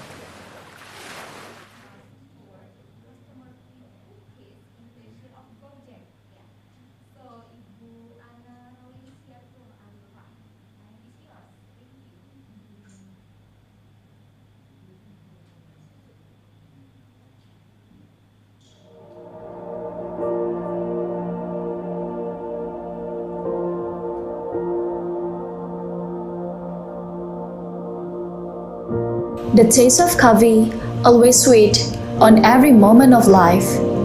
And we know that the taste is very unique. Different origin can produce different tastes as well. That's why we are looking for an authentic taste, a taste that can represent the story behind it. The search for original taste of coffee has brought us to a last and spacious coffee plantation in Catur village, Kintamani. A village where the locals are warmly welcome you with health standard as a response of current issue.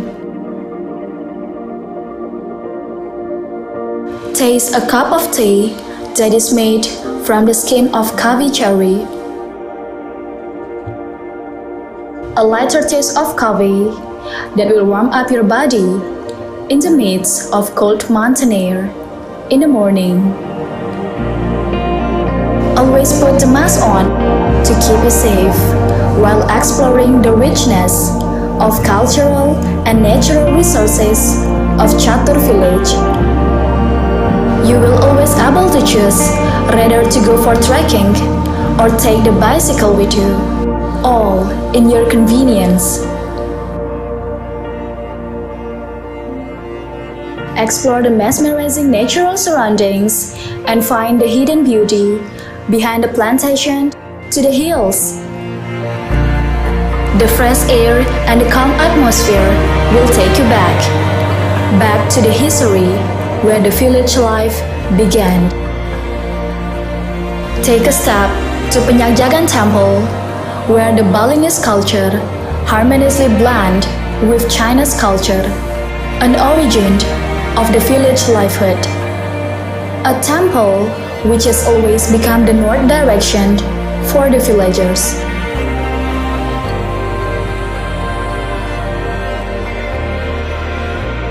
Re-energize your body with fresh orange fruit right from the plantation.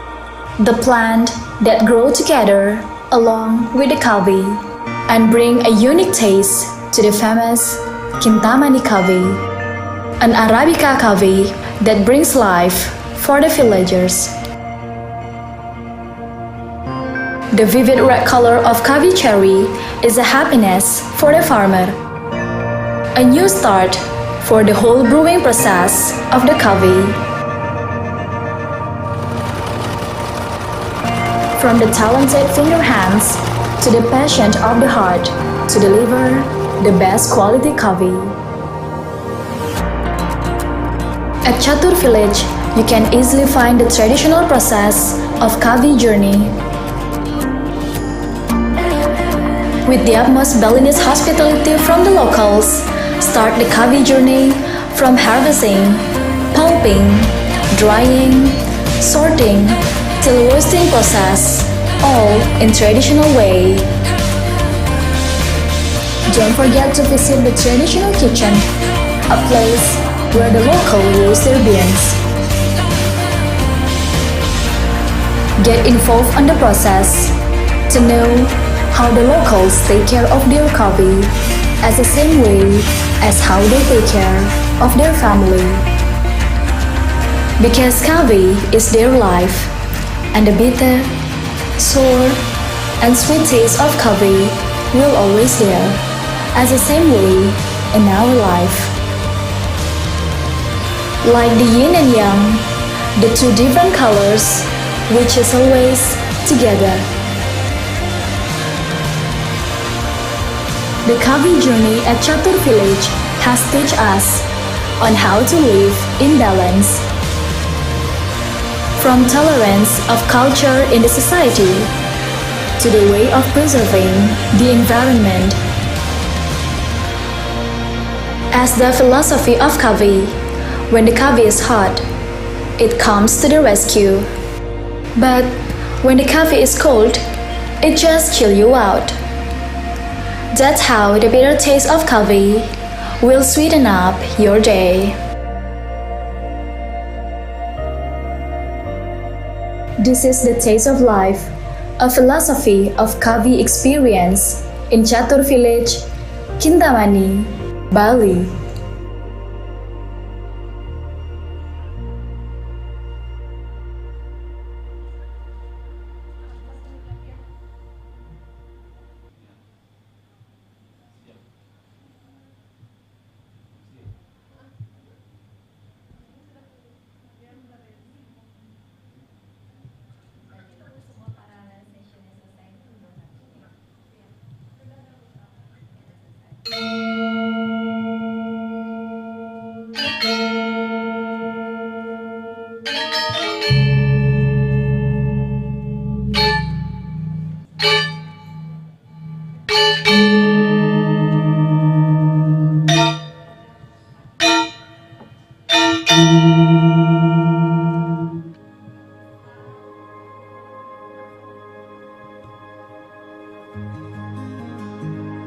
The noble of culture is always reflected in every breath of Balinese.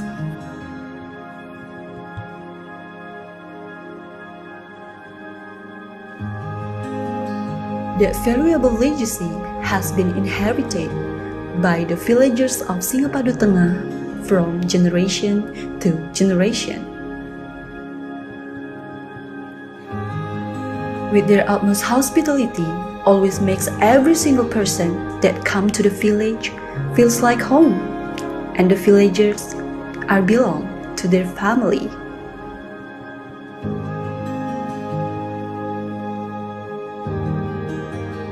A village where the culture sneaks into every single activity in the daily life. Even the warm breeze on the rice field can make you realize the sincerity of the locals. Everything they do is come from their heart. With Tatwam Asi philosophy, their sincerity of humanity even more reflected.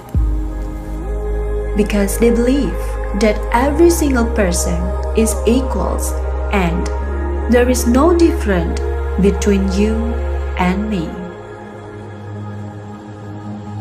The village is also surrounded by green and lush natural resources that can make you step back from your daily hustle and take a deeper breath to calm your mind.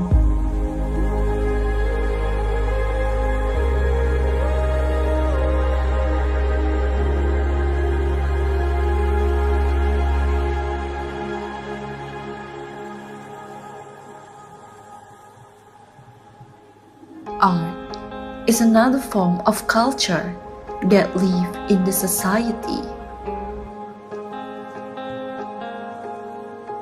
From carving to sculpture, they had drawn their life from generations. With the greatest dedication and high talented hands, they formed the sources into a high quality of arts. Arts that preserving the values of culture. Arts that can enticing in a glance. They do believe that tradition and culture will always lead them into a harmonious life.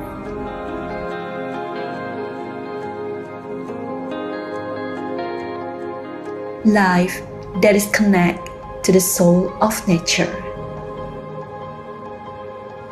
Because nature is the source of our life.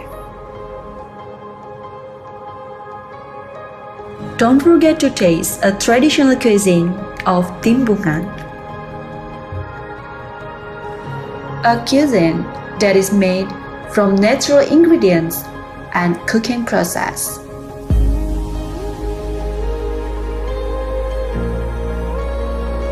A traditional dish that gives you a high quality taste that you will never forget.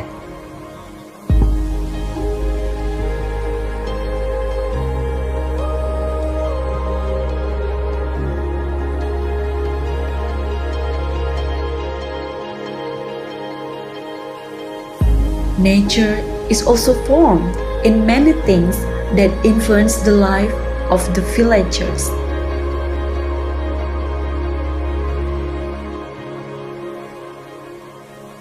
Not only in the sculpture and cuisine, but also in body movement. Learn how the Balinese dance as an offering to the Almighty God. And feel the vibrance at the temple. A mesmerizing temple with great reliefs in Balinese architecture. All you can find in Singapadu Tengah, Gianyar, Bali.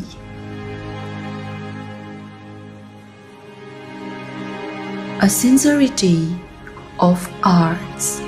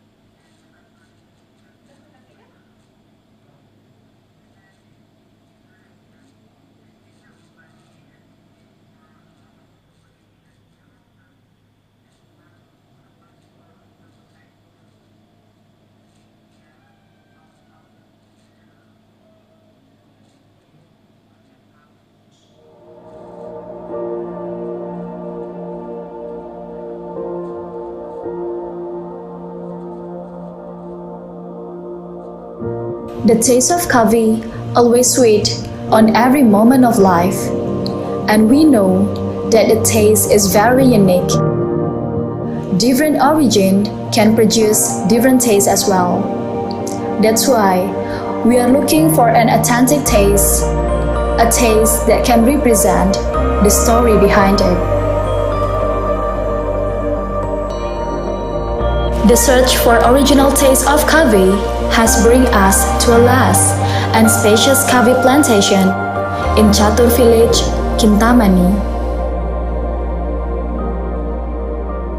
A village where the locals are warmly welcome you with health standard as a response of current issue.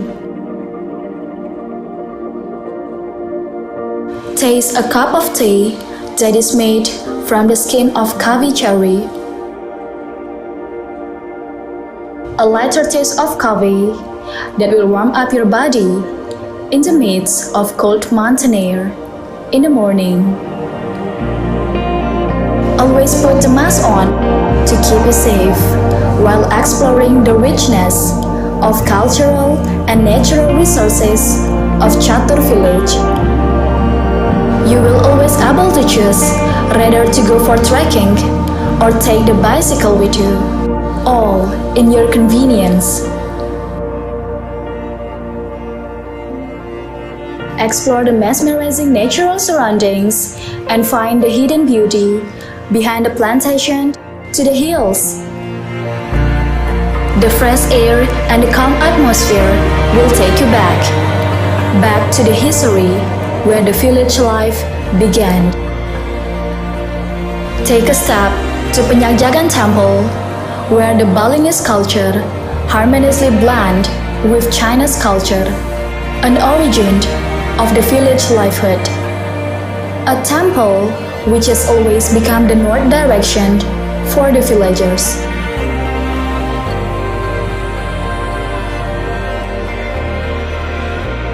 Re-energize your body with fresh orange fruit right from the plantation, the plant that grow together along with the coffee and bring a unique taste to the famous Kintamani coffee, an Arabica coffee that brings life for the villagers. The vivid red color of coffee cherry is a happiness for the farmer, a new start for the whole brewing process of the coffee. From the talented finger hands to the passion of the heart to deliver the best quality coffee. At Catur village, you can easily find the traditional process of coffee journey. With the utmost Balinese hospitality from the locals, start the coffee journey from harvesting, pulping, drying, sorting, till roasting process, all in traditional way. Don't forget to visit the traditional kitchen, a place where the local roast their beans. Get involved on the process to know how the locals take care of their coffee as the same way as how they take care of their family.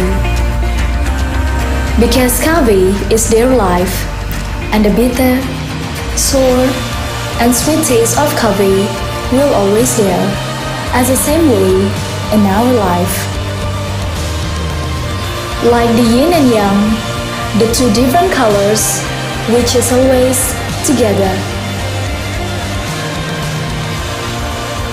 The coffee journey at Catur village has taught us on how to live in balance. From tolerance of culture in the society to the way of preserving the environment. As the philosophy of coffee, when the coffee is hot, it comes to the rescue. But when the coffee is cold, it just chill you out. That's how the bitter taste of coffee will sweeten up your day. This is the taste of life, a philosophy of coffee experience in Catur Village, Kintamani, Bali.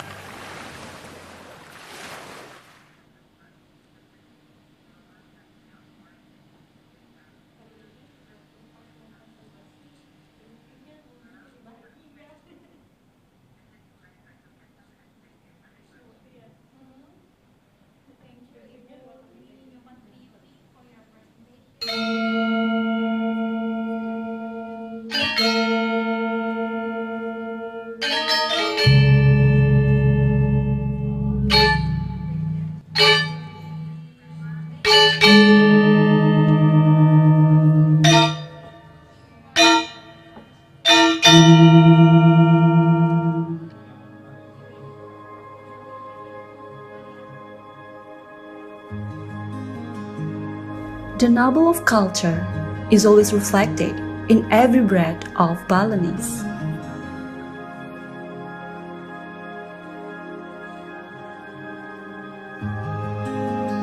That valuable legacy has been inherited by the villagers of Singapadu Tengah from generation to generation.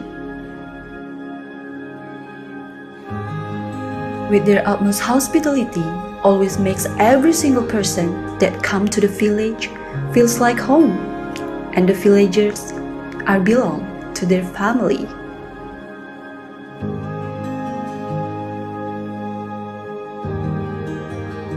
A village where the culture snaked into every single activity in the daily life. Even the warm breeze on the rice field can make you realize the sincerity of the locals. Everything they do is come from their heart. With Tatwam Asi philosophy, their sincerity of humanity even more reflected.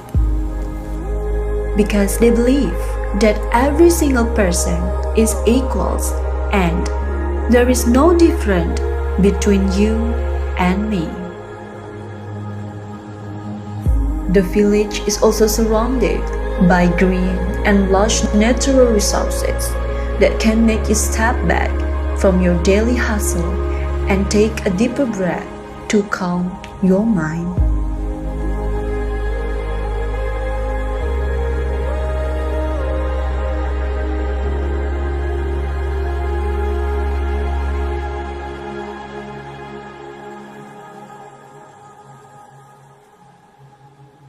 Art is another form of culture that live in the society.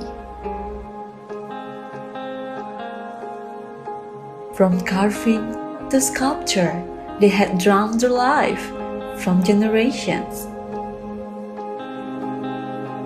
With the greatest dedication and high talented hands, they formed the sources into a high quality of arts.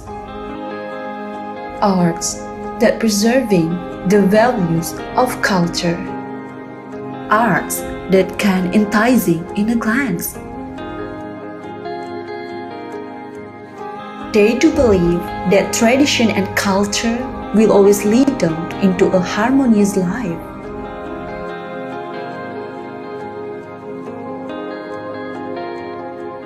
Life that is connected to the soul of nature. Because nature is the source of our life. Don't forget to taste a traditional cuisine of Timbungan. A cuisine that is made from natural ingredients and cooking process.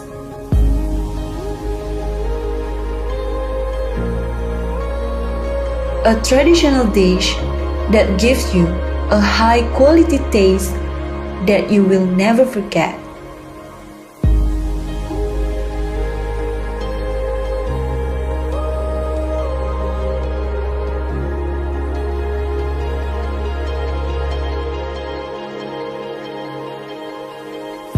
Nature is also formed in many things that influence the life of the villagers.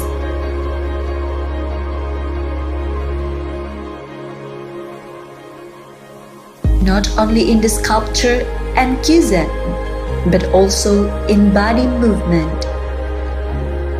Learn how the Balinese dance as an offering to the Almighty God. And feel the vibrance at the temple. A mesmerizing temple with great reliefs in Balinese architecture. All you can find in Singapadu Tengah, Gianyar, Bali.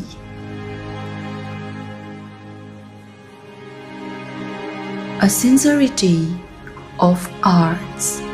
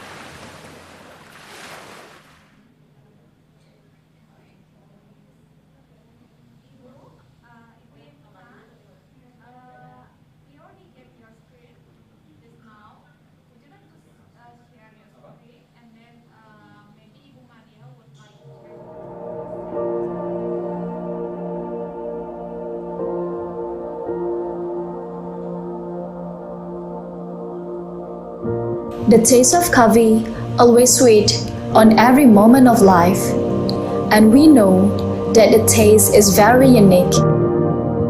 Different origin can produce different tastes as well.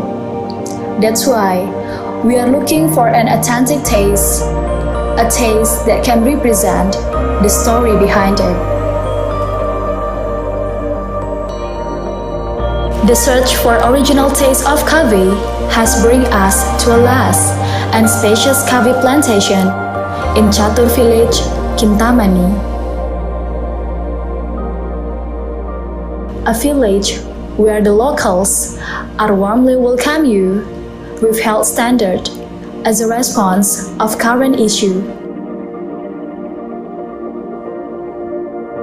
Taste a cup of tea that is made from the skin of coffee cherry.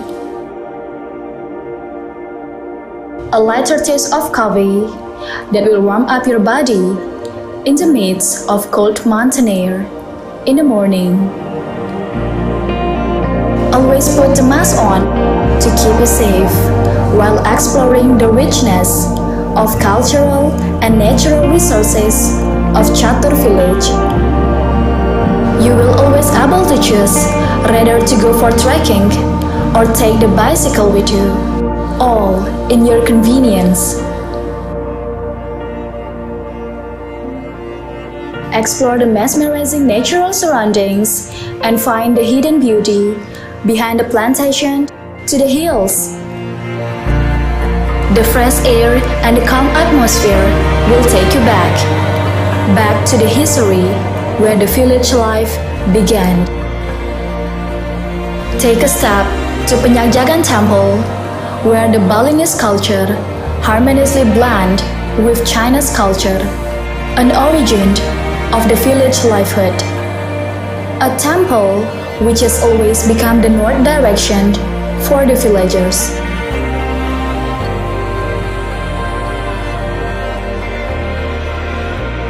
Re-energize your body with fresh orange fruit right from the plantation, the plant that grow together along with the coffee and bring a unique taste to the famous Kintamani coffee, an Arabica coffee that brings life for the villagers.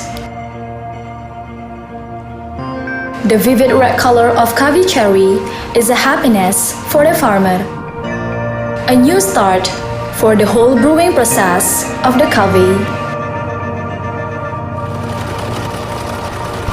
From the talented finger hands to the passion of the heart to deliver the best quality coffee. At Catur village, you can easily find the traditional process of coffee journey. With the utmost Balinese hospitality from the locals, start the coffee journey from harvesting, pulping, drying, sorting, till roasting process, all in traditional way. Don't forget to visit the traditional kitchen, a place where the local roast their beans.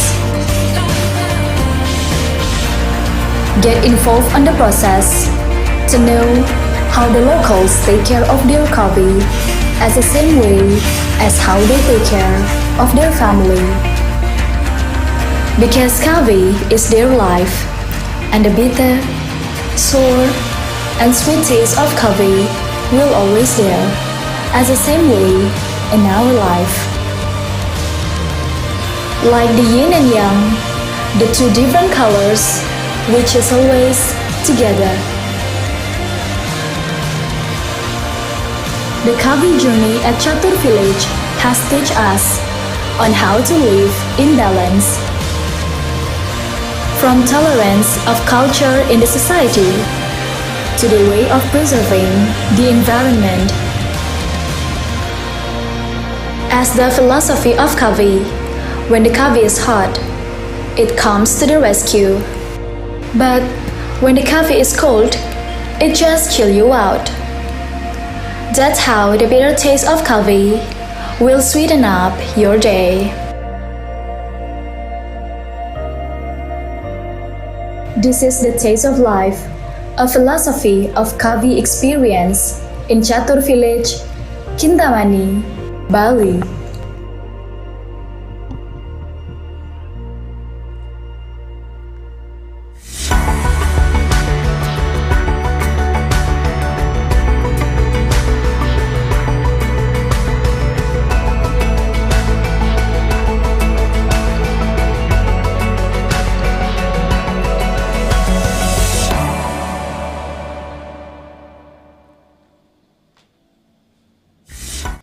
Well, good afternoon, ladies and gentlemen, distinguished participants of the Second International Conference on Tourism and Entrepreneurship. Welcome back to the main room of our conference, and this is now the time for us to start again the plenary session here. So, ladies and gentlemen, having finished the parallel sessions, the whole 10 different rooms with different topics and also presenters as well. Now it's our time to continue again with the next agenda. That is the main panel discussion. And for the panel session, we will have 4 speakers here. The 4 presenters are Professor Dr. Inyoman Dharmaputra, Dr. Inyoman Sunarta, and then also our third invited speakers is Fia Kaslu Vilim Monau and also Professor Michael Hitchcock. However, before we continue by hearing the presentations from respective speakers, I would like to greet all of you, the participants of our conference. Welcome back to this main room once again. And please don't forget, before we start the session, we would like to remind all of you here to please make sure that your audio is already mute. An exception is, of course, for the speakers and also for the moderator. Later on, the Q&A session will be led by our moderator, and all of the questions still can be written or typed in the chat room, or you may also raise the questions directly or orally later on during the discussion session. And you may choose to on or off your camera during the session. However, later on, we will have no more photo session. Therefore, I think it is okay or fine as well for you if you want to turn off your camera. So, ladies and gentlemen, without further ado, I would like to introduce our moderator for this panel session. So, our moderator is a lecturer in the Polytechnic Negeri Bali.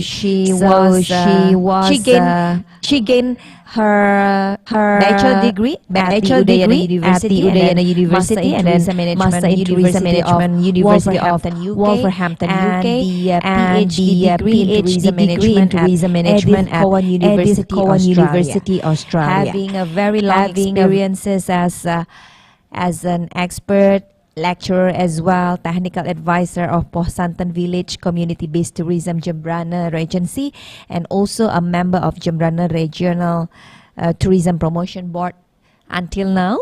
Without further ado, please welcome Professor Nimade Ernawati, MATM, PhD. Good afternoon, Prof. Ernawati. Good afternoon, Ibu MC. Om Swastiastu. Om Swastiastu, Ibu. All right, so yes, we have a very interesting session here with 4 invited speakers in the panel session. So without further ado, I will hand the floor to the moderator. Time is yours. Thank you very much, Ibu. Dear participants, ladies and gentlemen, I'm sure after the break we are refreshed now. But firstly, I would like to address the participants, the academicians, lecturers, students, industry practitioners, as well as the government representative who might be still on this platform.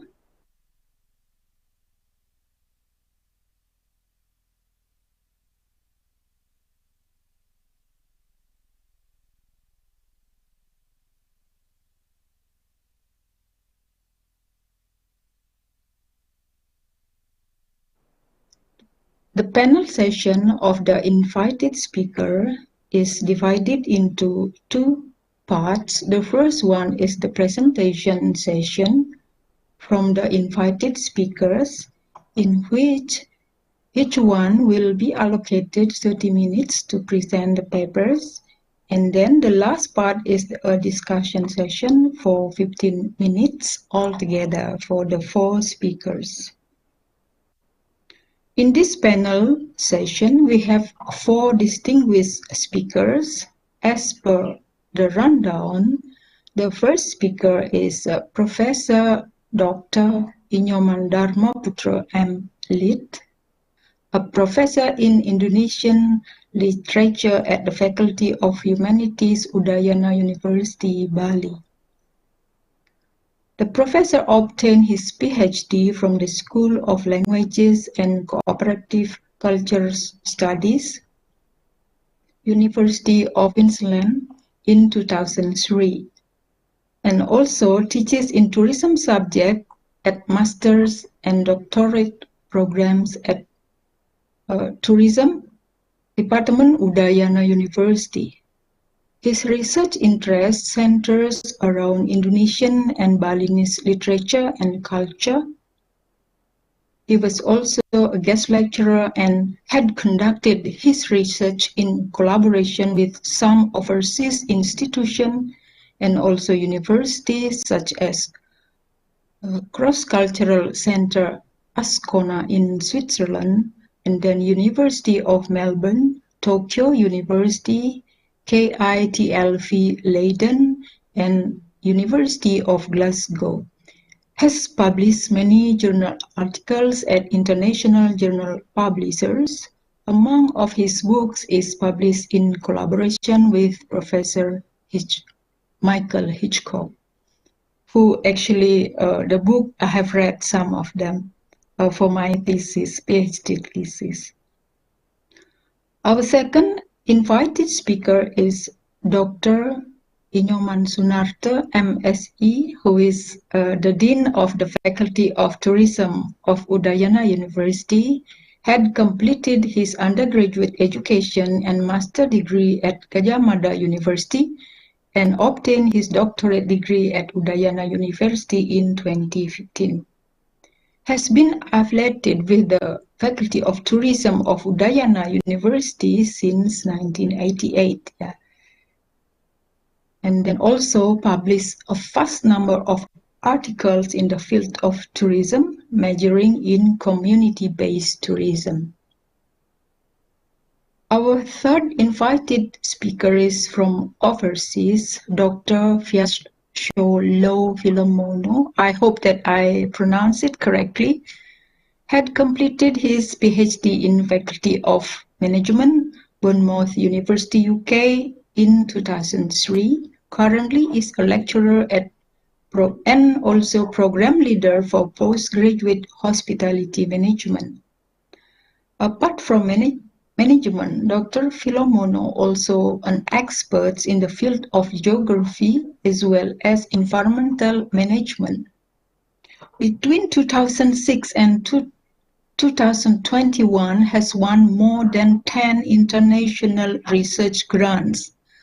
Among those is one in collaboration with Udayana University, and has written many books, book chapter, and vast number of journal articles. Dr. Filomono also speaks 5 languages: Belarusian, Russian, English, Polish, and German. And our last but not least invited speaker is Professor Michael Hitchcock. This is very familiar to me because I use a lot of his books for my reference during my PhD study.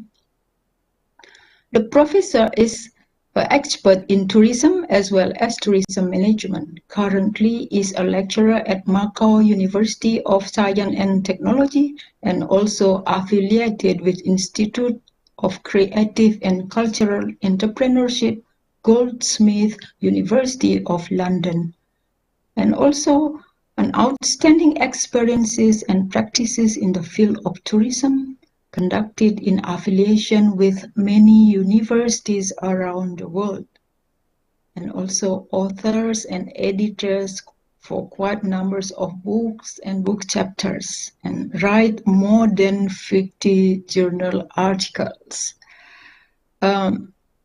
They are our invited speaker for our conference today. I'm sure that we will be absorbing a lot from their knowledge and experience.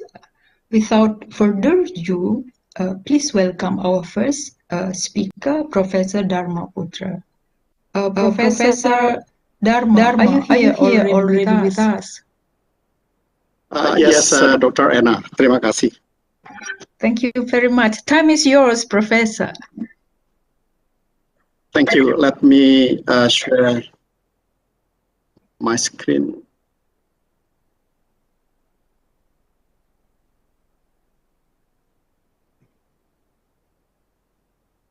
Yep. Has the screen come up? Hopefully so. Yes, it is come up. Good, very good now. Yeah. Okay. Okay. Good afternoon, ladies and gentlemen.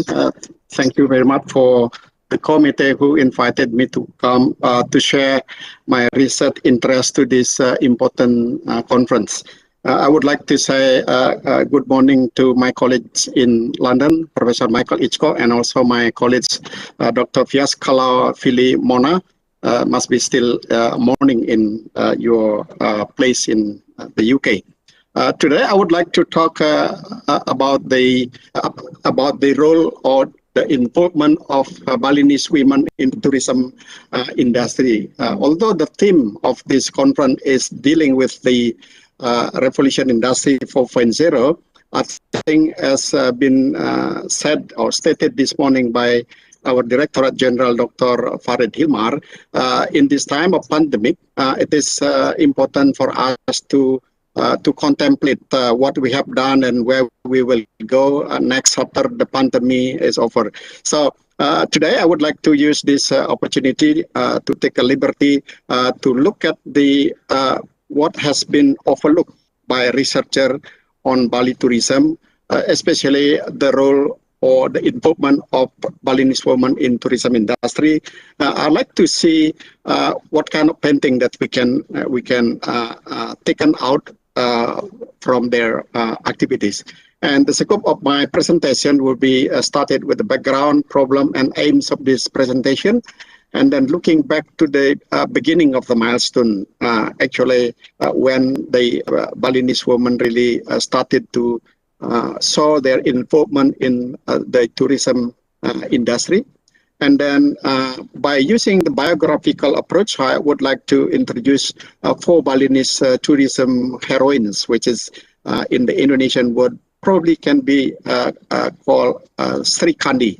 Sri Kandi is a hero in the Mahabharata story who is expert in arching Pana. What is Pana? Arts. And she's always one, well, in the war. And also later on, I also will stated the lesson that we can learn from the future when the tourism industry really enter into the digital world. And as a background, I would like to say that the Balinese women have made a significant contribution to the development and advancement of the tourism industry of Bali, but there has been no comparable appreciation to their contribution. For example, between 2003 to 2007, around 5 years, Governor of Bali gave tourism award to 35 figures of Bali tourism, but only 3 of them were women, including Mrs. Taman, who is well-known for pioneering in travel industry in Bali. She was given award in 2004. Don't make a mistake that she was born in 2004. And then Ni Rampi from Kuta, one of the pioneer in the hospitality industry in Kuta. And he was, we were told that Ni Rampi had a close connection with the Ketut Tantri, who built Kuta Beach Hotel back in the 1930s. And then Makiko Iskandar is a Japanese-born entrepreneur, married to Indonesian and based in Bali. She is also active in a number of tourism associations, so she's played important role in developing Japanese tourism market, especially Japanese, where she come from. There are many other women who deserve the award, but they have never received it like their men counterparts. So most of the award recipients have been men. In light of the COVID pandemic, which has made tourism stand still, as I said before, it's just time to reflect on and assess gaps in research. That is the contribution of Balinese women in the development of tourism industry of Bali. So the aims of my presentation, as I attached before, is to examine the significance of the improvements of Balinese women in the development of tourism industry in the last 7 decades, beginning from the 1950s to the present. The reason to pick this decade is because there is a strong evidence that by the 1950s we saw the Balinese women started to show their improvement. I will go for more detail later on in my discussion. And then apart from providing a first pictures of the gendered landscape of the Bali tourism industry, my presentation is also try to provide an inspiring story to encourage women and also, of course, men, all of us, to take further part in the tourism industry. Especially women, improvement is still much needed to support the sustainable development of tourism industry. I will develop further into some argument. And this is 4 Balinese tourism heroines, or Sri Kandi, that I choose in this my presentation. The first one is Ibu Kompiang, who is now, or since at least 2008, became a priest to follow her husband, who already passed away by now. And the second one is Made Mase, who run and manage her warung, Made's warung. Everyone probably know and been there to taste their menu. The third one is Made Yani, who is 59 years old now, and who ran the elephant, the adventure tour in Bali, including the elephant park and lodge in Gianyar, not far from Ubud. And the last one is Eka Uryastuti. She is a entrepreneur-based politician who became the head of the district of Tabanan, and she played a very influential role in managing tourism potential in her region. I will talk about that later on again. And the some information about the subject of my study. The 4 women are chosen as a subject of the study based on their achievement. 3 are, as I mentioned before, run different business, and 1 entrepreneur-backed politician who became a district head for 10 years for 2 periods of headship. Those entrepreneurs are Mrs. Astuti Kompiang. Hereafter, I will call her Ibu Kompiang, Made Mase, the owner of Made's warung, and Yani Mason. And then the entrepreneur background politician is Eka Wiryastuti, Tabanan District. They were selected for particular contribution they have made in the development of tourism in the time span from the mid-1950s to the present. But before that, and also in order to properly situate their contribution and improvement, would like to take the time to look back briefly on the tourism development in Bali. We know that the tourism industry of Bali started in the colonial period in the 1920s, but the real and significant development took place during the period of President Sukarno after independence 1945. But being half of Balinese, Sukarno mother was a Balinese, and Sukarno offered Bali to build an international hotel. Local leaders accepted the offer, but asking for more. Hotel and airport. I got an information that Sukarno was kindly offered to, but as an option. Whether Bali want a hotel from the from the central government, or Bali want to build an airport. Either one, they have to choose. But the local leader argued that the hotel without airport would be empty. So there's no point to build hotel if there is no airport in Bali.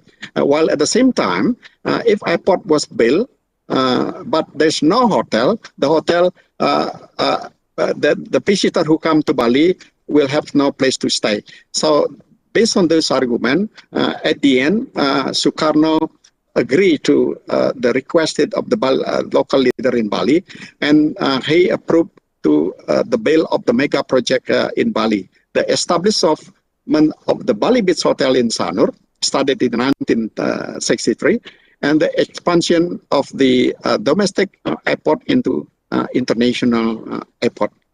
But Sukarno was then under house of arrest, so he cannot follow his mega project in Bali. He was under house of arrest following the 1965 allegedly communist coup, and then the project was continued by his successor regime, President Suharto. The operation of Bali Beach Hotel in Sanur and expansion of the Bali Airport by the end of the 1960s marked the beginning of the mass tourism of Bali. Those who often read any literature on tourism in Bali often discuss this as a background of the discussion of tourism of Bali. And this is pictures of the Bali Beach Hotel. The only hotel in Bali has a 10-story building, because by the late 1970s, there was a regulation for Bali to build only 15 meters tall of building. So they're not allowed to build more than 15 meters. So they use the coconut tree as the benchmark to keep the Bali green. The other pictures is on the airport of Bali, which is now become a very one of the busiest airport in Indonesia before the pandemic attack. And the beginning of the milestone, I would like to say, it's the 1950s. Actually, when a Brahmin couple from Denpasar, Ida Bagus Kompiang and his wife, Kompiang, built a hotel in a quiet place in Sanur Beach. It names Segara Village Hotel. Segara means ocean, so Ocean Village Hotel.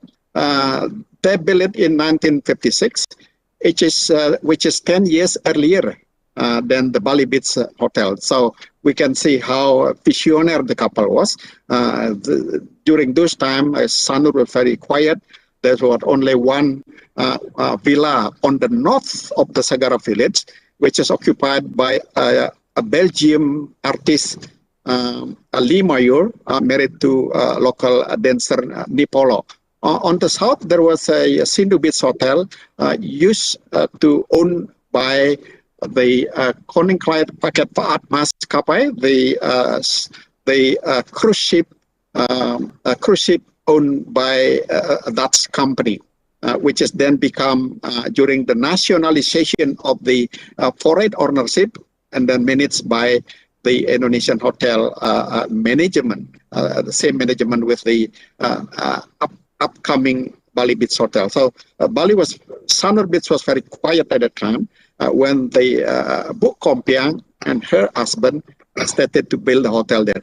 While busy helping her husband to manage the hotel, Mrs. Bu Kompiang started her art shop and handicraft business, both from Bali and Jakarta, so required her to travel a lot between both places. The couple had a very good foundation of business, started as a entrepreneur in the textile industry in Denpasar and Surabaya, and then also in Jakarta later on.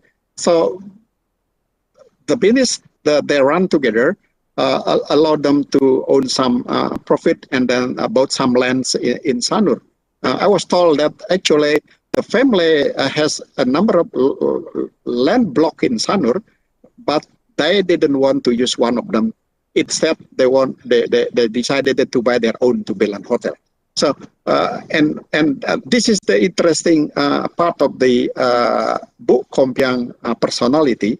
Beginning from 1962, the time of the grand opening of the Hotel Indonesia in Jakarta, prior the opening of the Asian Games, Ibu Kompiang was granted or allowed to hire an arcade, an art shop in the Hotel Indonesia, where she sold a souvenir from Bali, and then from that business, then she got a client from Japan. From when she started to do handicraft business export.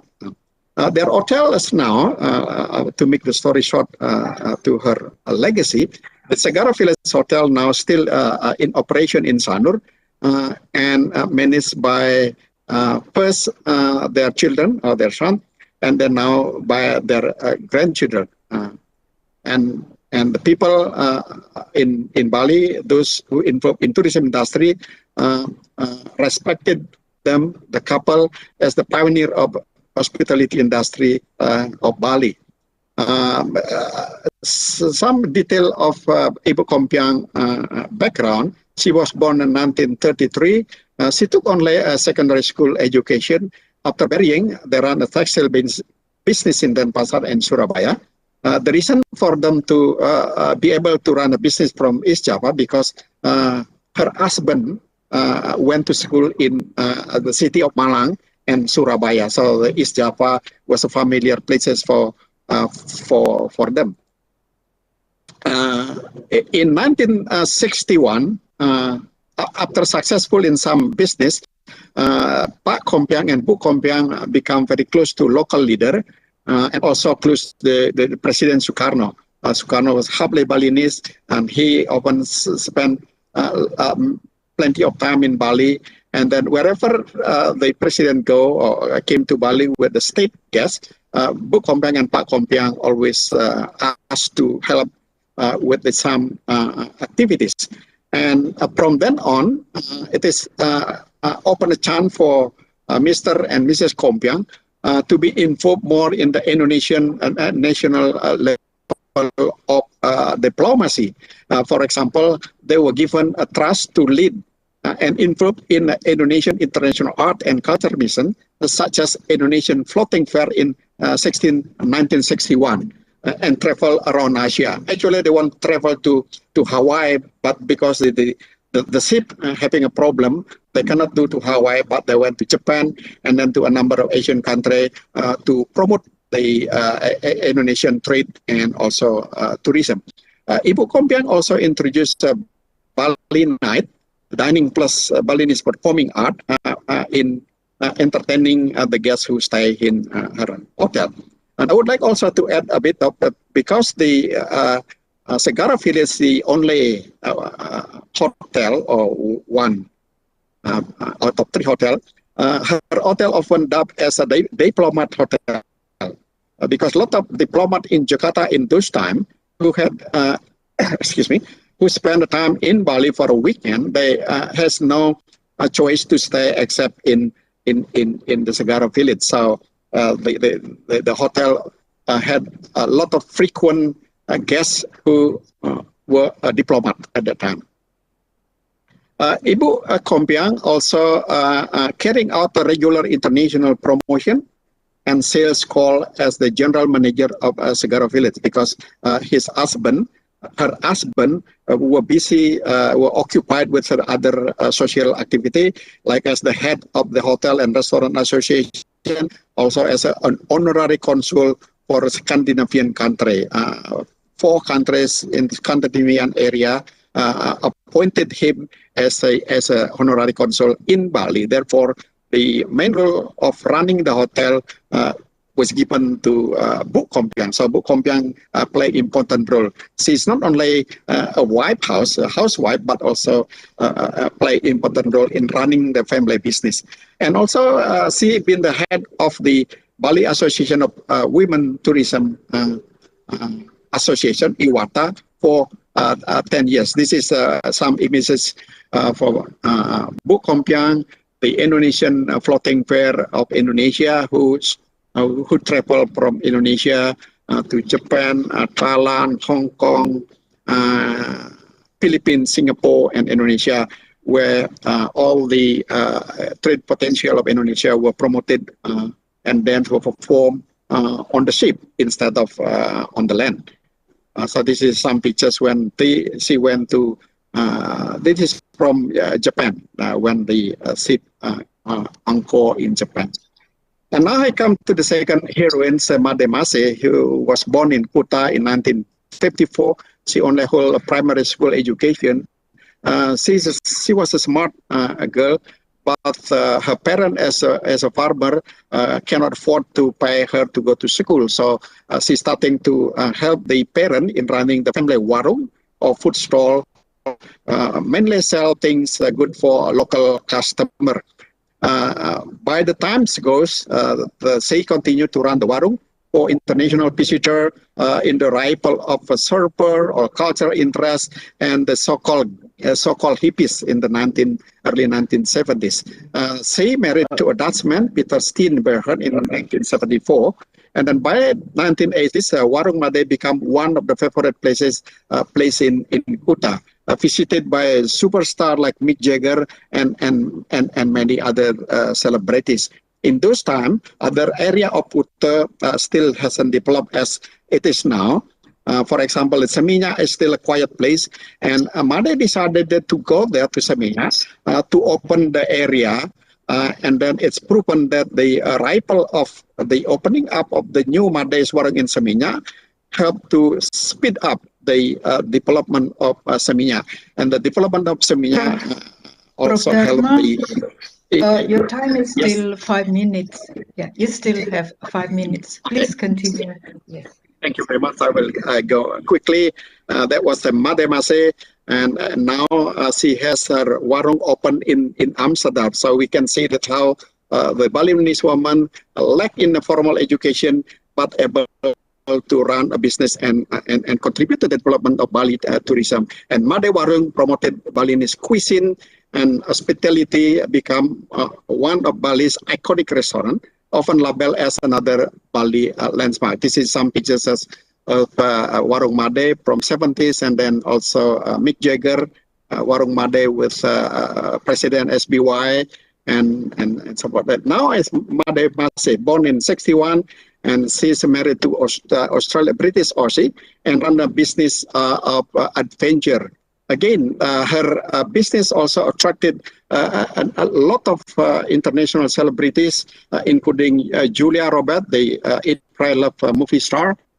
Before she started to shoot the movie in Bali, she went to the elephant parks of the Madayani. Madayani play important role in the business, looking after the management, financial, and also ensure the quality of the product, to ensure the Balinese culture elements of every product. So every place of their product outlet, flower are put, incense are put to give a special atmosphere in their product. So this is some of their company, including the Sea Bali from the air and airport helicopter. So she employed almost 700 people before the pandemic. So quite a big company. And this is interesting person also, Eka Wiryastuti. And the main things that Eka has done is to influentially run the community-based tourism in Tabanan Regency. Tabanan Regency is very interesting. It's one of the regency who given by God 3 natural resources. The region has a sea, beautiful beach. The region also has a lake, and also the region has a mountain. Not all of region area in Bali has those 3. So those are very important. And the Tanalot Temple is one of the example of community-based tourism. The Jati Luwe Rice Terrace, which is part of the UNESCO World Heritage, it also run and managed by using community-based tourism. So community-based tourism is very phenomenal in Kuta district, in Tabanan district. where communities not only own, but they also have a share in the income of the tourist attraction. Like here, Tabanan government has a 58%, and the rest is belong to the community. And so it's in the Ulun Danu Temple, another example of community-based tourism in Tabanan. Government only takes less. Community take 60%. Government happy to have 25%. So in order to maintain the tourism object in Tabanan, Bupati Eka Wiryasuti introduced three phenomenal example of CBT. And the development of tourism in Bali, and now I try to painting the new pictures and ending my presentation, has provided an opportunity for women to work in the public sector so as to change the landscape of gender relation in society. Balinese women not only work as a middle to low income employees in the tourism sector, but many also appear as successful entrepreneurs and create job opportunity. There are a number of studies on the improvement of Balinese women in the tourism sector, but most of them looking at the women who work in the middle lower level of management. It hardly any work that look after the role of the woman who successfully work in the upper level and also run their own business. That is the main things that I'll try to offer in this, because since the Balinese women have intensively involved in the tourism industry, it is possible to paint a new painting of gender equality landscape of Bali tourism industry. So not only as a way to appreciate their role and contribution, but also taking lesson from their experiences that might useful to apply when tourism sector begin to face real challenges of the digital world and all its consequences. The last slide is that the four Balinese women also the importance of working hard, the importance of preserving local culture, being sensitive to the outside world from which tourists come from, and always caring about the ultimate goals of tourism development is for the welfare of the community. The absorption of the tourism into the digital world cannot be avoided, of course, but the ultimate goal of tourism development for culture preservation and community welfare needs to be held firmly as shown by four inspiring Balinese tourism heroines. I should leave it there, and if anything that uncovered in my oral presentation, we can pick it up later on in the discussion. Thank you very much, Erna. Well, thank you very much, Professor Dharma. That is certainly something to balance the gender issue. I'm, as a Balinese woman, I feel really appreciated, especially on the last part, last two slides, how Balinese women and their participation are actually very significant contribution to the development of tourism in Bali or in Indonesia in general. A loud of applause for Professor Dharma Putra, please.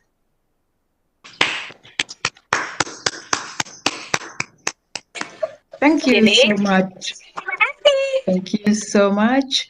We continue now with our second invited speaker, Dr. Nyoman Sunarta, who is the Dean of the Faculty of Tourism. Time is yours. I can see that Bapak Sunarta is already with us. Yeah. Thank you, Professor Erna, as a moderator. Thank you very much for your time. Let me share my presentation. Sorry.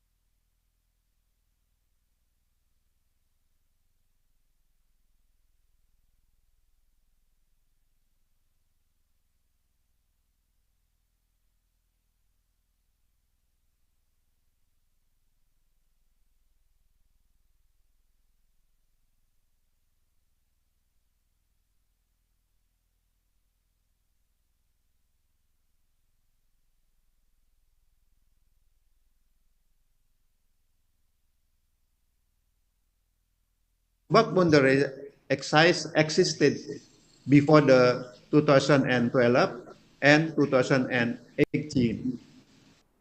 Administrative limit using the participatory mapping and cartometric method by conducting direct interview with Pakasah, we call it head of the Subak. What I'm finding in Subak area, especially in 1992 till the 2018, we can wait the growth of the Subak in that area, especially in Kuta area. We can see the map so that the color is be changed till the 2018. We follow that land use change directly of the flow. We can so maybe 92, sorry. It is very gray. And then the 2000, there are change with the red one. And then in the end of the 2019, most of the color is red one. Red one is the, what do you call it, the tourism area. The rice field is already changed. And then the change of the Subak area, we have a 3 point, the village who have the decrease of the Subak area. The number one, Canggu, change of the Subak area in area of Canggu village is the biggest, at least minus 78.36 hectare, followed by Dalong village, yaitu minus 48.33 hectare, and the third one, the Kerobokan Kajo, minus 40.42 hectare. For the 5 years, the total of the loss 508.56 hectare, or about 103 hectare per year. Where is the flow about the development of the tourism facilities? In my result of my research, we have the 5 divided, the spatial use of the pattern. The first one, number 1 is the center of the area and the beat. We start on the beat. The second one, the second boundary,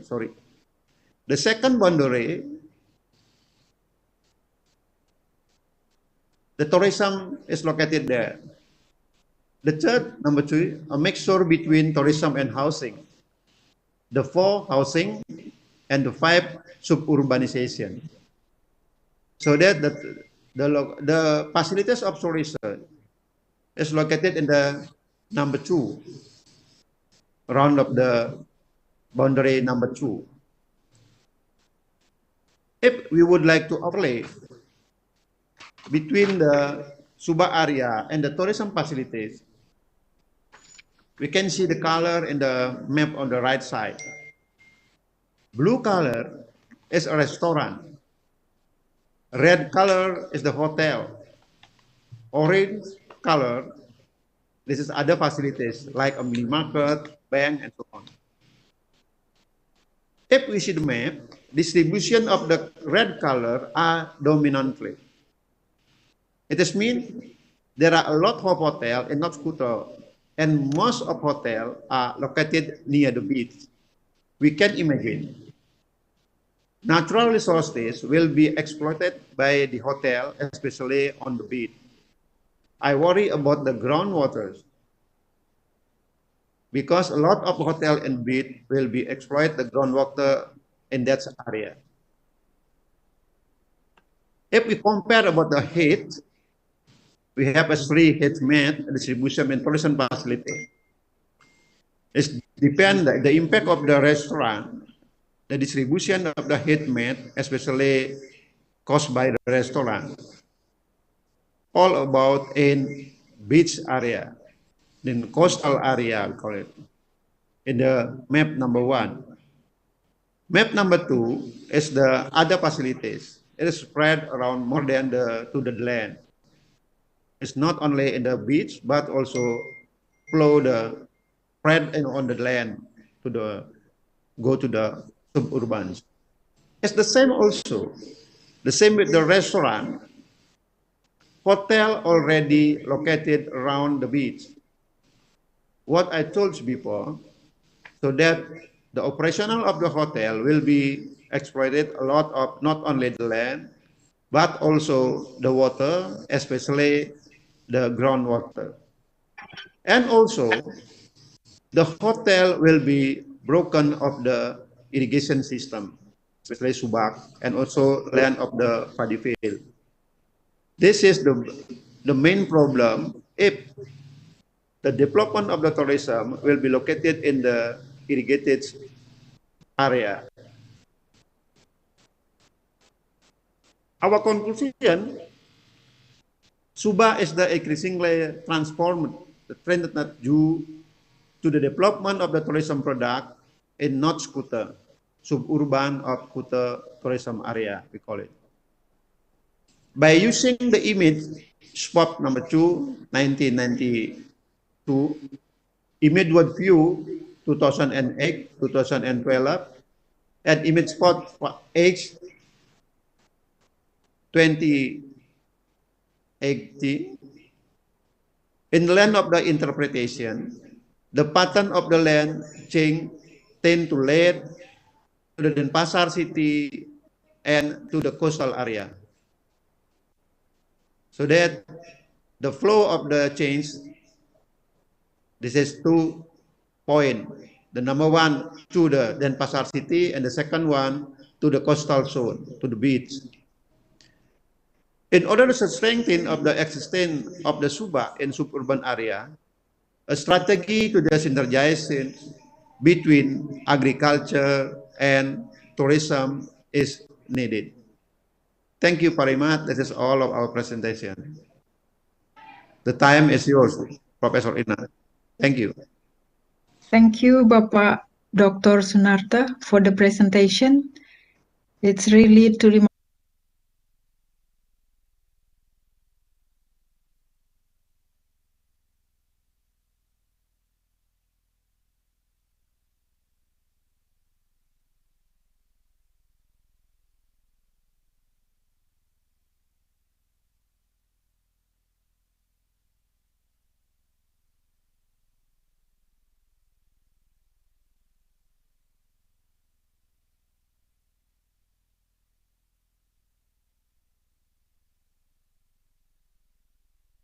Sunarta, please.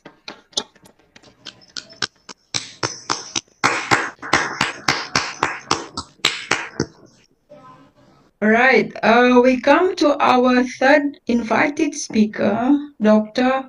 Fiascalo. I think the invited speaker is already here. Dr. Fiascalo, are you here with us?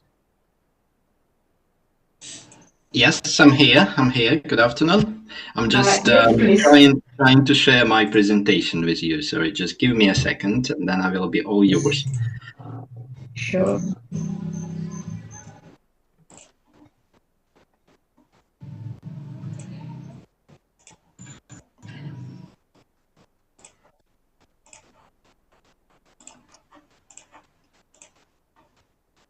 Okay. Could you please confirm you can see my screen? Yes, it is good and clear. Excellent. Thank you very much.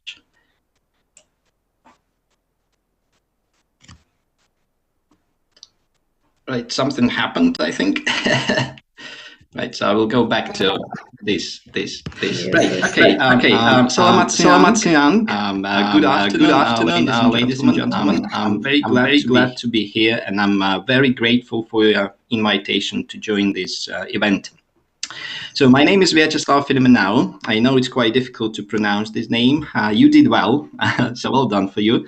You're not the only one who struggles with this name. My colleagues and my students also find this problematic. I do apologize. I come from Eastern Europe, from Belarus originally, so you can see some Slavic names can be quite difficult to handle.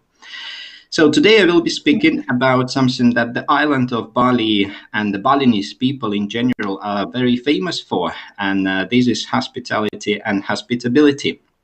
Unfortunately, I'm going to look at the dark side of hospitality, and I will review the challenge of food waste, which is a major societal problem that requires our urgent attention to ensure that we make this world a better place to live. I'm based in Bournemouth University. I'm not quite sure if, sorry. No, I think I need to go to, still to here. Okay, now it seems to be all right, yeah? Could you please confirm you can see the screen? No, it's still black. Still it's black. Nothing. Yes. Okay. Yeah, this is okay now. Yeah, now it's it's okay. Yeah, I think there is a small delay. Yeah, excellent. So I'm based in Bournemouth University. I'm not quite sure. It is, yeah, good. Yeah, it is good now. It is good. Yeah, excellent. Thank you for confirming. I'm based in the UK. I'm based in beautiful Bournemouth. I don't know if you've ever been. If you didn't have a chance, I would encourage you to come. Hopefully, after the situation with COVID improves a little bit. So Bournemouth is very famous for its beaches. Of course, it's not as famous as the Kuta beach, as the previous speaker has kindly introduced us to. But from the British viewpoint standards, it's quite decent. Yeah. So when we are lucky, we can get this beautiful view sort of from the windows of our office. I will be honest with you, we do not get this glorious view that often. I'm sure you know that when it comes to the UK, there are two major seasons, the wet one and the very wet one. Currently, we are in the very wet season, so we normally get this beautiful view once or twice a year. Yeah, but still, this doesn't stop us from marketing it.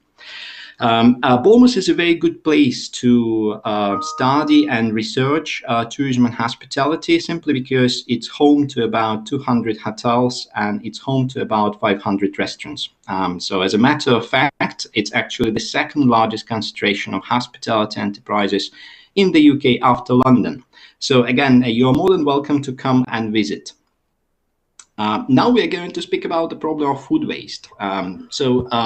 Believe it or not, but we do actually waste a lot of food. When it comes to the FAO, so Food and Agriculture Organization, so they claim that we waste about 30% of all food that is produced for human consumption. This is appalling in my opinion, because this means when we go to a shop, if we buy 3 bananas, then 1 banana can be put straight into the bin. Yeah.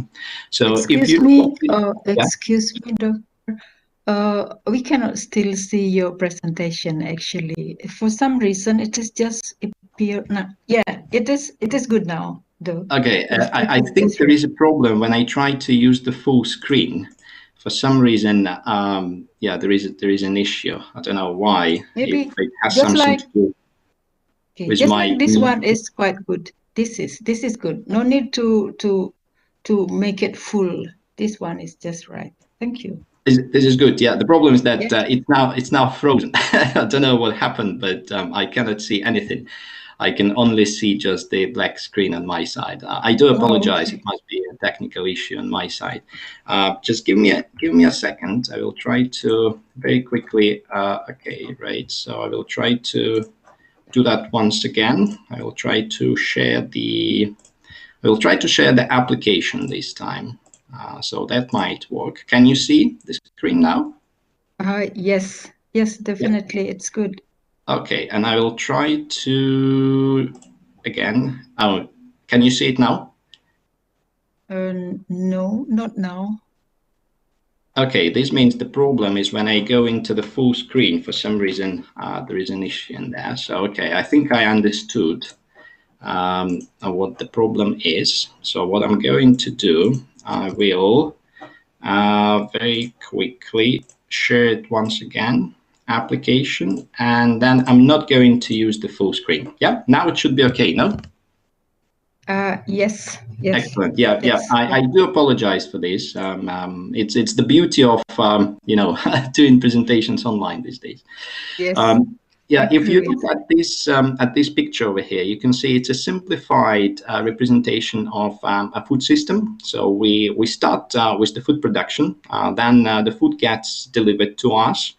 To the point of distribution, such as supermarket or sort of a restaurant, and then we consume this food at the household level. So if you look at the total amounts of food wasted across the food system, in this case we are speaking about the global scale, so you can see that we waste most of food at the level of households, up to 50%. So we are guilty. We just go to a shop, we buy too much stuff, well, at least we do so in the West, and when we come back home, we simply forget about that. So, and the food becomes rotten. Then when it comes to the agriculture and food manufacturing industries, they waste about 25% of food, which is quite a significant amount as well. Yeah. So, but when we look at the hospitality and food services, so you can see it's actually the third largest producer of food waste around the world. It's responsible for about 15% of total food wastage. And I must say straight at the beginning, this number is likely to be an underestimate, because across all sectors of the global food supply chain, the sector of hospitality and food services has actually been least researched from the viewpoint of food waste.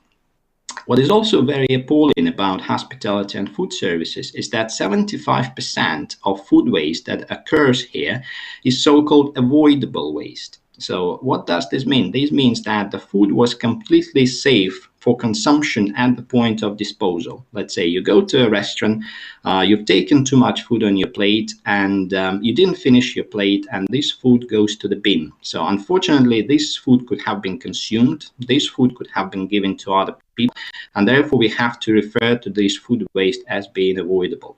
And another issue is that the sector of hospitality and food services can actually act as a center of gravity in a way that it can influence how much food is wasted on the side of production and consumption.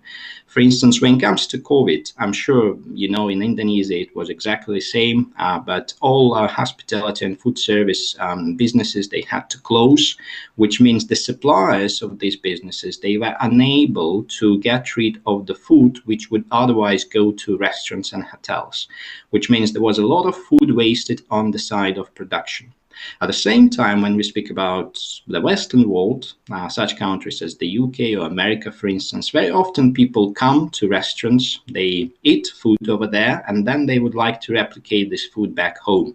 So unfortunately, very often their cooking skills are not up to scratch, and as a result, a lot of food is wasted at the household level, and this wastage is because of the inspiration provided by hospitality and the food services. Now, when it comes to, for some reason, I cannot understand why I cannot move here. I cannot move to the next slide. Okay, now seems to be better. Yeah, you can see. Could you please confirm again? I'm sorry, I have to, Yes. nudge you every time. Can you please confirm you can see? Yeah, this one is background now. The background HAFS food waste. Is that Yes, correct? that's the one. Yeah, Okay. excellent. Thank you. So the problem with the issue of food waste in hospitality and food services is that there are no global estimates of how much food we actually waste. So at a global scale, we don't really know how big the problem is. So instead, we tend to utilize some national or regional estimates as proxies. Right. So, and when it comes to the national regional estimates, unfortunately, these only exist for certain countries of the world. For instance, the most widely cited estimate of food waste in the sector of hospitality and food service is from the EU 28 countries. So we know here with a certain degree of confidence that we waste about 12 million tons of food a year. So the largest waste producer is, surprise, surprise, the UK. For some reason, many people believe that, the UK is an extremely sustainable country. No, when it comes to food waste, the UK is actually the largest offender at the European scale. So you can see with the wastage of about 1 to 3 million tons a year, the UK accounts for about 10-25% of total food waste produced at the European scale. Germany is the second largest offender. However, this wastage is nothing compared to how much food is wasted in other countries of the world. For instance, in America, apparently the sector of hospitality and food services wastes about 16 million tons, or 40% of the country's total food wastage. And in China, this number is even higher. So they waste about 40 million tons, or 50% of the country's total. The primary reason behind is because in America, but also in China, eating out is fairly affordable. Sometimes it's even cheaper than actually cooking at home. And therefore, people go to eat out. They do not consider this to be a luxury, and they waste a lot of food. And from the business perspective, food waste is actually a big issue, because it represents about 2% of the annual turnover of a food service or hospitality enterprise. Now, I don't know about Indonesia, but for instance, in the UK, the hospitality and food service providers, they operate at the profit margin of about 10-15%. So you can imagine the wastage of about 2% of the annual turnover is actually quite big. So where do we waste most of food in the hospitality and food service sector? Well, most food is actually wasted in the preparation, at the stage of cooking. So in the kitchen, this may be attributed to unskillful chefs. This may also be attributed to the overproduction of meals due to poor prediction of demand. Consumers are also guilty, because they are responsible for about 30% of all wastage. A classical example is, again, we order food, but we do not finish that, and this food goes to waste. And when it comes to handling and storage, this also contributes a little bit, just 10%. So this is attributed, for instance, to sudden technological failures. For instance, a refrigerator may just break down all of a sudden, and as a result, you have no choice but to dispose of the food which you used to keep in the refrigerator. The key categories of wasted food in hospitality and food services are fruits and vegetables, bakery, and meat. So from the viewpoint of business profitability, fruit and vegetables and bakery are not that critical, simply because they're fairly affordable, they're fairly cheap. However, when we speak about wastage of meat, this is where the issue sits, because meat is obviously very expensive, and you have to think twice whether or not you want to waste this meat. What is interesting is that when it comes to the wastage patterns, there is a clear role of various cultural and contextual factors. For instance, if you consider all-inclusive business models, so these are very popular in such countries as Spain, for example, but also Turkey. And this is a major attraction for many tourists coming to these countries. Unfortunately, all-inclusive business models are extremely wasteful. So you can imagine how much food is wasted in all-inclusive hotels in Turkey, for instance. Fine dining restaurants, they tend to waste more food in the kitchen, which is in comparison to the quick service restaurants, whereby most food is wasted by customers. Why? Well, simply because in fine dining restaurants, there are extremely strict standards when it comes to quality and look of food, right? So therefore, very often the chefs are not happy with the quality of foodstuffs, and therefore these foodstuffs get disposed. While in the quick service restaurants, it's another way around. So the food is fairly cheap, affordable, so the customers normally order more than they can consume, and therefore they dispose of this food. And then we also speak about the role of culture. I'm not quite sure if you have heard about the concept of mianzi. In Mandarin, this means face. So an interesting observation has been made in the context of hospitality and food services in China, whereby people tend to order much more food than required as a means of showing hospitality towards their guests. So that's the concept of face. People tend to order more food than required in order to ensure that they do not lose their face. So now, when we speak about the estimates of food waste in hospitality and food services, they are likely to be underestimates, and the absolute majority of countries around the world, they do not have figures on food waste. What is interesting is that some of the major global economies, such as those in the BRICS countries, but also Indonesia, by the way, there are no figures on how much food waste is generated in the service of hospitality and food services. There are a number of reasons for that. First of all, the sector is very complex and diverse. Obviously, you cannot compare how much food is wasted in a fine dining restaurant with the capacity of about 500 seats and a small takeaway business which caters just for local clients. There are also no established methods of measurement. So effectively what you can do, you have to weigh the food which you waste in your business, but as you can imagine, it's not something that many businesses are prepared to do.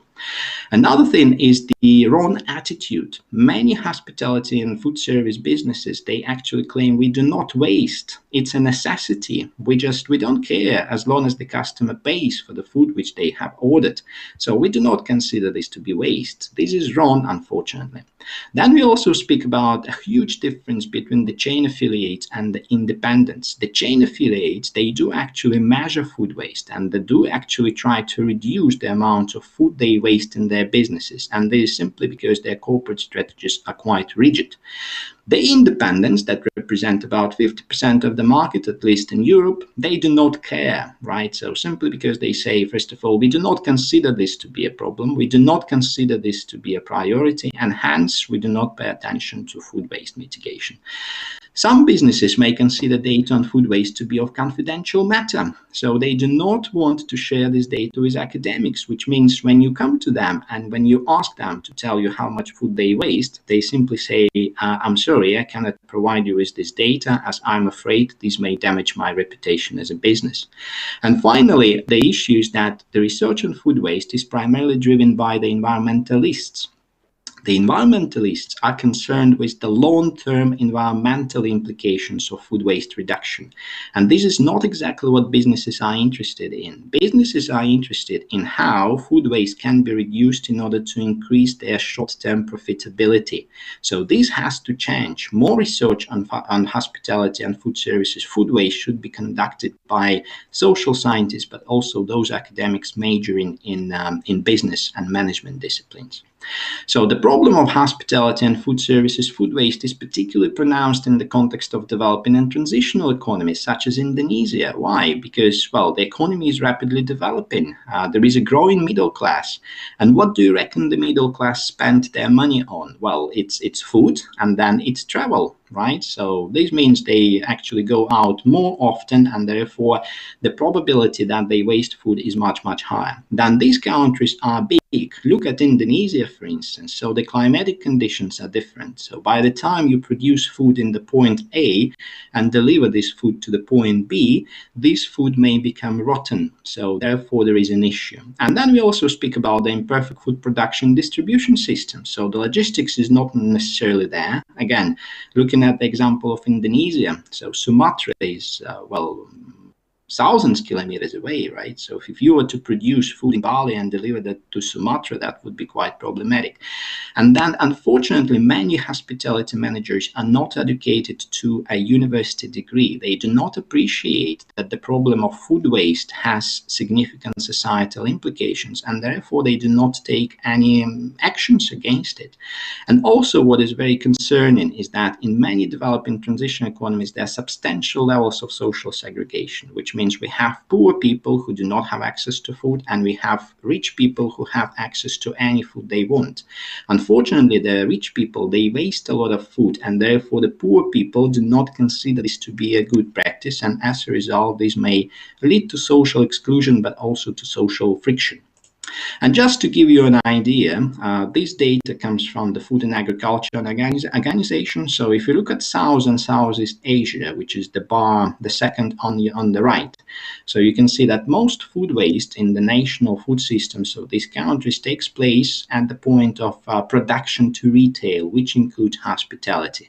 So you can see that consumers do actually waste much less food simply because, well, the income levels are much lower than the income levels in Europe, for instance. In Europe, as you can see, consumers, they do actually waste a lot of food. So the good news is that it's not that bad, right? Yes, we need to understand the determinants of food waste generation, but at the same time, academics, but also the industry professionals have started working on various management opportunities. And a number of food waste management hierarchies have been developed in order to aid the industry professionals in food waste prevention and mitigation. So the management hierarchy looks like that, like a ladder. So we should always start with prevention. So in order to prevent food waste, we need to forecast demand, we need to stock manage properly, we need to invest into social marketing, and we need to nudge customers. Customer nudging or consumer choice architecture is quite an interesting tool, to be applied at this stage, because the customers can be requested not to waste food. The customers can be, well, their awareness can be raised to ensure that they do not waste food. If prevention doesn't work, what we need to do, we need to reuse or redistribute any surplus food. For instance, we can apply some dynamic discounts and we can utilize some apps in order to redistribute this food. We can utilize technology for this purpose. I will provide an example later on. We can also donate this food to charities, and we can provide this food to staff. If this doesn't work, we need to aim at recycling on site. The problem here is that many businesses, they do not have space for that. But having said that, well, there is a lot of research now into portable composters, into portable anaerobic digesters. So the technology is developing very rapidly. So in the future, there will be an opportunity for businesses to actually install a composter anaerobic digester on site. And obviously, if this doesn't work, then we have no choice but to dispose of food. But this can be done also properly, because food waste should not be sent to landfill. Instead, it can be sent to again a composter, whereby the food can be converted into energy. And obviously there are various internal and external factors that need to be considered when we think about how to adopt the various approaches to food waste management. For instance, consumer behavior is a major issue. Just to remind you, 30% of food in the hospitality and food services is wasted by customers. So how to engage customers in food waste prevention mitigation represents a very important and interesting question. So just a couple of examples very quickly. A number of dedicated models have actually been developed, unfortunately only in the West, in America, but also in Europe, in order to help food services and hospitality businesses to forecast demand for food. The program, such as this one, is called the PrognoLite model. The problem with this model is that, unfortunately, if you want to adopt it as a business, it's a bit too expensive. So we are interested here in the combo model, as you can see on the slide. So I don't know if you can see the number, but the cost of this model to a business is €450 a month. Okay, if you're a chain affiliate, it's not that much. But if you're a small independent restaurant somewhere, well, in the region of Kuta or Sanur, for instance, I'm just using, the Balinese geography, I'm sure you can appreciate that for an independent restaurant, that can be quite an extensive amount of money. So therefore, the question is, how do we make these models, to be used by smaller food service providers? There are a number of technical solutions that aid you in monitoring food waste, such as the one developed by VNow. It's quite an interesting one. I've seen it by myself. So the idea here is that it's a scanner which scans the food which you wasted, and the scanner tells you how much food you wasted of different kinds just by recognizing what you've got in your food waste bin. And it also tells you how much money you wasted, which is great. It's a major incentive for many companies to actually invest in food waste reduction. Again, the problem here is that such solutions are quite costly. We are speaking about thousands of pounds as a cost of a single device. Again, if you think about a company which is small, that may not necessarily be that affordable. But at the same time, there are some technical solutions that are more affordable. I don't know if you have heard about the Too Good To Go app, which is gaining popularity across Europe, but also in America. But this app enables restaurant managers to actually discount their food, which they have overproduced, and this food can be distributed to customers. So the only problem with this kind of app is that, you have to discount your food at the end of the working day, let's say at 8 o'clock, at 9 o'clock, which means you will not be able to predict how many people will be able to buy it. But I'm using this app myself. It's present here in Bournemouth. It's very popular in London, and I must admit, sometimes you get a very good deal. So for instance, last week I got a set of sushis. So normally a set would cost about £15, and I got it only for £6. So my family and myself, we were extremely happy. Then what we could also do, we can do the repurpose and the charge back. So when it comes to the repurpose, we can just look at our menu and we can try to identify the menu items whereby the ingredients could be reused.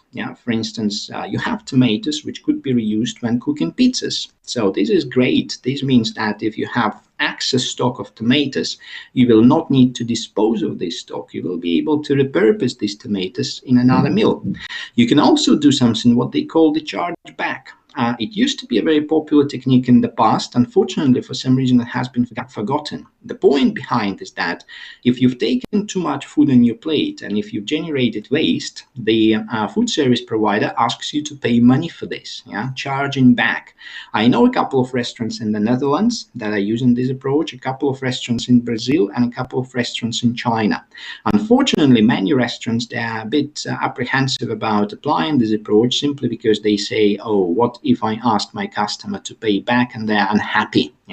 So the key problem here is how to keep the customers happy. What you can also do, you can downsize your portions, and that's quite an interesting approach. You know that normally what we tend to do when we go to such places as McDonald's, for instance, they ask us to double the size of our burger for a small fee. What is interesting is that research shows that many people do not actually mind eating smaller portions because they consider smaller portions to be healthier. And therefore it's a good idea to actually offer smaller portions and to charge people for these smaller portions. Many customers, they find this idea attractive. And what you can also do, obviously, if there is still some food left on the plate, you can offer proactively so-called takeaway boxes or doggy bags. So the idea is that you put the food into the doggy bag, and this doggy bag is taken back home. Believe it or not, but many people are a bit apprehensive about this because they consider this practice to be cheap, right? And I know a couple of restaurants in the UK, they started offering doggy bags proactively and then they stopped because the customers became angry. They said, oh, do you think I'm not able to pay for my own food? Why are you giving me the leftovers? So if you were to apply this approach, you would need to, well, apply that with care. And then what you can also do, you can nudge consumer choice. You can apply the principles of consumer choice architecture. If you were in my classroom, I would ask you, which plate on this slide contains the largest number of food. So the answer I will provide you is the answer. The answer is that each plate contains the same amount of food, but it's the visual effect which makes us waste food. Why? Because when we have a big plate, if we put this food on the plate, it looks to us that, well, there is not enough food on the plate. So what we tend to do, we tend to put even more food on the plate, even so we do not need this food. So therefore what you can do, and it's an easy fix, you can actually reduce the size of the plates. And research has shown that by reducing the size of the plate by 50%, you can reduce the amount of wastage by 30%. Another thing to look at is to use... Excuse me, Dr. Fisk. Oh, yeah. You still have 5 minutes to go, so please continue. I still have 5 minutes. Yes. Oh, yeah, no, I've got only 2 slides. Thank you. Thank you. That's good. Yeah. Sorry, it may sound a bit blunt. I blame the technical issues, but I will be quick. I only have 2 slides. Yeah. So what you can also do, you can look at the role of the menu. I don't know if you realized, but there is a lot of thought which has been invested into how we design menus, especially by many chain affiliated enterprises. Again, I would normally ask you, how do you think we read the menu which is given to us? Well, we read with our eyes. The first point in the menu that we pay attention to is the point in the top right corner. This is where we look at because our brain functions in this specific way. And once we have seen that top right corner, we move our sight to the top left corner. What does this mean? This means that the menu items that can be wasted or have the probability of becoming waste can be positioned in those specific corners because they will be more popular with our customers, right? So many restaurants, they actually utilize this trick, but only as a means of boosting their profitability. They put the dishes with the largest profit margins in the top right and the top left corners. But you can also utilize this trick in order to reduce waste. And then you can also do something very, very simple. If you look at this picture over here on your left, there is something what they call the community fridge. So a number of small towns in the UK, they have installed fridges. The fridges are sponsored by the local councils. So, and in this fridge, people, but also restaurant, hotels, supermarkets, supermarkets, they can put the surplus food which they do not need, right? So the problem here is the health and safety issue, because obviously if you take food out of this fridge, you cannot blame the provider of this food for stomach bugs, right? So but that's a very simple solution which seems to be working, seems to be popular in many UK towns. And finally, what my research team and myself are proposing is that in order to fight the problem of food waste, we need more collaboration. So this collaboration is required across all actors and agents across the food supply chain. So if you look at this figure over here, so F stands for farmers, R stands for restaurants, CH stands for charities that rescue food, C stands for customers, and G stands for the government. So what we are proposing is that we should form something like the collaborative bubbles of local restaurants, farmers, and food rescue charities. The idea here is that restaurants can provide food waste to farmers, and the farmers can actually compost this food waste, or they can utilize this food waste for their animal feed. In return, the farmers can actually provide the restaurants with the fresh produce, and this fresh produce can be marketed as organic. The customers will love that. If there is too much waste, or if there are surplus meals, then the restaurants can provide this to charities, and charities can actually offer the surplus meals to people in need. Right? Charities can also take the food waste from the farmers and they can provide the surplus food to the farmers. Then the restaurants can work with customers in order to provide incentives for clean plates, for instance, and the governments can actually support all this work by offering the grant aid and also by investing into the consumer awareness raising campaigns. So to conclude, and I hope I did not overrun too much, so the topic of hospitality and food service food waste is very important. It's a major societal challenge, but unfortunately it's under-investigated. So what we need to do in the future is to identify some best business practices in food waste prevention mitigation, and we need to see how these practices can be applied across the sector and around the world. We also need to understand how the national legislation and corporate policies of specific companies can be adopted in order to fit the purpose of food waste prevention and mitigation. And lastly, and that's something that I'm particularly interested in, we need to invest into real-life experiments. So real-life experiments can aim to architect more responsible consumer choice. For instance, we can simply provide labels asking people not to waste food. From my experience, these labels are not necessarily the most effective ones. Then what we can do, we can redesign our menu, something that I have just discussed before. So we can put the most wasteful or potentially the most wasteful menu items in a specific point of the menu. And what is also interesting, we can provide price disincentives. So not necessarily in the form of discounts, but what we can do, we can provide a bar of free chocolate to those people who have not wasted food. We've done such an experiment in some places, and it has proven to be very, very effective. Children love that. So they actually ask people to finish, their parents to finish their plates, because they like the idea that they're going to be provided a bar of chocolate. Of course, chocolate is not very good for your health. It's not very good for your teeth, but a small bar of chocolate does not harm. So thanks very much for your attention. Terima kasih. And if you have any questions, it's not at this stage, but probably at a later stage, you're more than welcome to ask. Thank you very much. Thank you very much, Dr. Fiaskalo. A big round of applause for Dr. Fiaskalo. Wow, that is very comprehensive. Food services. Thank you. I'm very glad you like that. And I think there is a lot of potential to do this kind of research in Indonesia. I can see my good friend Dharma Putra over here. We have discussed this idea with him, and I think we should take it further on board.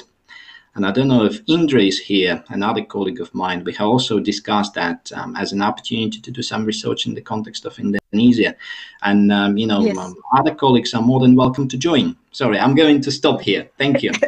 Yes, okay. Yeah, that's right. Yeah, I think this is a very good topic to investigate in Indonesian context. I think I don't need to summary anymore because everything is just clear. And then later we can have the slide, right? Dr. Fiaskalau, please share your PowerPoint slide with us, with the participants. I will do. My pleasure. Yeah. Yes, please. Thank you very much. This is for the participant. If you have question, you are welcome to write down or type on the chat box, please. Now we come up to our last, but not least, presenter, Professor Michael Hitchcock. Time is yours. I hope Professor Hitchcock is already here.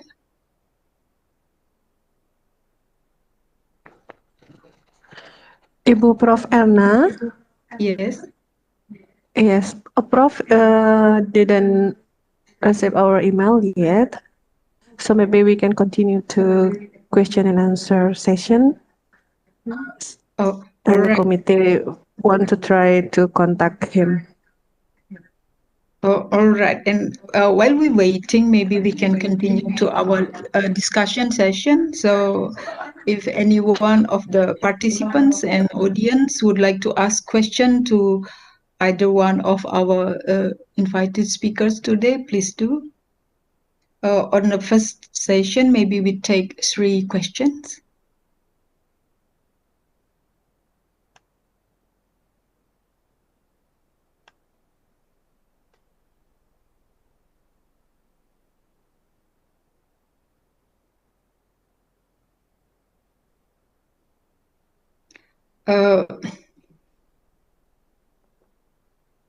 While waiting, maybe I would like to ask the question to Dr. Nyoman Sunarta. I'm just interested in the what your presentation, the topics. It is a lot about like dark side of tourism, how we use our land and then causing all become reds on the map. But for example, tourism is not here. Do you think it's something else could have happened also that damage our landscape in Bali? What is your perspective on this matter?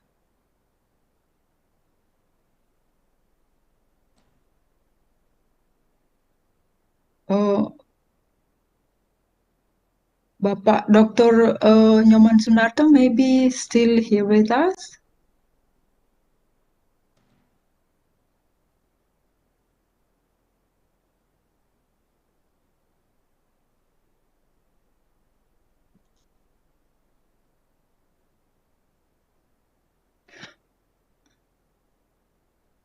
Let's see.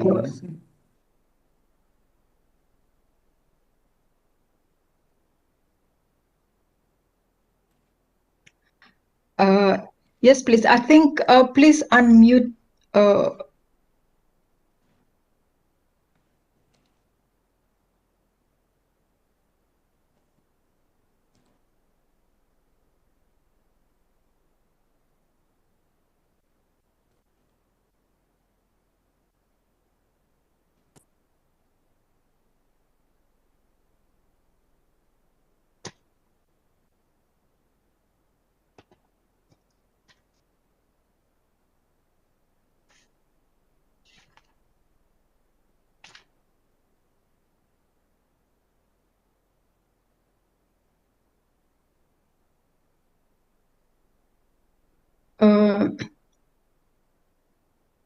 I do not know what is actually, maybe still there is technical issue.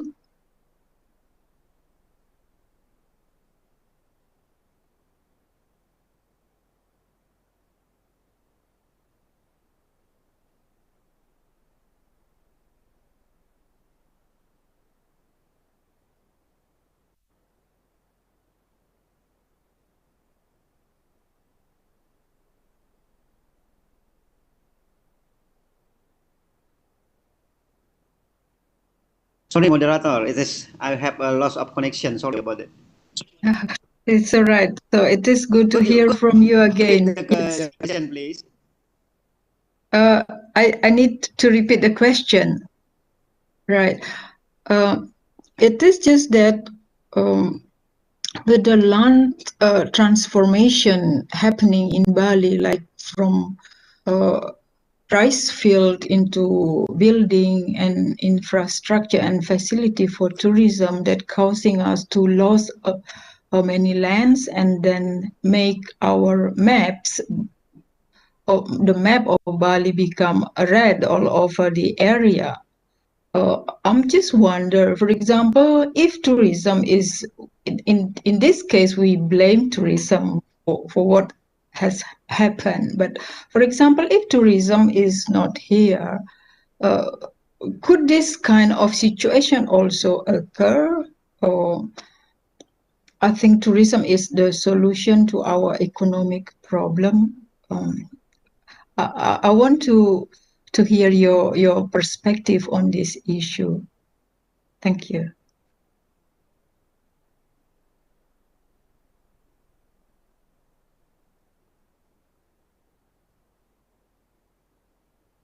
I think we lost your connection again because we cannot hear your voice. Oh, you have an unmute the speaker. Please unmute the speaker. Yes. Yeah. Thank you. Thank you. Thank you. I already got my the question, please.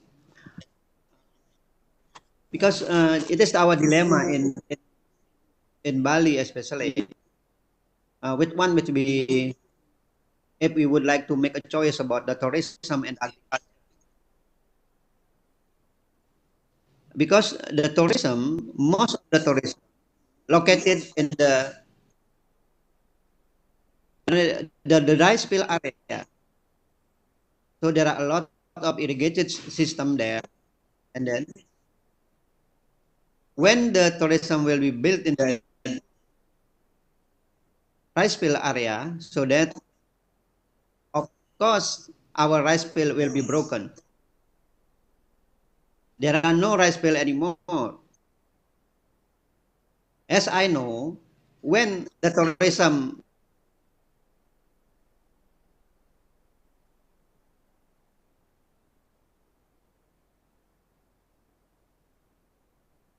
We lost your voice again. Bapak Sunarto, we lost your voice again.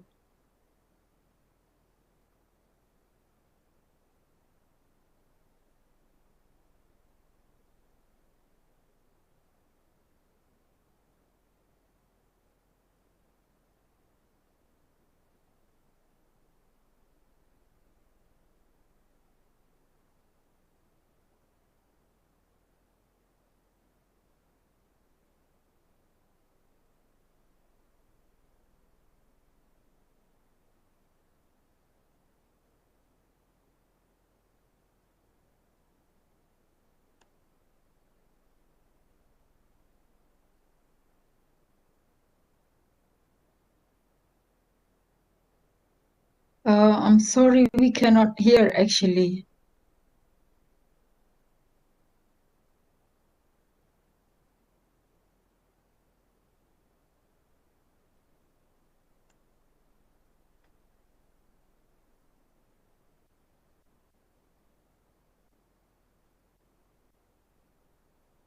I think it's you need to unmute this.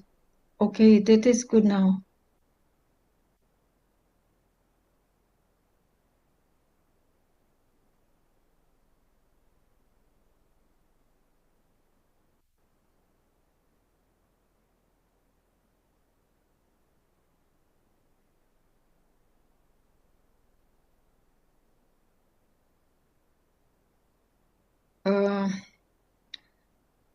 We cannot still hear you, Dr. Nyoman. Or maybe, is it a good idea if actually the answer is typed on the chat box, maybe? I do not know. It seems that we have a internet problem, probably.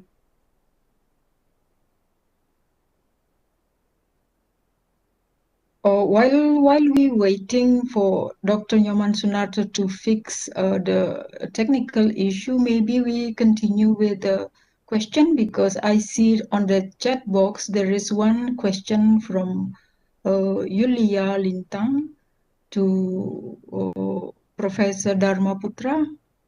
Would you please deliver the question directly and unmute the speaker, please? Yes, good afternoon, honorable participants, Mrs. Moderator, and also the panel speakers. I would like to ask to Professor Dharma about the tourism in Bali, which is much still influenced by the local collective influencer like the cultural elders or the pemangku adat, which, correct me if I'm wrong, it's rarely being held by the female role. So how you see the connection through that way about the female role in the tourism without maybe independently being a wife from someone important first or the daughter first? Yeah, I think that's my question for today. Thank you. Prof. Dharma, I think the question is very clear. Would you respond, please? Yes, thank you, moderator, and also Lintang for the interesting question. Yes, we could argue that the role of female figures that I discussed in my paper has been extraordinary. Excuse me. Although one cannot deny the help that they got from their husband, their family member, and also their employee, of course. But if you look closely to, for example, the biography of the Mademase, it is clear that she started from right the beginning. If you look into the pictures of her warung, and she's been doing that for almost 40 years, and then we can easily say that she's a very tough woman, smart, sensitive, working hard, and always believed to what she was going to do.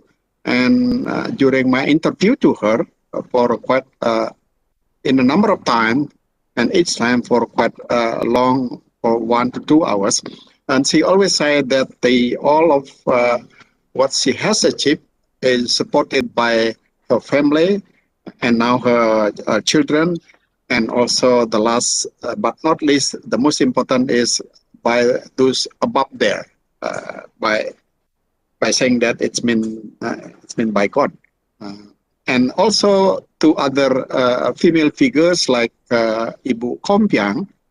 She was a leader of a number of cultural mission overseas. Although her husband played important role, but in a number of real occasions, she's the one who right in the front. And the same thing can be also seen for Yani.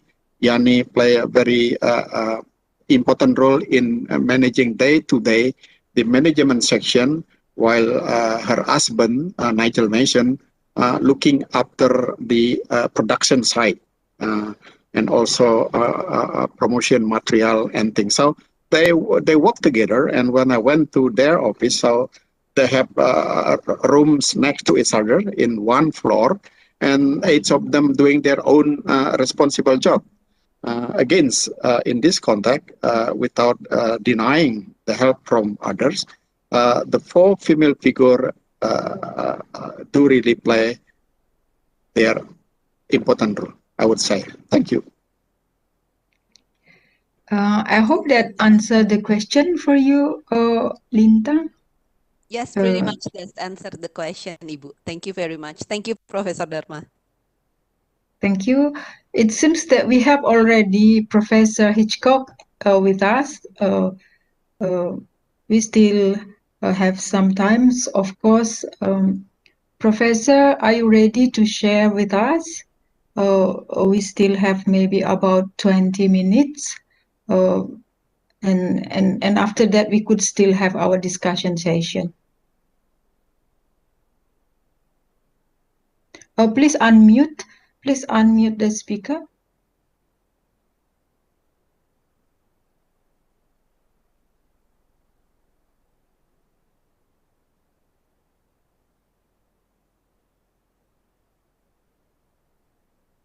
Right. Can you hear me? Yes, nice and Good. clear. Great. I get up my picture of presentation. Here it is. Can you see it? Not just yet. It should be there. Nope.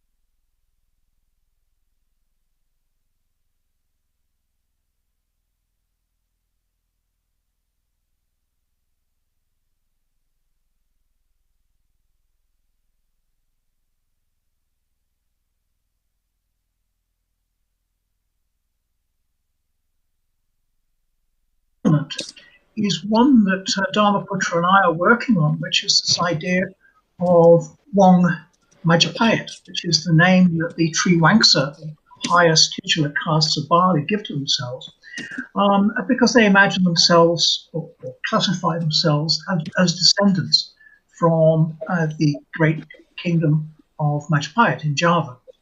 And in Rattles's History of Java, which was published in 1817, he actually describes the Balinese as the heirs of a Hindu heritage that once flourished in Java. So already you have this notion that Bali is some kind of museum. This is rather important because this is how it came to be perceived. Now, The first visit, though possibly not the first absolutely, is by Cornelius de Houtman, who came to Bali in 1597. There may have been others, which just don't know about them. And he left a long-lasting impression. And the English version of Houtman's report is based on unpublished literature left by Richard Hakluyt, which was edited by Purchas in 1625. And Purchas embellished the original work to highlight trade opportunities when describing the so-called King of Bali and his entourage. And I had to imagine what the Balinese looked like. As you can see, this wonderful picture. So I've got a few details right. They're kind of wearing sarongs. There's a parasol shading the king's head. They're carrying spears. So it's fairly good. But the wagon, you'll see, is a very strange thing. It's actually not anything to do with Bali. It's Dutch. It's actually a farm vehicle. And that's about as all they could get. Raffles famously admired the pre-Islamic society of Java, and he associated Bali with this period. And he said that Bali was a commentary on the ancient condition of the natives of Java. Ultimately, trade concerns were always to the fore, and the Dutch vexed about Bali's freedom for trade with the nearby British held territories in Asia. However, it took a long time for the Dutch to completely control the kingdom, and I'm sure all of you in the audience know that this bloody event between 1906 and 1908 ended in bloodshed, with the Dutch soldiers massacring the Balinese courts in the famous Puputan, which modern Indonesians regard as one of the early independent struggles. And of course that event, which you can see in this picture here, was very, very bloody. Now, what the Dutch soldiers, and those Dutch soldiers were very mixed. They were Moluccans, there were Ghanaians, there were even Scotsmen, all kinds of people in that army. On the right there, you can see. What happened was the photographers recorded the massacres, and the news went round the world. And the Dutch citizens here back in Holland were horrified because, of course, they had been of the view that they were colonizing Indonesia through ethical colonialism, and a scene like this was anything but ethical. It was absolutely a disaster for the Dutch image. So very quickly, the Dutch decided they needed a remake of their image, and as Michel Picard has pointed out, one of the ways of resolving the problems of Bali was to introduce tourism, because actually they had annexed it, but it lacked the kinds of mine resources and land resources that were used elsewhere in Indonesia. And so they encouraged people to photograph in Bali. One of the earliest books was by Gregor Krause.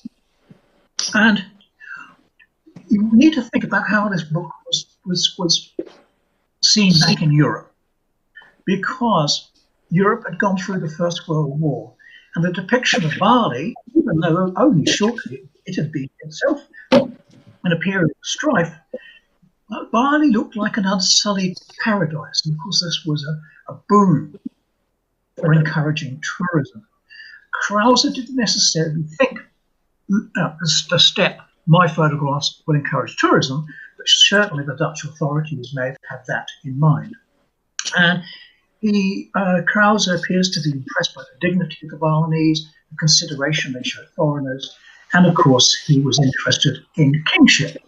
There you are, you can see some of those photographs of Bali, 1912. It's standing still, an immensely popular book around the world. You can still pick it up at airports. Just to talk about now the tourist gaze. L'Enfant, the French sociologist, famously argued that the reconstruction of identity often begins with the gaze of the foreigner, acting as a kind of reference point and guarantor of identity. And John Urry gave us the analytically useful concept, the tourist gaze, a perspective that throws light on the link between tourism and self-actualization and explores the connection between mobility and tourism as a choice or lifestyle consumption, not always easy to differentiate. The point is that foreigners are coming to Bali. They see these books like those of Krauser and increasingly more publicity, and they're bringing that gaze with them. That is how they are seeing Bali. Now, there are diverse interlocutors. Bali was beginning to attract people from all over the world, artists, writers, archaeologists, anthropologists. They came from the Netherlands, UK, USA, Belgium, Mexico, Germany, Russia, etc., not to mention other places. And of course, there were local actors who were key, like the royal Chakorda family of Ubud in Upton Bali. That's not possible in this presentation to explore all of these life stories, because actually all of them had in some way an impact on how Bali is seen. Just bear in mind that Miguel Covarrubias' book, Island of Bali, which has cartoons by him, is still in circulation. Almost 100 years after it was published, people still looking at that book and having a view of Bali as captured by this Mexican cartoonist. One of the most influential was Walter Spies, the German-Russian expatriate, because he actually facilitated photography and film in Bali. And it's important to note that he had worked before he began his travels with F.W. Murnau, who Charlie Chaplin called the greatest master of the silent cinema. And Walter Spies learned much of his skills in photography and film from F.W. Murnau. And Walter Spies famously collaborated with Beryl de Zoet on Dance and Drama in Bali. And Dance and Drama in Bali was released to great critical accord in London in 1938. And again, it's remained in print.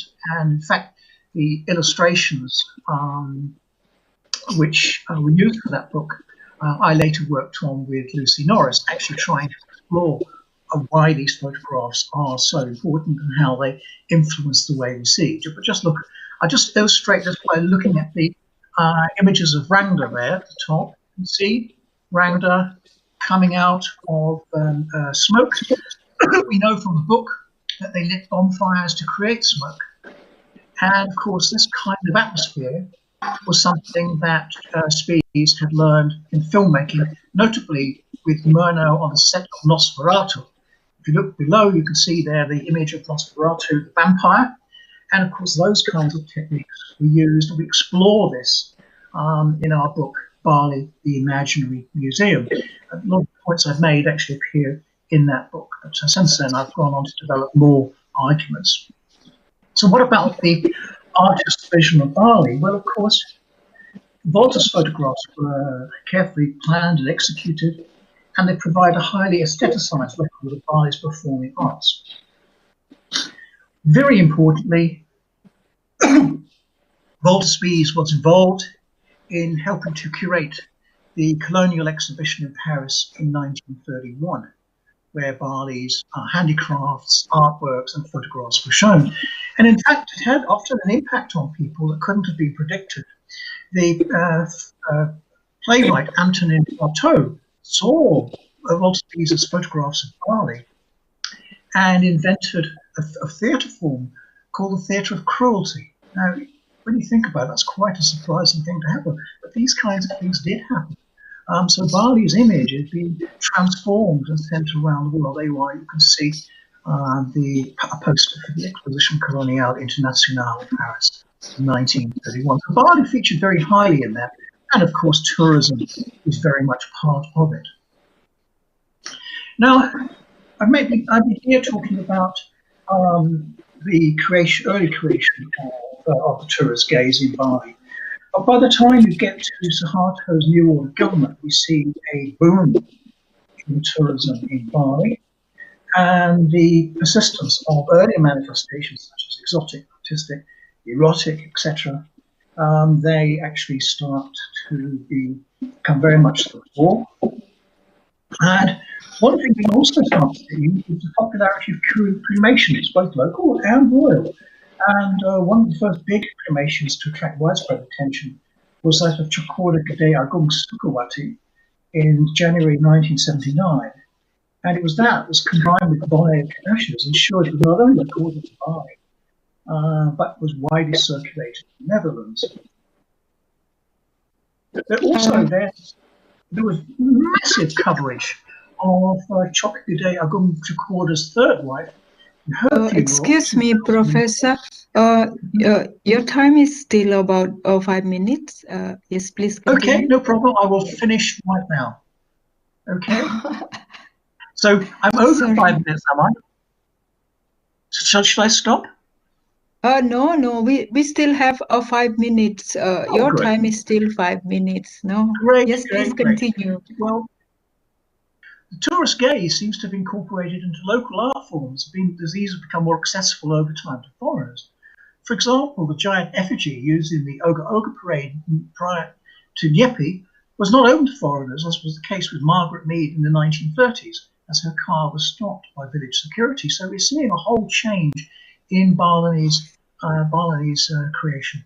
I'd finally like to end with really the world of film. I think it's a good place to stop. Remember Adrian Vicker's wonderful book, Bali, A Paradise Created, published in 1989. And he devotes quite a bit of time to the film The Road to Bali, starring Bob Hope, Bing Crosby, and Dorothy Lamour.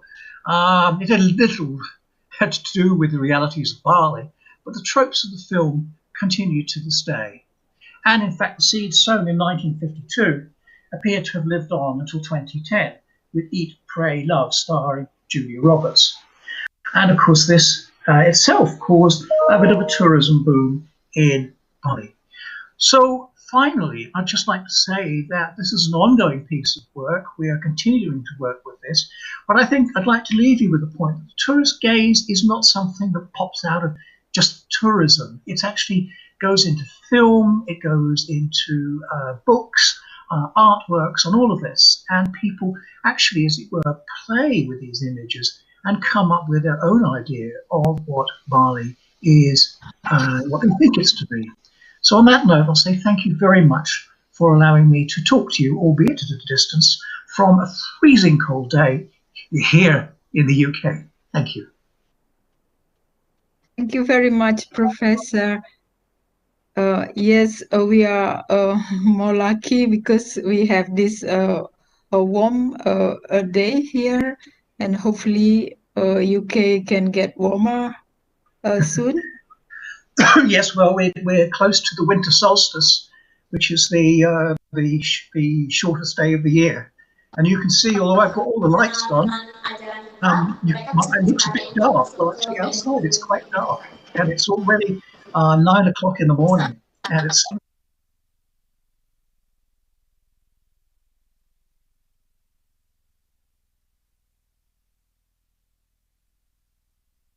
start to travel to Bali, I think. Yes, for a better weather. Yes, of course. The interesting thing about Bali is that the European summer coincides with the nicest time of year in Bali, which is the dry season. And I know from many visits to Bali in August, July and August, the weather in Bali is very, very good. It's dry and it's not too hot. And of course, it's a great time of year because lots of festivals take place at that time of year.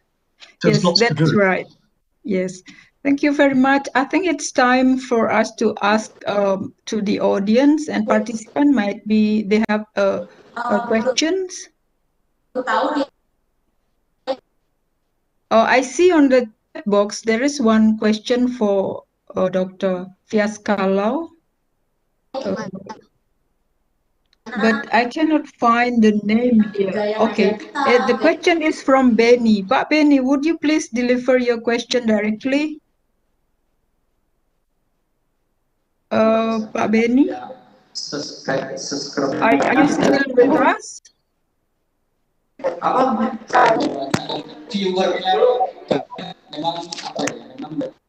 Or maybe I read the question to Dr. Fiaskalau. The question is, what is the strategy to minimize or prevent of food waste and food waste in hotel restaurant for sustainable food to provide healthy, affordable to all people? That's the question. Oh, thank you. Thank you very much. I've actually responded to Benny in private, but I'm not quite sure if they were able to read my answer. But it's a big question they have asked. Simply because, in order to answer that question, it would probably take me, another lecture. So I will just only say that it's important that we start with ourselves. So as a manager of a hotel restaurant, you need to think about why you want to mitigate food waste, and you need to ensure that you commit to that. And also very important, if you are not the owner, if you are just a manager on behalf of the owner, you need to speak with the owner, because very often there is a clash of interest. So I've seen this situation a number of occasions, whereby a manager is very much committed to reducing food waste, but the owner is not so much. And then another problem is the chefs. The chefs, they have huge egos. Yeah. So very often you come to the chef and you say, look, your cooking skills are a bit wasteful. Could you please improve them? And they will say, look, I know better what I'm doing because I've been cooking for 25 years. Yeah? And I've seen the situation in one of the restaurants in London, whereby a chef just resigned. He said, you cannot tell me what to do, which is, fairly understandable. But this shows, how many actors, how many, agents you need to consider when designing the intervention measures. And obviously, customer is an important consideration. So when it comes to customers, they do not like coercive choice. Coercive choice meaning you tell them what to do. So you need to be very careful here. So I personally believe the tools of consumer choice architecture are very powerful in this regard, simply because you can, present less wasteful choices to the people in a way that they will like them. Such as, the example I was using with a free bar. Yeah, I think that's not only a very good opportunity to reduce your food waste from customer plates, but also it's a good opportunity to build your customer loyalty. Because again, the experiment we had in one of the restaurants has shown that actually children ask their parents to come to that specific restaurant because of the free chocolate bar. So, and that's how we can, use, children, not probably very ethical, right? But if we were to fight the problem of food waste, we should consider engaging all members of the family. So just as a summary, it's a big topic, and I've published a number of papers on this topic. And if anybody is interested in learning more about this, I suggest they drop me an email, and I would be more than happy to share my work on that. I'm very much open.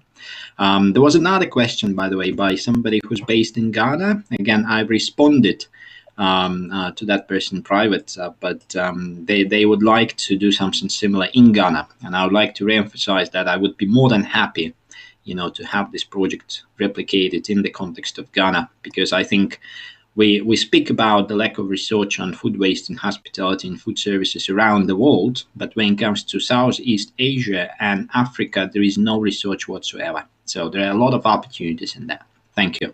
All right. Thank you very much. I hope that's answered the question for Bapak Benny.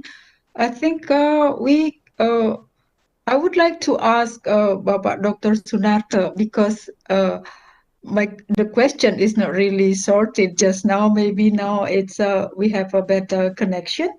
Please, Bapak. Unfortunately, we still cannot hear you.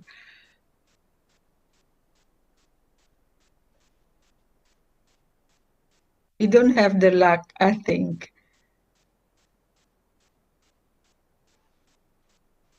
I can see the speaker is already on, but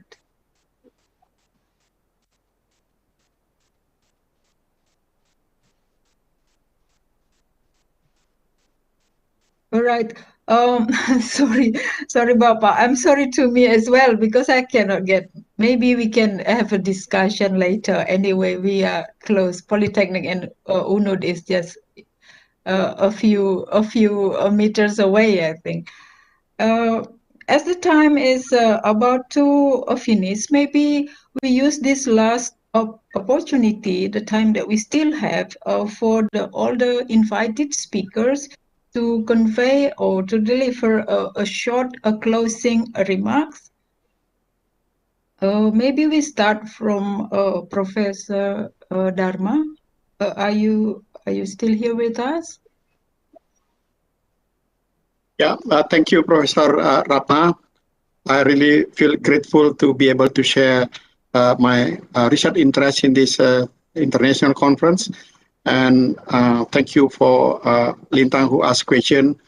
And I think we really do need to follow up more research on the gender dimension of Bali tourism, since this topic has been little done or overlooked, given the fact that more and more phenomenon come up, which is very interesting to look either for publication or to produce a policy brief, which is probably needed much by government to do or to put their policy.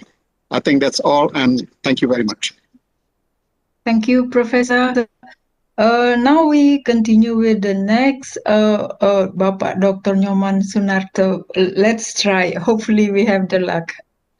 Do you have any short remark that you would like to deliver to the participants?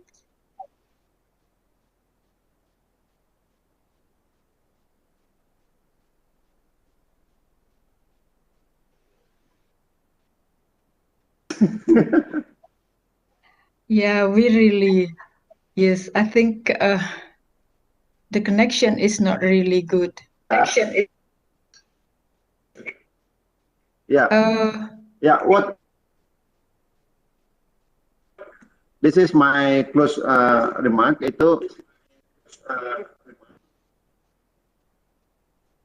to start for our all of the. We have to rethinking if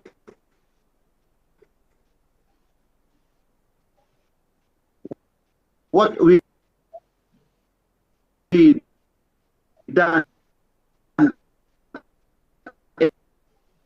in the past is wrong, or we have some to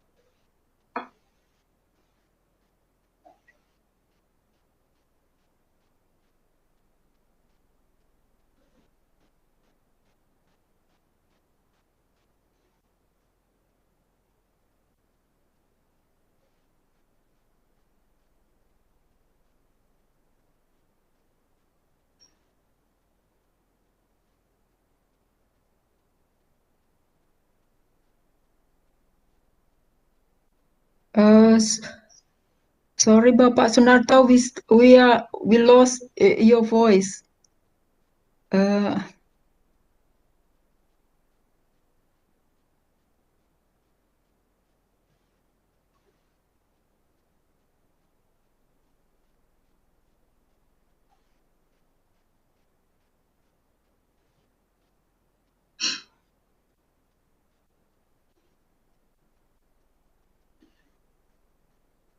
Do you want me to talk while you're waiting? Yeah, maybe while we're waiting for the technical issue to be sorted. Yes, Professor. Yeah, please. okay. I'll say something. Bali is not unique in the sense of being subject to the tourist gaze. Remember, I'm from the UK, and we have enormous tourism industry, and people come to the UK with all kinds of preconceived notions about what the culture and life of the UK is. But I would say that we do have resources to provide alternative images. We have, after all, a global television industry, BBC, for example. We have also really top-rate museums which tell the story of the history of Britain and its culture. And we have very effective interpretation. And I think Bali needs to accept that people will come to Bali with the tourist gaze. That's a given. However, there are strategies that you can use to combat them. There's a wonderful academic at the University of Singapore John Mixick, and he said actually people in tourism destinations need to be aware of the tourist gaze and the fact that it will influence the way that they interact with tourists. However, they need to think of strategies to combat that, to provide an alternative view. Now, for example, Eat, Love, Pray, or whatever it's called with Julia Roberts. I mean, you can't really ban things like that. I mean, but I think some alternative interpretation is needed.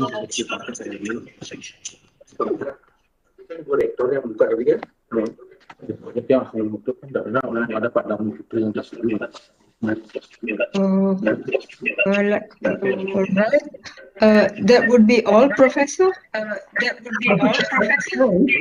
It's nice to see so many faces of people I know.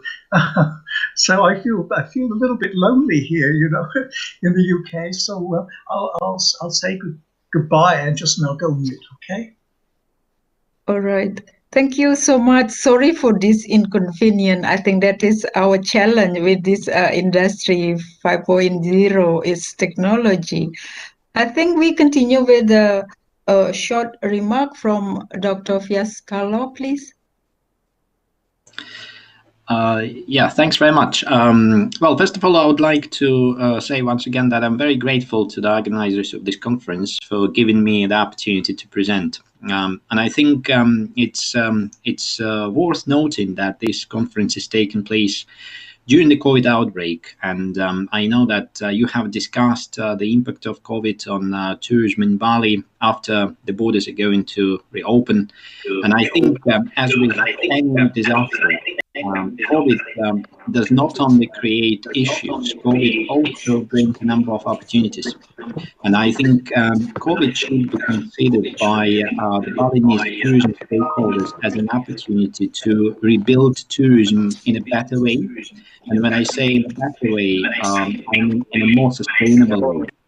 So these concerns, well, the patterns of travel to Bali, but this also concerns the topic of food waste, something that I have spoken about today. So I think it's really important that, you know, after this conference, we all think about the role that we can play in order to make Bali a more sustainable destination from various viewpoints after this disastrous pandemic is over. So that would be just, you know, my concluding remark. And again, thanks very much. I do appreciate, you know, your hard work on organizing this event. Thank you. Thank you. I think that is the last remark from our invited speaker. I think today we have already, here all the experience of our distinguished speakers. It's very balanced. There is a gender issue, balancing the gender. And then we have also need to be serious thought about sustainable tourism, especially the land use. And then we also have a very comprehensive discussion on food and food service, which give us an opportunity for a new research really in Indonesian context. And then also Professor Hitchcock already raised the gaze of tourism, which we really need to pay attention to. I thank you very much for all the participants for your patience with all the issue, but finally we could complete our session today. And I thank you also to the invited speakers. We do have a few glitch of technology and communication. And also I thank you for the committee for the hard work to have this conference running relatively smooth. I think we need to have a big round of applause for all of us.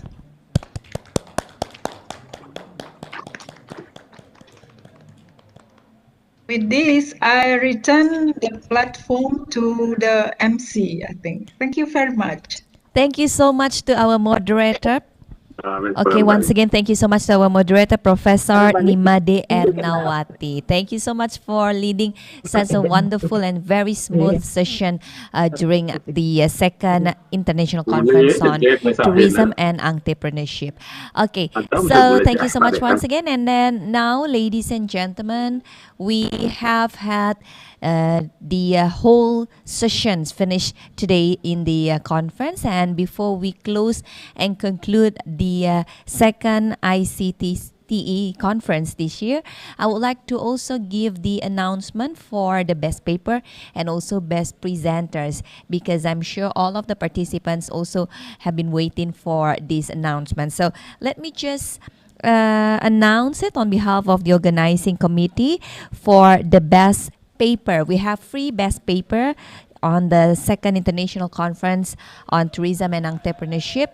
There are so many good quality papers. However, we have to pick free best paper. The free best papers are Dwi Rahmawati.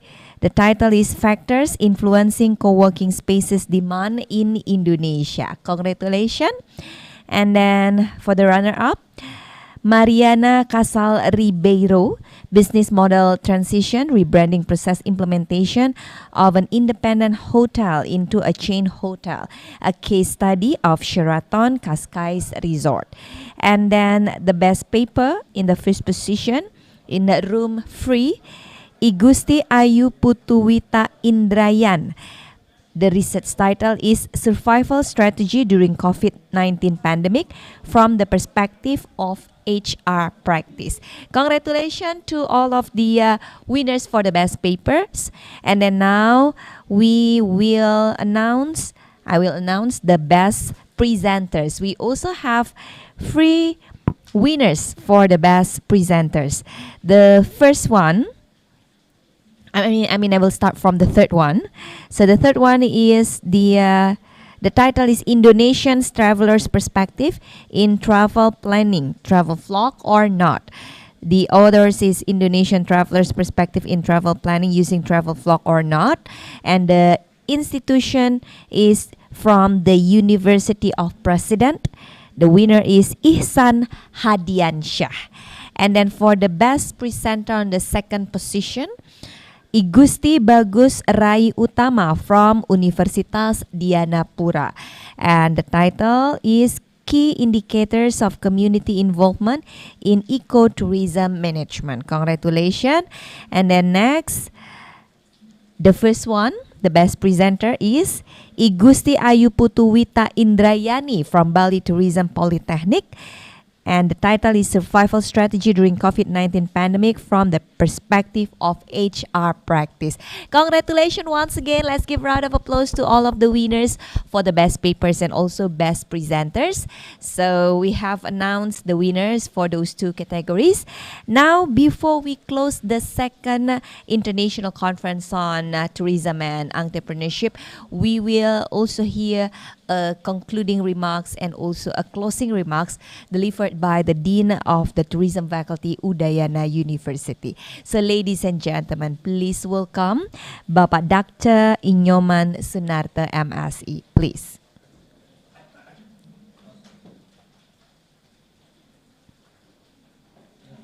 Bapak Sunarta, we are trying to connect with Pak Sunarta, the Dean of the Tourism Faculty. We do hope that the connection will be better. All right. Better. Bapak Sunarta, please. Bapak Sunarta, please. Di sini di Yeah. Sorry. layar saudara. Yeah. Are you hear my voice, moderator? Yes, we can hear your voice. Pak Sunarta, please, you may deliver your closing remark. Thank you very much. First of all, I'm so sorry about all of the inconvenience our conference here, and we have limited everything. I'm so sorry about that. And then I would like to say thank you for all participants, for all participants, especially for invited speaker. my old friend, Professor Michael Hitchcock. Hi, Mas Lecoq. Thank you very much. And the second Professor Pias Kalau. Thank you very much. I'm so sorry about the opinion also. And then my colleagues, Professor Dharma Putra. Thank you very much, Professor. You are always support me, especially in our Faculty of Tourism. Thank you very much. And then especially the best presenter and the best paper. Thank you very much. I hope it's not we will meet in the second conference, but also I would like to invite you in the third conference, especially if the plan is still running. We would like to meet you in the third conference in Podomoro University in Jakarta. I hope so. I will waiting for you, and maybe Podomoro is waiting for you in Jakarta in Podomoro University. And then, especially for the committee, I would like to say thank you about your hard work. In the short time, you can running the best presentation, the best conference, the second conference in, especially we call it the second international conference on tourism and entrepreneurship. Okay, that is all of our closing remark. Thank you very much for all. See you the third conference. Thank you very much. Om Santi, Santi, Santi Om. Thank you so much, Om Santi, Santi, Santi Om. A big round of applause to the Dean of the Tourism Faculty of Udayana University. Thank you so much, Dr. Nyoman Sunarta.